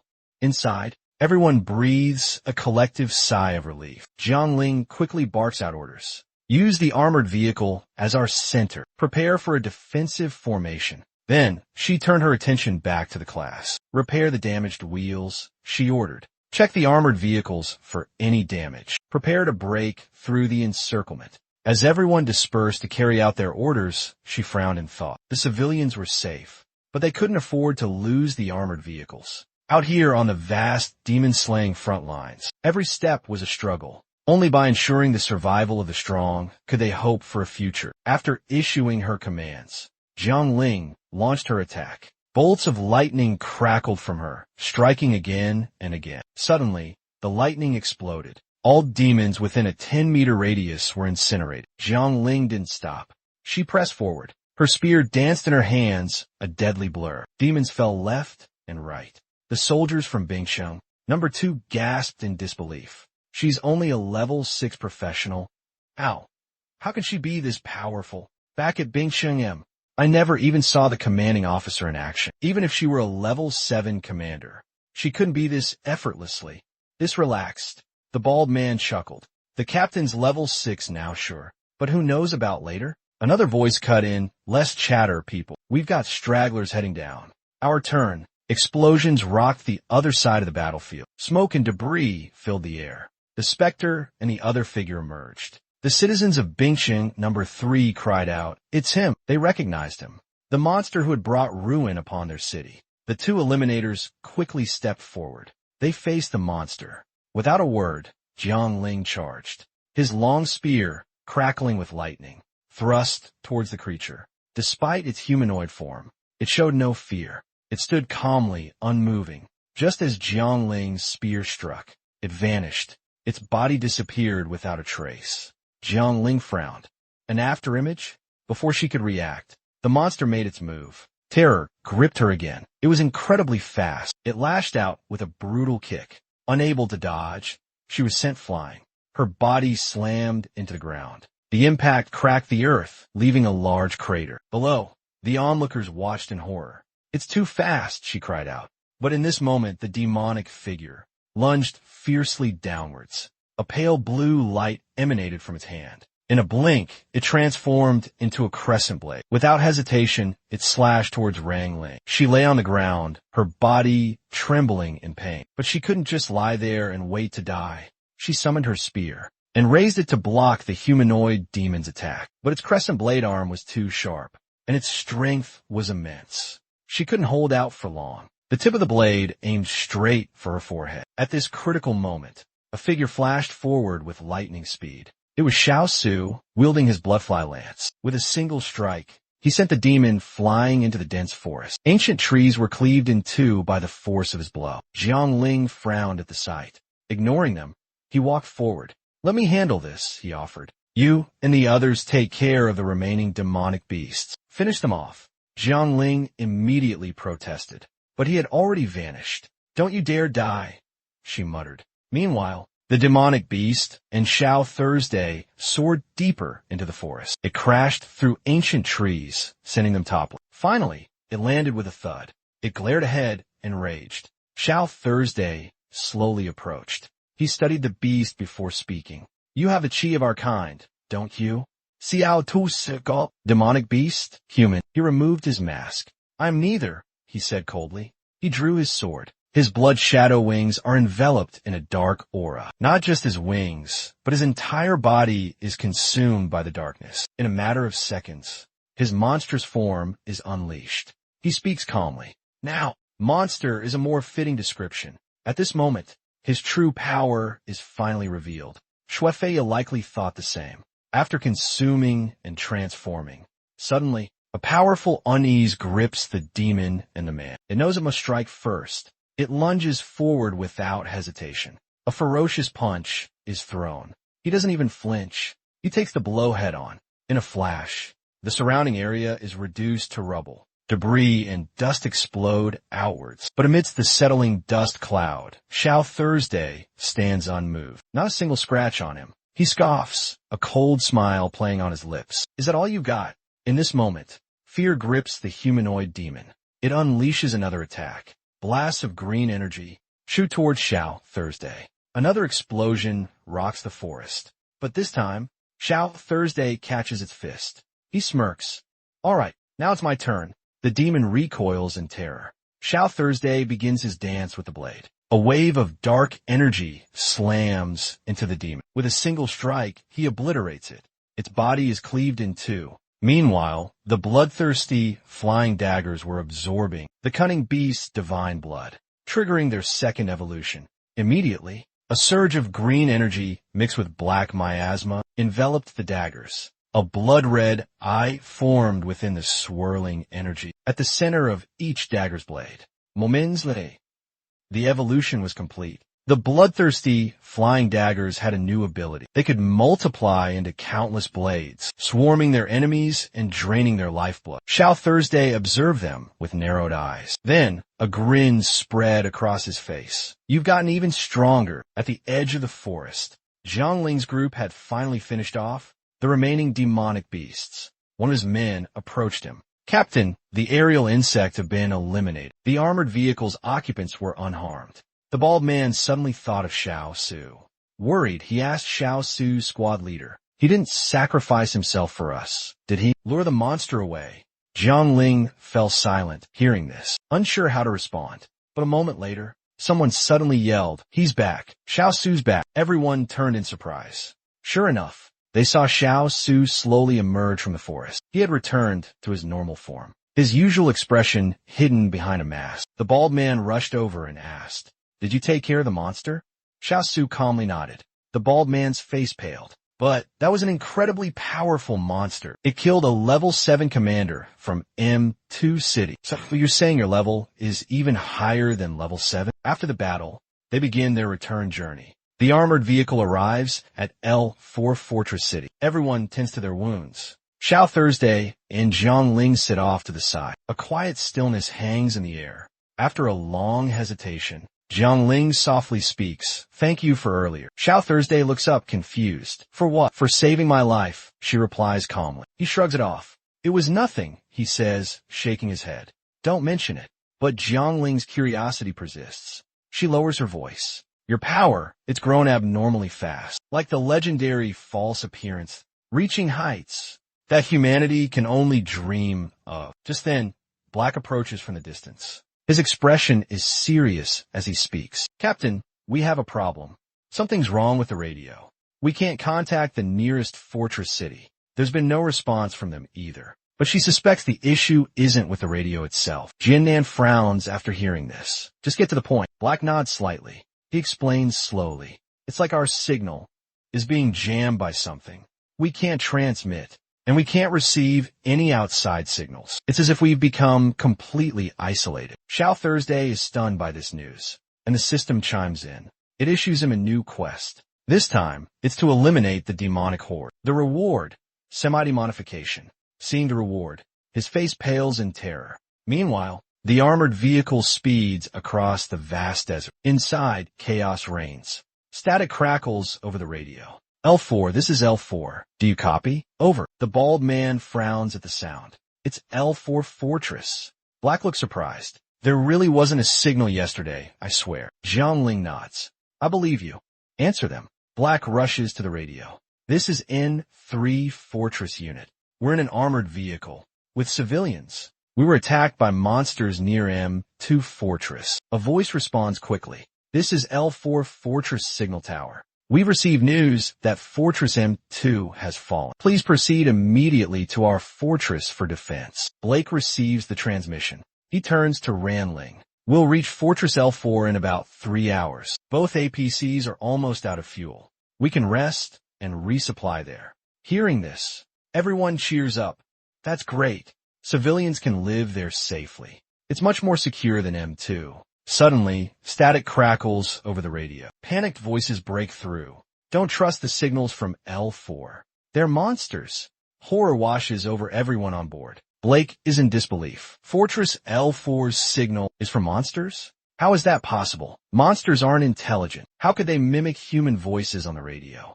But Jiangling had a different theory. The crocodile demon beast in the shrine, and that humanoid insect demon beast. These anomalies proved that the demon beasts were mimicking human behavior. With this thought, she grabbed her radio.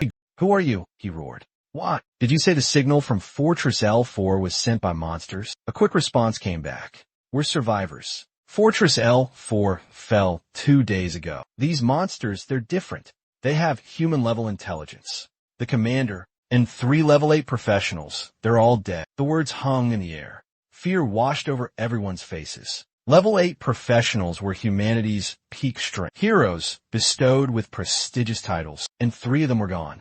Moments later, the voice repeated the grim message, adding their location. We're near the encampment. It's a temporary shelter for the surviving. Please come quickly. We need your help. Silence. No response. The voice on the other end grows more frantic. The same words are repeated over and over. A sense of dread fills the air. Jiangling's subordinates speak up urgently. What should we do? We should go to Bingxing L4, one suggests. No, the temporary command center, another counters. A heated debate erupts in an instant. Everyone has their own reasons. Jiangling remains silent, observing. Finally, she glances at Xiao Tu. Xiao Tu, what do you think? Xiao Tu frowns, his voice low. Neither. They're both traps. In my past life, the front lines fell so quickly because some of the demonic beasts were enlightened by the demon god. Intelligent demonic beasts. Their intellect rivals that of humans. Under the cunning leadership of the Chosen One, the demonic beasts advanced relentlessly, masters of disguise. They turned humans into their hunting dogs. Humanity underestimated their intelligence, leading to their downfall. But based on my memories, Garrison City L4 became a central hub. It wasn't supposed to happen. From the start, it held strong, even collaborating until humanity's counterattack. It seems my absence in the void weakened the suppression of the demon god, allowing them to divert more energy, to orchestrate the demonic beast tide and invade the front lines. The world's demon purging has taken an unforeseen direction at an alarming rate. Is this change for better or worse?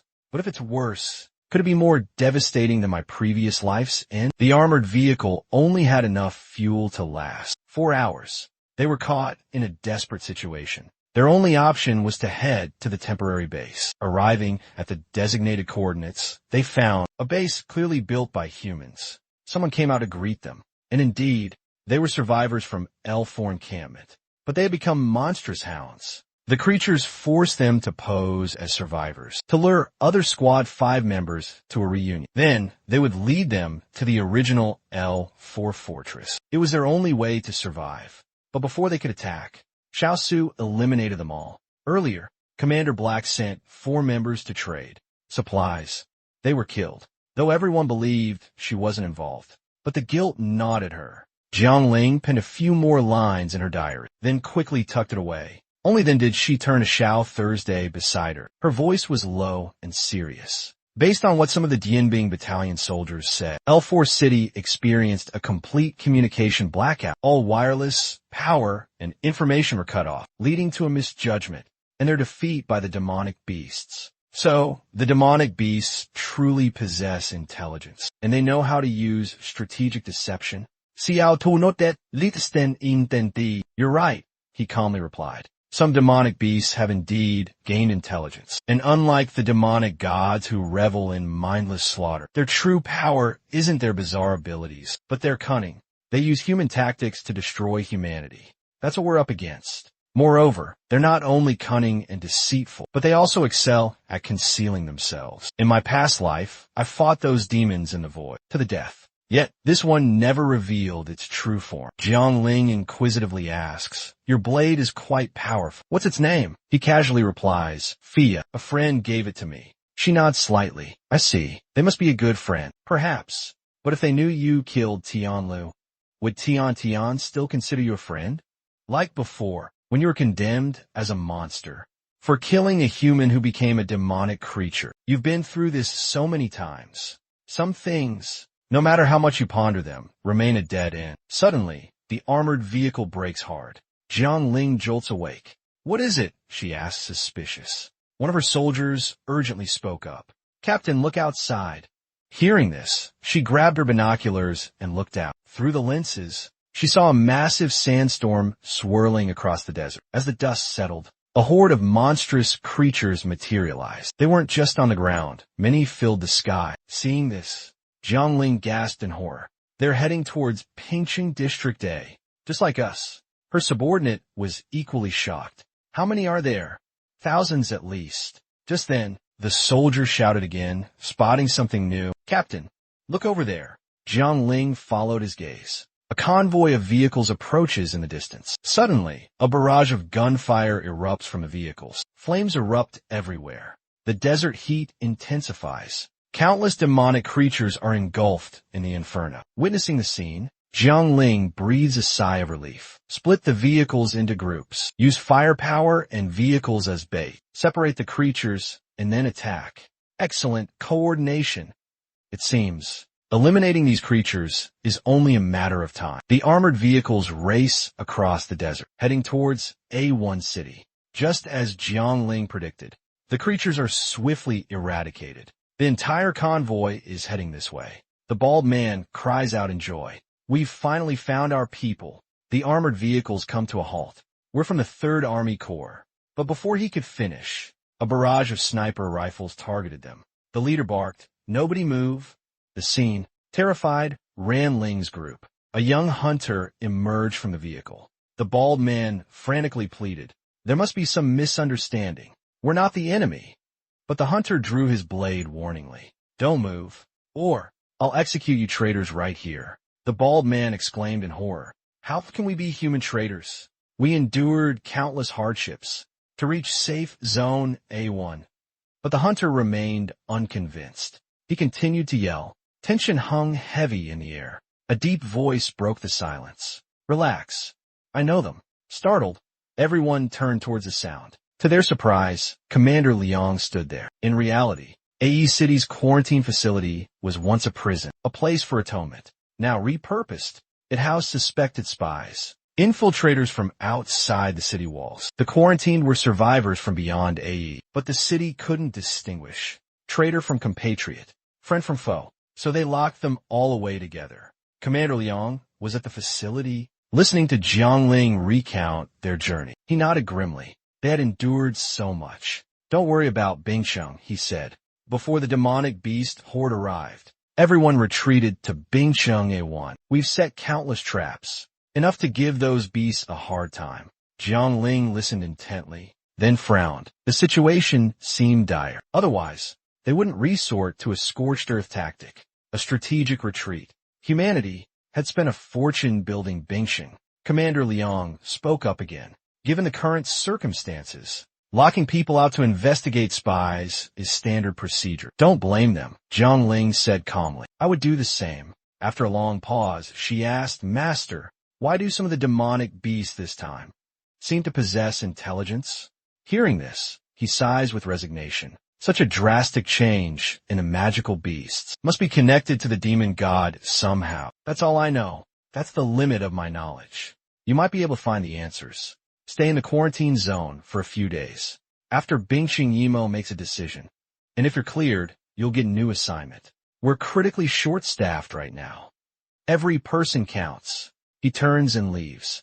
Jiangling is left with her doubts. Could she possibly know where all the wrong answers lie? But she can't figure it out. She glances behind her. She spots Xiao Su diligently working on something. Curious, she approaches him. What are you researching? Xiao Su calmly replies. There's a mountain near Bingcheng Yimo. There are hot springs there. I'm wondering if it might be a volcanic area. Speaking of which, he continues to study the map intently, silent. Suddenly, a news report flashes on the TV. A group of council members has gone to the front lines to fight the demons. They reassure the soldiers not to worry. The Federation is prepared. Jiang Ling curses angrily upon hearing this. How can they grandstand in a situation like this? Still, those council members going to the front lines is something at least. Even the weakest among them are level 8. 2 soldiers approach. They inform them that their surveillance has been lifted. They've been assigned a squad under their command. They're ordered to report to the assembly ground immediately. They're deploying today. Their weapons are returned. Jiang Ling Yue's face darkens. The demon front. The situation has deteriorated this much. They didn't even verify the intel and sent us straight to the battlefield. Xiao Su, after receiving her weapons, makes a request. I need someone assigned to assist her. Her name is Black. The other person agrees without hesitation. Both of you report to the staging area. Confirm your assignment to Squad 5. Moments later, Xiao Su and Jiang Lingyue arrive. Before them stands a group of convicts. They exchange a speechless look. Jiang Lingyue turns to the officer. This is our Squad 5. The officer offers a weary explanation. All that's left is the penal battalion. Their combat effectiveness is negligible, but there are a lot of them. Jiang Lingyue grits her teeth. The penal battalion, low strategy, no morale. What good is it if they don't obey Instructor Dong? On the contrary, more people make it harder to command. Hearing this, the other person hands her a box full of walkie-talkies reassuringly. Don't worry, use these walkie-talkies. They allow for constant, real-time communication. Within a 3 kilometers radius, you could distribute 1 to 10 people. Jiang Ling is a little dissatisfied. Scolding me doesn't solve the problem. But Xiao Thursday responds with satisfaction. With these, things will be much more convenient. The other person nods slightly, handing them a map. You can choose to go anywhere. The situation in the far northwest is the most critical. That's the direction of the demonic beast attack. He suggests they choose a location. But before he can finish, Xiao Thursday interrupts. We'll go there. Hearing this, the other person's eyes widened in disbelief. There? You want to go there? He urgently said. Did you even hear what I just said? That's the most dangerous zone. We're surrounded by monsters on 3 sides. There's only one line of defense left, barely holding on. We have to abandon this position. Xiao Thursday calmly nodded. I know. That's why I chose it. But there's a price for this choice. I need at least 20 military maps, as well as some equipment and many nuclear warheads. The other person was speechless. After a long hesitation, Jiang Ling spoke up. Listen to him. We'll choose this area. The other person frowned, his face grim, lost in thought. Finally, he reluctantly nodded. Don't come crying to me when you regret this. I'll try my best to get you the supplies you need. If you're certain, then get to the transport as soon as possible. You'll be sent to the battlefield immediately. Only the 2 of them remained. Jian glanced at Xiao Thursday. Let me guess. These prisoners won't follow orders. So you're forcing them to choose, obey, or die. He calmly nodded. Jiang Ling spoke anxiously. That's too risky. Even cornered. What if they choose to fight? We can't possibly withstand that many demonic beasts. We won't last long. They'll completely overwhelm us. Xiao Thursday frowned, looking towards the distance. He saw Blake approaching. A mysterious smile spread across his face. Who gets overwhelmed is yet to be seen. It depends on their efforts and hers. 2 hours later, Xiao Thursday explained his plan to Blake. She immediately cried out in alarm. No way. This is a suicide mission. Just a few of us. And we're all criminals. Fighting on the deadliest front lines. This is impossible. We're all going to die. But Xiao Thursday firmly replies, we won't know until we try. He handed her a wooden box. Inside, a large metal cylinder. He then instructs her to assemble its contents. Using the locations marked on this map, assemble these devices and gears. Just then, a few unsavory characters. I see Xiao men na sing. Sensing their hostility, he slowly approaches them. Stopping a few meters away, he coldly states, very well. Scum, I'm quite enjoying the look on your faces. His words ignited a fury in the group. You bastard. Are you courting death? Damn it. You looking for a death wish? No sooner were the words out than he drew his gun, aiming it at Xiao Thursday. Putting on that act with you lot in front of the warden was more than enough. You should know better now. I can spare your life, he offered. But those two girls, they'll be staying with us. Jiang Ling's expression darkened at his words. Without a word, she lunged forward with lightning speed. Shock contorted the man's face. His body trembled uncontrollably. Jiang Ling spoke indifferently. Mind if I kill him? Xiao Thursday shook his head slightly. No objections. But next time, don't ask for permission after you've done. With a single thrust of her spear, Jiang Ling ended the man's life. She coldly kicked the corpse aside. The faces of the other inmates paled at the sight. Jiang Ling scoffed, then unleashed a surge of lightning. In the blink of an eye, thousands of lightning bolts enveloped her. The prisoners watched in terror. They hadn't realized she was a practitioner. Xiao Thursday finally spoke. Listen to my orders, or you'll die here and now. Just then, on the other side of the mountain, a tremendous roar erupted. Startled, Xiao Thursday and the others turned to look. Black quickly raised her binoculars. She saw smoke and fire billowing into the sky. Practitioners were under attack by magical beasts. The beasts were advancing like a tidal wave. Black's face hardened. She whispered, "The defensive line has been breached. Magical beasts are surrounding us from all directions." At her words, the prisoners erupted in panic. They screamed that they didn't want to die. But Xiao Su wasn't overly concerned. He spoke sternly. "Very well. We're surrounded. You have no chance of escape. If you try to run, you'll be ripped apart by monsters. But if you follow my orders, I'll get you out of here.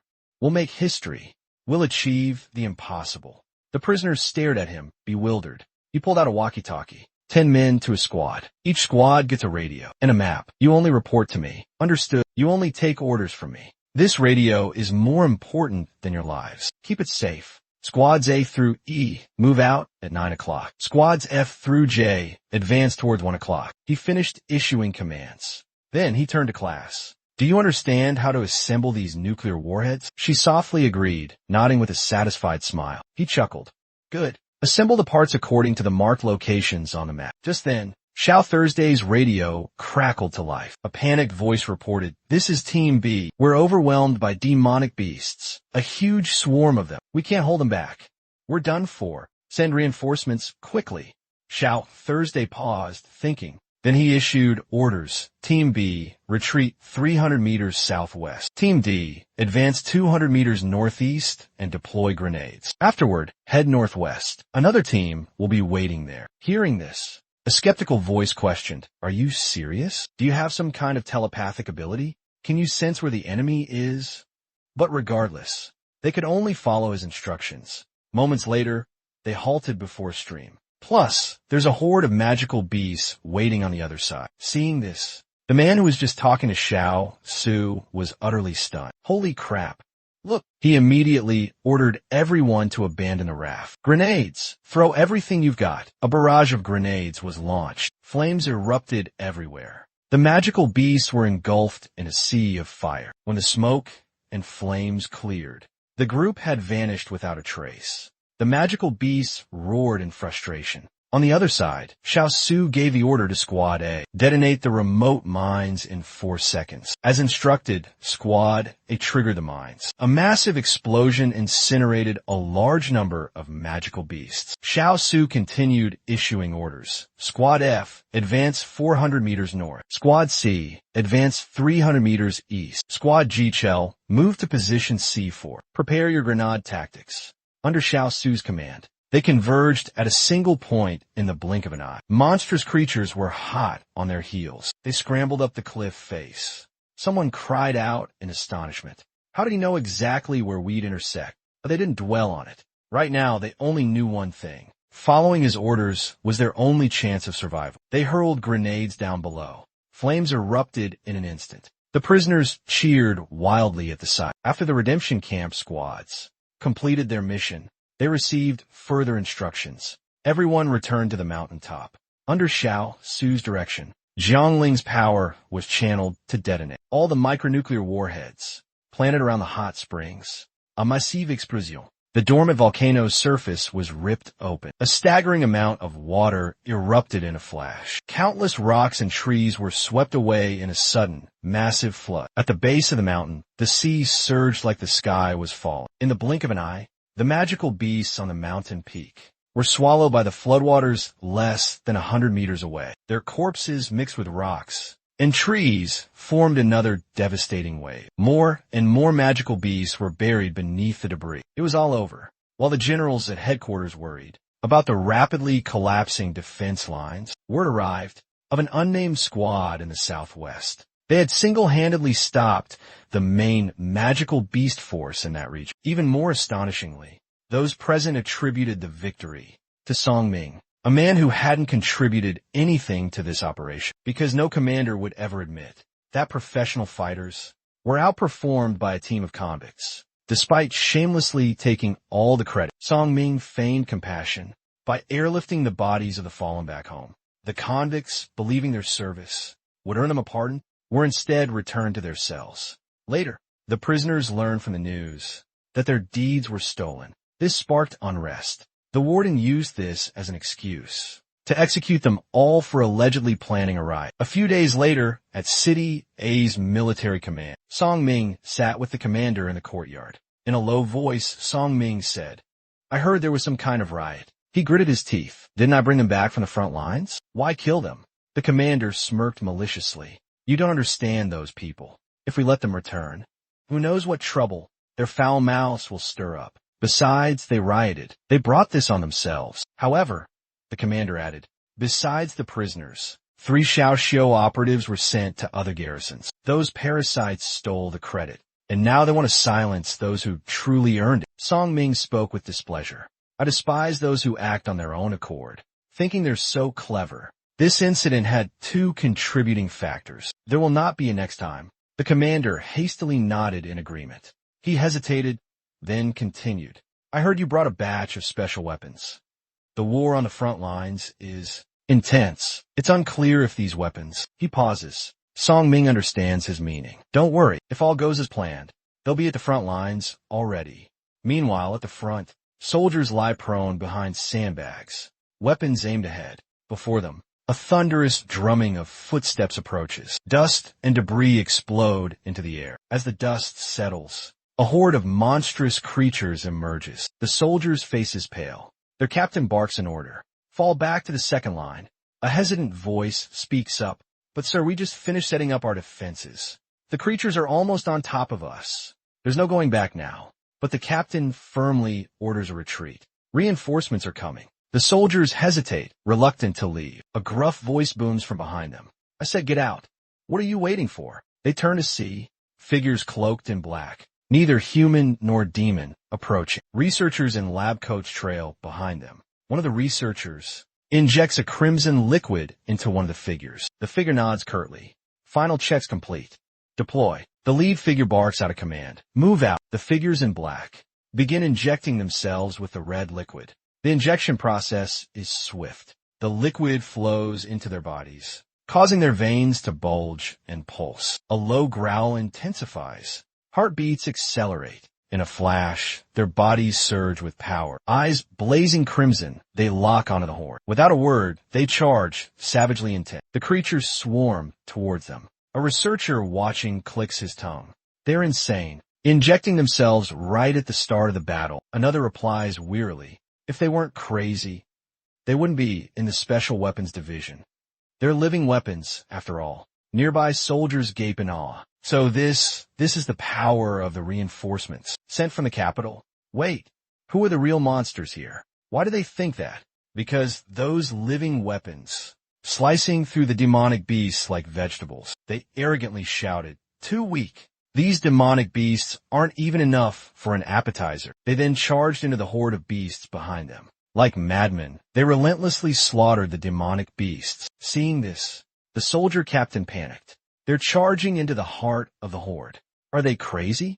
Stop them. This is suicide. But the researcher chuckled. How could this be? It's just a bunch of demonic beasts. This is their chance to show their true power. He smirked smugly. Their strength has been suppressed here. The captain's face contorted in confusion. Meanwhile, at the heart of the battle, A humanoid weapon was surrounded by demonic beasts, but he showed no fear, then excitedly sticks out his tongue. He rips off his mask, revealing a face even more monstrous. He sneers at the magical beasts. Well, can you feel it? The same aura as your own, radiating from me. But don't get any ideas. My power is on a completely different level. Consider this a little demonstration of my true strength for you brats. He administers a second injection, then slams his fist into his chest. Another surge of red liquid floods his system. Veins bulge across his body, pulsing red. Moments later, the red liquid is fully absorbed. A monstrous claw erupts from his arm. The magical beasts recoil in terror. Suddenly, the monstrous claw lashes out. He gripped the monster's head tightly. Without hesitation, he crushed it, sending blood splattering everywhere. He glared ahead fiercely. "Let the carnage begin," he roared. With a final word, he charged forward again. Monsters fell before him like wheat before scythe. In the blink of an eye, the ground was littered with corpses. Under the relentless assault of the humanoid weapon, the final wave of monsters was finally quelled. The soldier captain stared in disbelief. The monster horde, it's been repelled? They actually did it. The researchers nodded in satisfaction. This subject's progress has exceeded all expectations. With just over 100 individuals, they repelled such a massive monster horde. It seems we're on the verge of success. With reconstructive surgery and the right drugs, even ordinary people can become powerful practitioners. Across the desert, rivers of blood flowed. Mountains of monstrous corpses piled high. The humanoid weapons returned, their weapons dripping. Their leader carried a head, still dripping with fresh monster blood. The researcher nodded, examining the head. Not bad. Its power is considerable. A rare breed. We can extract valuable materials. The leader spoke, his voice filled with excitement. I want to push to the next front line now. My heart burns with a raging fire. I must quench it with monster blood. The researcher held up a hand, stopping him. Hold your enthusiasm. Let me examine you first. Suddenly, the ground trembled violently. The researcher turned, confusion in his eyes. What's happening? In an instant, his face paled. Before them stood a crimson monster, a colossal, shadowy figure. A single hand could crush them all. Seeing this, the humanoid weapon panicked. Where did this monster come from? The researcher frantically shook his head. It's a fusion of monster corpses. No matter what it is, just make the monster kill it. With that, the humanoid weapon charged. He launched himself into the air with a powerful leap. Blade in hand, he plunged downwards. But his attack had no effect. He was horrified. In that moment, the monster caught him in its grasp. Below, the researcher finished his scan. High energy reaction, he shouted in terror. They're level 8, or even level 9 monsters. His expression grows graver. He sees the humanoid weapon again, preparing for another injection. No, stop. You'll be discovered, he shouts urgently. The humanoid weapon scoffs. Are you kidding? If I don't take this, I'll die here. Any chance of survival, I have to take it. I won't be defeated by these pathetic monsters. Just watch me destroy them.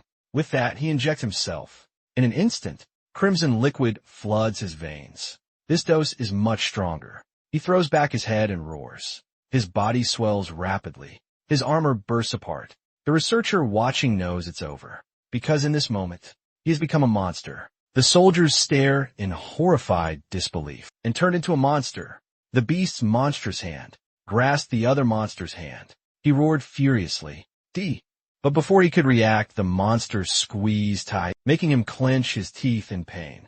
Ow! The monster's grip was immobilizing. As he struggled, the monster stared intently. Then, it raised its other hand high and brought it down hard on the human weapon. The man could only cry out, "No," before being crushed. Blood splattered everywhere. The researcher, standing close by, was covered in gore. His face paled, and he stammered, They're hunting humans for sport."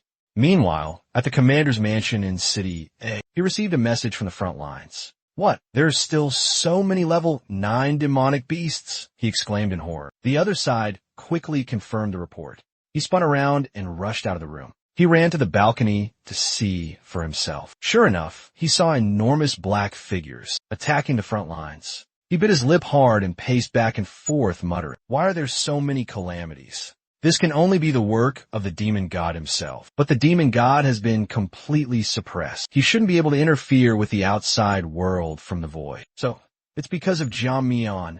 He suddenly realized what he'd just said. He shouldn't have mentioned Jia in front of Hung Yao's subordinate. But Song Ming calmly replied, indeed, the demon god dares to act because Jia isn't here. He criticized Jia for not caring about civilization, humanity, or the safety of the people. He blamed the current situation entirely on you. The commander was speechless.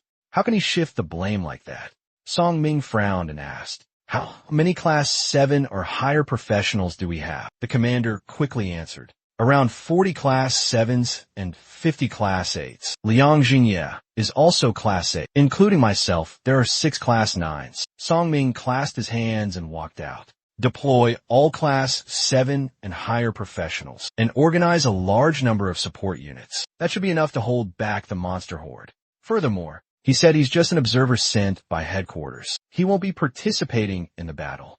The commander's face darkened. Gather the support units at the front lines, Song Ming continued. Then, use nuclear weapons to wipe out the monsters. The commander said worriedly, using nuclear weapons will cause unnecessary casualties. Song Ming replies coldly, unnecessary? What's unnecessary about sacrificing a few to maintain our strategic advantage? If the nuclear weapons are effective enough, we won't need high-level practitioners. In an instant, the commander is drenched in cold sweat. Nuclear weapon deployment requires city approval, but with Song Ming's approval, there's no need to worry. He doesn't have to risk his life on the battlefield. After a long hesitation, he nods. Understood. I'll make the arrangements immediately. Meanwhile, on a distant city wall, a captain shouts urgently, to the walls, to arms, everyone. Jiang Ling frowns in confusion. What's happening?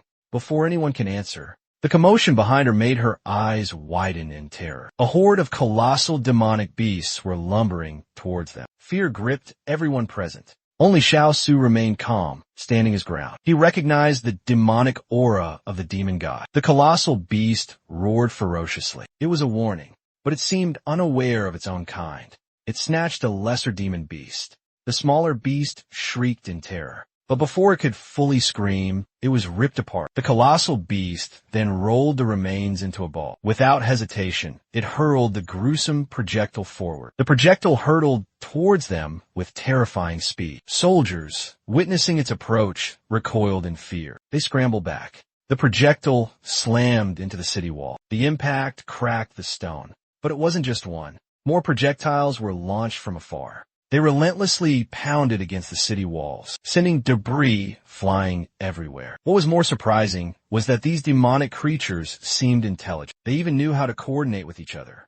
They formed a 3-creature tower, 2 at the base, 1 on top, as if planning something. Moments later, the 2 lower creatures knelt down. Then, with a powerful heave, they launched the top creature into the air. In a flash, the creature shot off like lightning. Its massive body, a moment later, crashed violently into the ground. Dust and smoke billowed everywhere. But when the dust settled, the creature's crimson eyes snapped open. A cultivator who witnessed this was left speechless in shock. But the creature gave him no chance to escape. Its enormous hand lashed out, crushing him flat against the earth, killing him instantly. Then, it furiously began to dig at the ground. A horde of low-level demonic beasts emerges. They quickly swarm and attack the soldiers. Overwhelmed by the sheer number of beasts, the soldiers quickly fall. A wolf lunges at Jiangling, but she intercepts it with a surge of lightning. Fighting it off, she asks Xiao Thursday, "Do you have any plans left?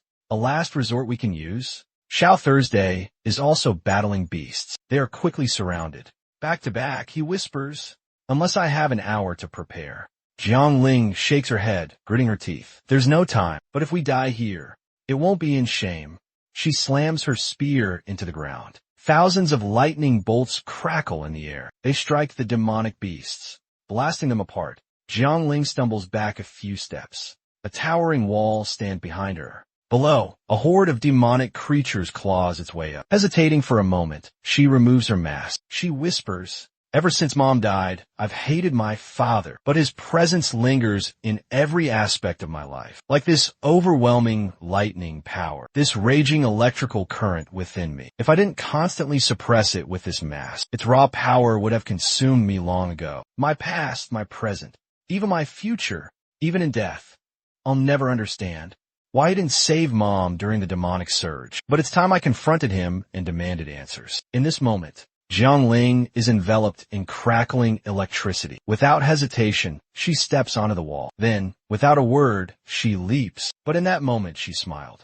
"This isn't suicide," she said. "I just haven't taken flight yet."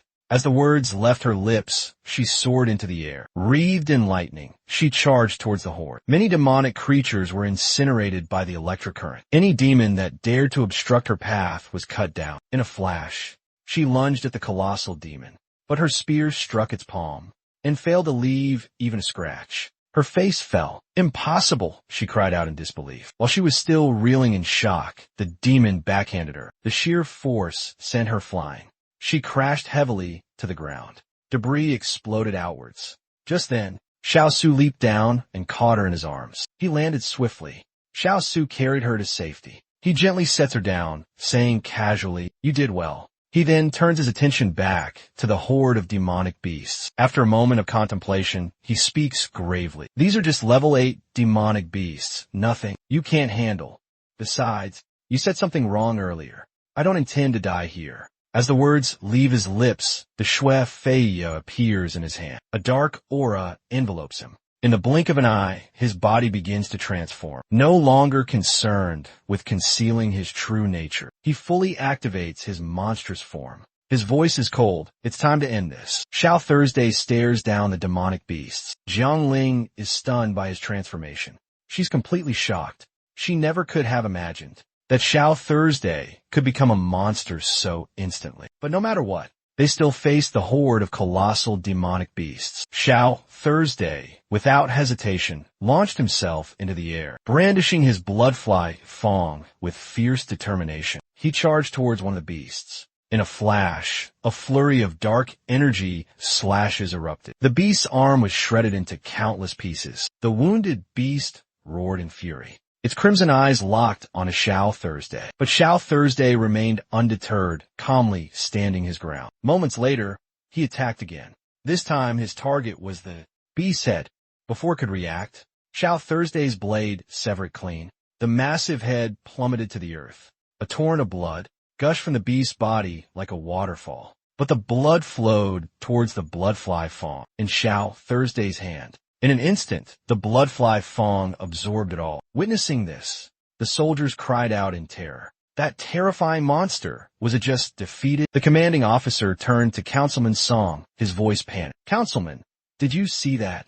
Song Ming nodded slowly. "That's the demon that appeared in Day City. If I'm not mistaken, it was transformed from a human." A spark of excitement ignited in his eyes. Such a powerful bioengineered human. If we could capture him and study him, our bioengineering technology would advance by leaps and bounds. Suddenly, a voice crackled from the radio. "Commander Song, report. Tactical nuclear warheads launched. 35 warheads in total. Estimated to completely eliminate the giant monster outside the wall." Song Ming and the officer looked up, their gazes fixed on the sky above. At that moment, a barrage of nuclear warheads rains down from the sky above Kajong. Seeing this, the soldiers are instantly terrified. They're using nuclear weapons? Are we bait? Lures for the monsters. From his vantage point, Song Ming lets out a cold chuckle. "Your deaths won't be in vain. The entire Federation, all of humanity, will remember you." The nuclear warheads continue to fall. But in that moment, a beam of violet light pierces the sky. Within seconds, a colossal eye opens within the light. Instantly, Song Ming freezes, his hand pausing mid-wipe of his glasses. His face darkens. He grits his teeth. The demon god. Impossible. How could the demon god break through the dimensional barrier and appear on Earth? After years of fighting monsters, humanity gradually uncovered some fundamental rules. For example, between Earth, where humanity survives, and the void, exists a barrier. Magical beasts can slip through this barrier and infiltrate Earth. And the magical beasts that bring natural disasters are those just small enough to squeeze through. But the demon god is a bloodthirsty shark, far too large to penetrate that barrier.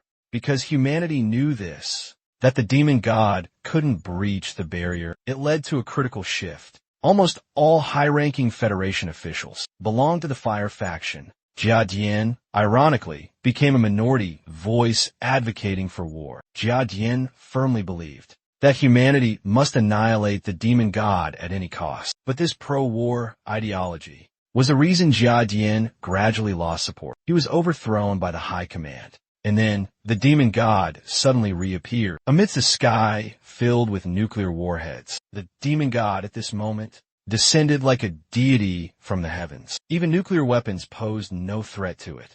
As the warheads approached, dark circles materialized, intercepting them. In the blink of an eye, the nuclear warheads vanished without a trace. Witnessing this, Song Ming cried out in terror. It used teleportation to get rid of all the warheads. The commander, equally terrified, spoke gravely. This is the power of the demon god. I can't think of any way to fight it. As he finished speaking, he saw Song Ming turn to flee. Where do you think you're going? He asked, perplexed. Song Ming gritted his teeth and spoke. The demon god's appearance will change the entire world. I have to return to the capital city to report this. The commander knew Song Ming was running away. He quickly called out, I'm the commander of the front lines. No one understands this situation better than I do. I intend to report to Central Command personally. Underground, Jiang Ling rises, her spear empty. She frowns, staring at the eye in the sky. What is that? Terrified soldiers collapse to the ground. The nuclear blast fades, but the giant monster remains. It continues its relentless assault on Xiao Tu. He charges towards the creature and slashes at it with his blade. But a massive hand snatches him out of the air. Without hesitation, the monster hurls him away. He crashes into the earth. Large cracks, spiderweb, across the ground. Xiao Tu, from the rubble, sees the demon god above. As if sensing his gaze, the demon god looks down. Its eyes find him amidst the debris. And his mask, now cracked in half, reveals his true face. For a fleeting moment, the demon god's eye widens. Man and monster lock gazes. Jiang Ling, observing from the side, furrows her brow in suspicion. Is it looking at Xiao too? But that's impossible. A demon god capable of summoning level 9 calamities wouldn't care about a mere human. The only one worthy of such attention is Jia Mian. The demon god continues to stare intently at Xiao Tu. He stares right back, unflinching. With a single look, the demon god's eye twitches and flickers. Jiang Ling is stunned. It's afraid. Her suspicions are confirmed. It's truly terrified of Xiao Tu, or rather Jia Mian. Unable to withstand the gaze, the eye begins to fade and vanishes into nothingness.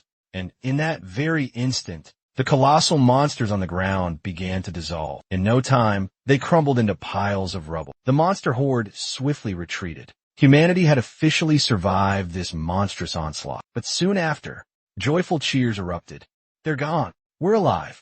We survived. Meanwhile, Xiao Su let out a deeply dissatisfied sigh. He's still as cowardly as ever. In the previous life, the mere presence of his power in the void terrified the demon gods. Jianji would flee at the first sign of him. Forget direct confrontation.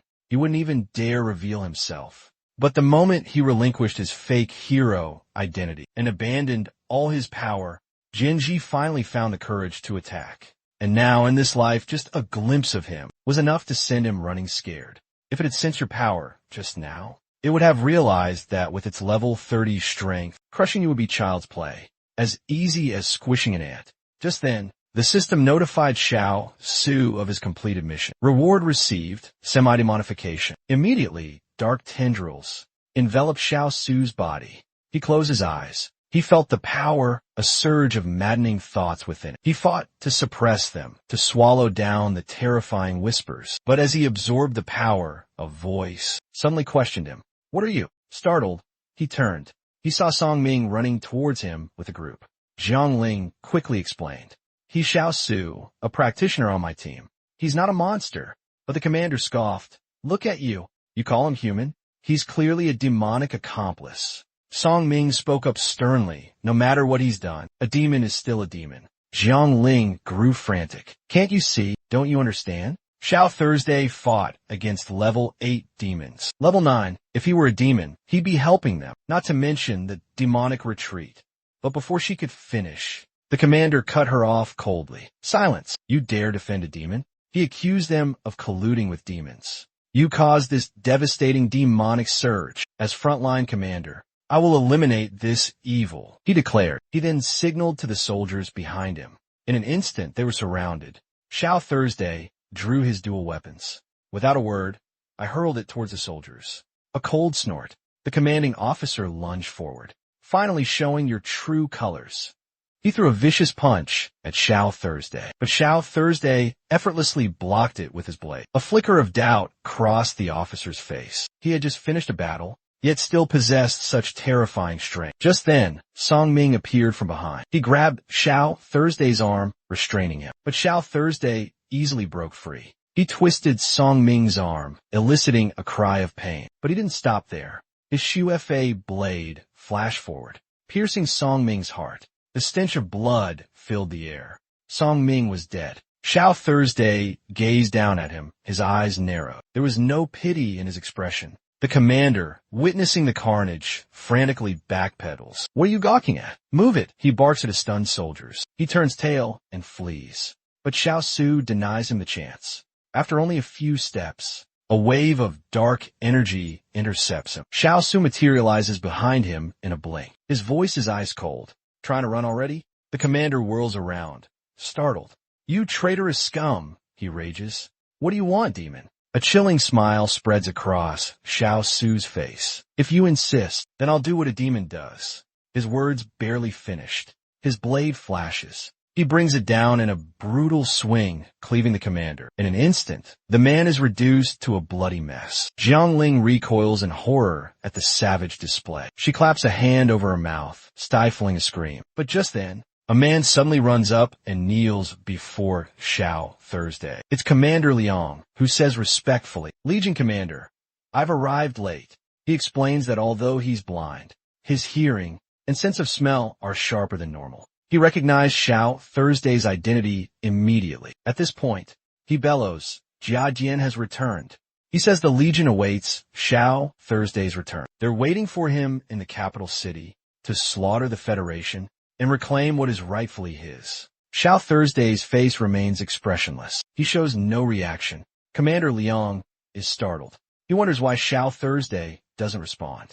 Unbeknownst to him, Xiao Thursday is enveloped in a dark aura. Just like that, he vanished without a trace. A few days later, the Federation held a post-battle press conference. Under a unified offensive, the frontline forces repelled the demonic beasts. And with Commander Yu at Star City, the Federation achieved a major victory. The frontline pushed back the demonic horde. In this large-scale campaign, over 1 million demonic beasts were eliminated. A-rank Fortress City was the only location where 6 level 7 demonic beasts were slain. 25 level 8 and 2 level 9 demonic beasts were also defeated. Although the Federation suffered casualties during this demonic beast tide, the resounding victory made every sacrifice worthwhile.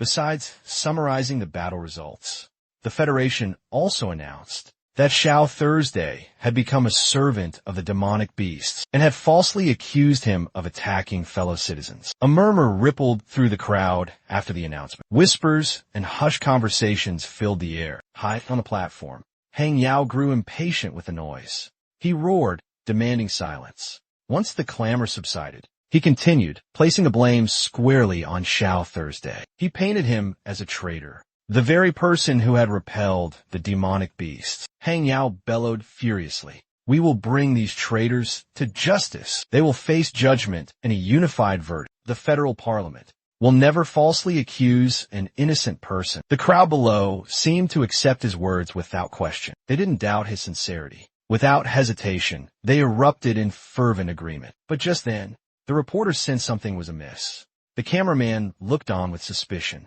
He turned towards the direction the reporter pointed. There he saw a figure, standing on a rooftop of a nearby building.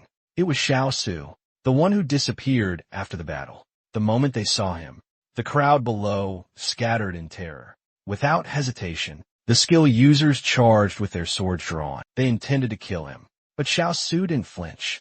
He advanced with unwavering steps, just as their swords were about to strike. He moved. He effortlessly raised his sword, and they fell one by one. As one fell, another charged. But the result was the same. Each met their end by his blade. Witnessing this carnage, the remaining attackers hesitated. What kind of power was this?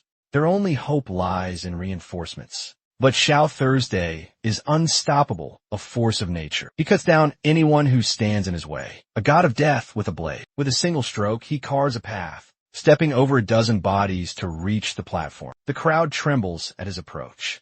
Wisely, they part to let him pass. The closer he gets, the clearer Hing sees him. A look of grave concern washes over his face. That silhouette, it's Xiao Thursday. His former comrade, his brother-in-arms. The very man he betrayed. Could it be this time? Xiao Thursday will turn his blade on him, but he quickly realizes Xiao Thursday doesn't even acknowledge him. After all, who is he now? Compared to the hero Jiajian, the hero worshipped by all. The thought darkens his expression even further. A moment later, he bit his lip hard. He finally had a chance to prove himself, to prove his worth, and to do it in front of everyone. Heng finally had a chance to defeat him. All he had to do was inject the serum, the newly developed serum. That would make him just like Xiao Thursday. Give him the same power. Lost in thought, Xiao Thursday approached him, but Heng hesitated. He couldn't bring himself to act. He stood there, trembling, urging himself to hurry. Xiao Thursday's presence was overwhelming. He was frozen, unable to move. He clutched the vial in his hand, but it was too late. Xiao Thursday brushed past him and walked straight towards the podium. And Han collapses, powerless. He kneels, head bowed, seemingly lifeless. Before anyone can react, Xiao, too, seizes the microphone and shouts, "I am falsehood." No one believes him. Falsehood? Him? Jiang Ling is watching the broadcast. His words send a shock through her. He's falsehood again? Ignoring their reactions, Xiao, too, continues. "I have returned, but not as your special hero. Humanity doesn't need a hero. What you need is me, whether as falsehood or something else.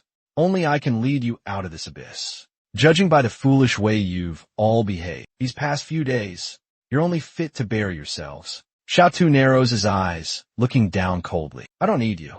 You need me." His words sent shockwaves through the stunned audience. They never expected Jiadian to speak like this. He was always so reserved and quiet, humble and polite. Xiao Thursday, high on the platform, seemed indifferent to them. His voice remained cold. But it seems even then, too much strength breeds fear. And that fear drives you to cast out those perceived as weaker. Weakness is not a sin. Arrogance is. Therefore, I am not wrong. I came here with a purpose. To drain your resources and bolster my own power. Let the world know from this day forward. It belongs to me. Jiang Ling, listening from below, finally understood everything. That's why Master said those things. But I still don't understand. Why would Xiao Su tell me the secret? About the demon god? No matter how hard she tried to reason it out. Tears finally welled up in her eyes. Tears of joy. Meanwhile, the crowd began chanting Jia Dian's name. Some even knelt, showing Xiao Su their utmost respect. Seeing this, Xiao Su smirked. "Let the demon gods come. I'll be waiting."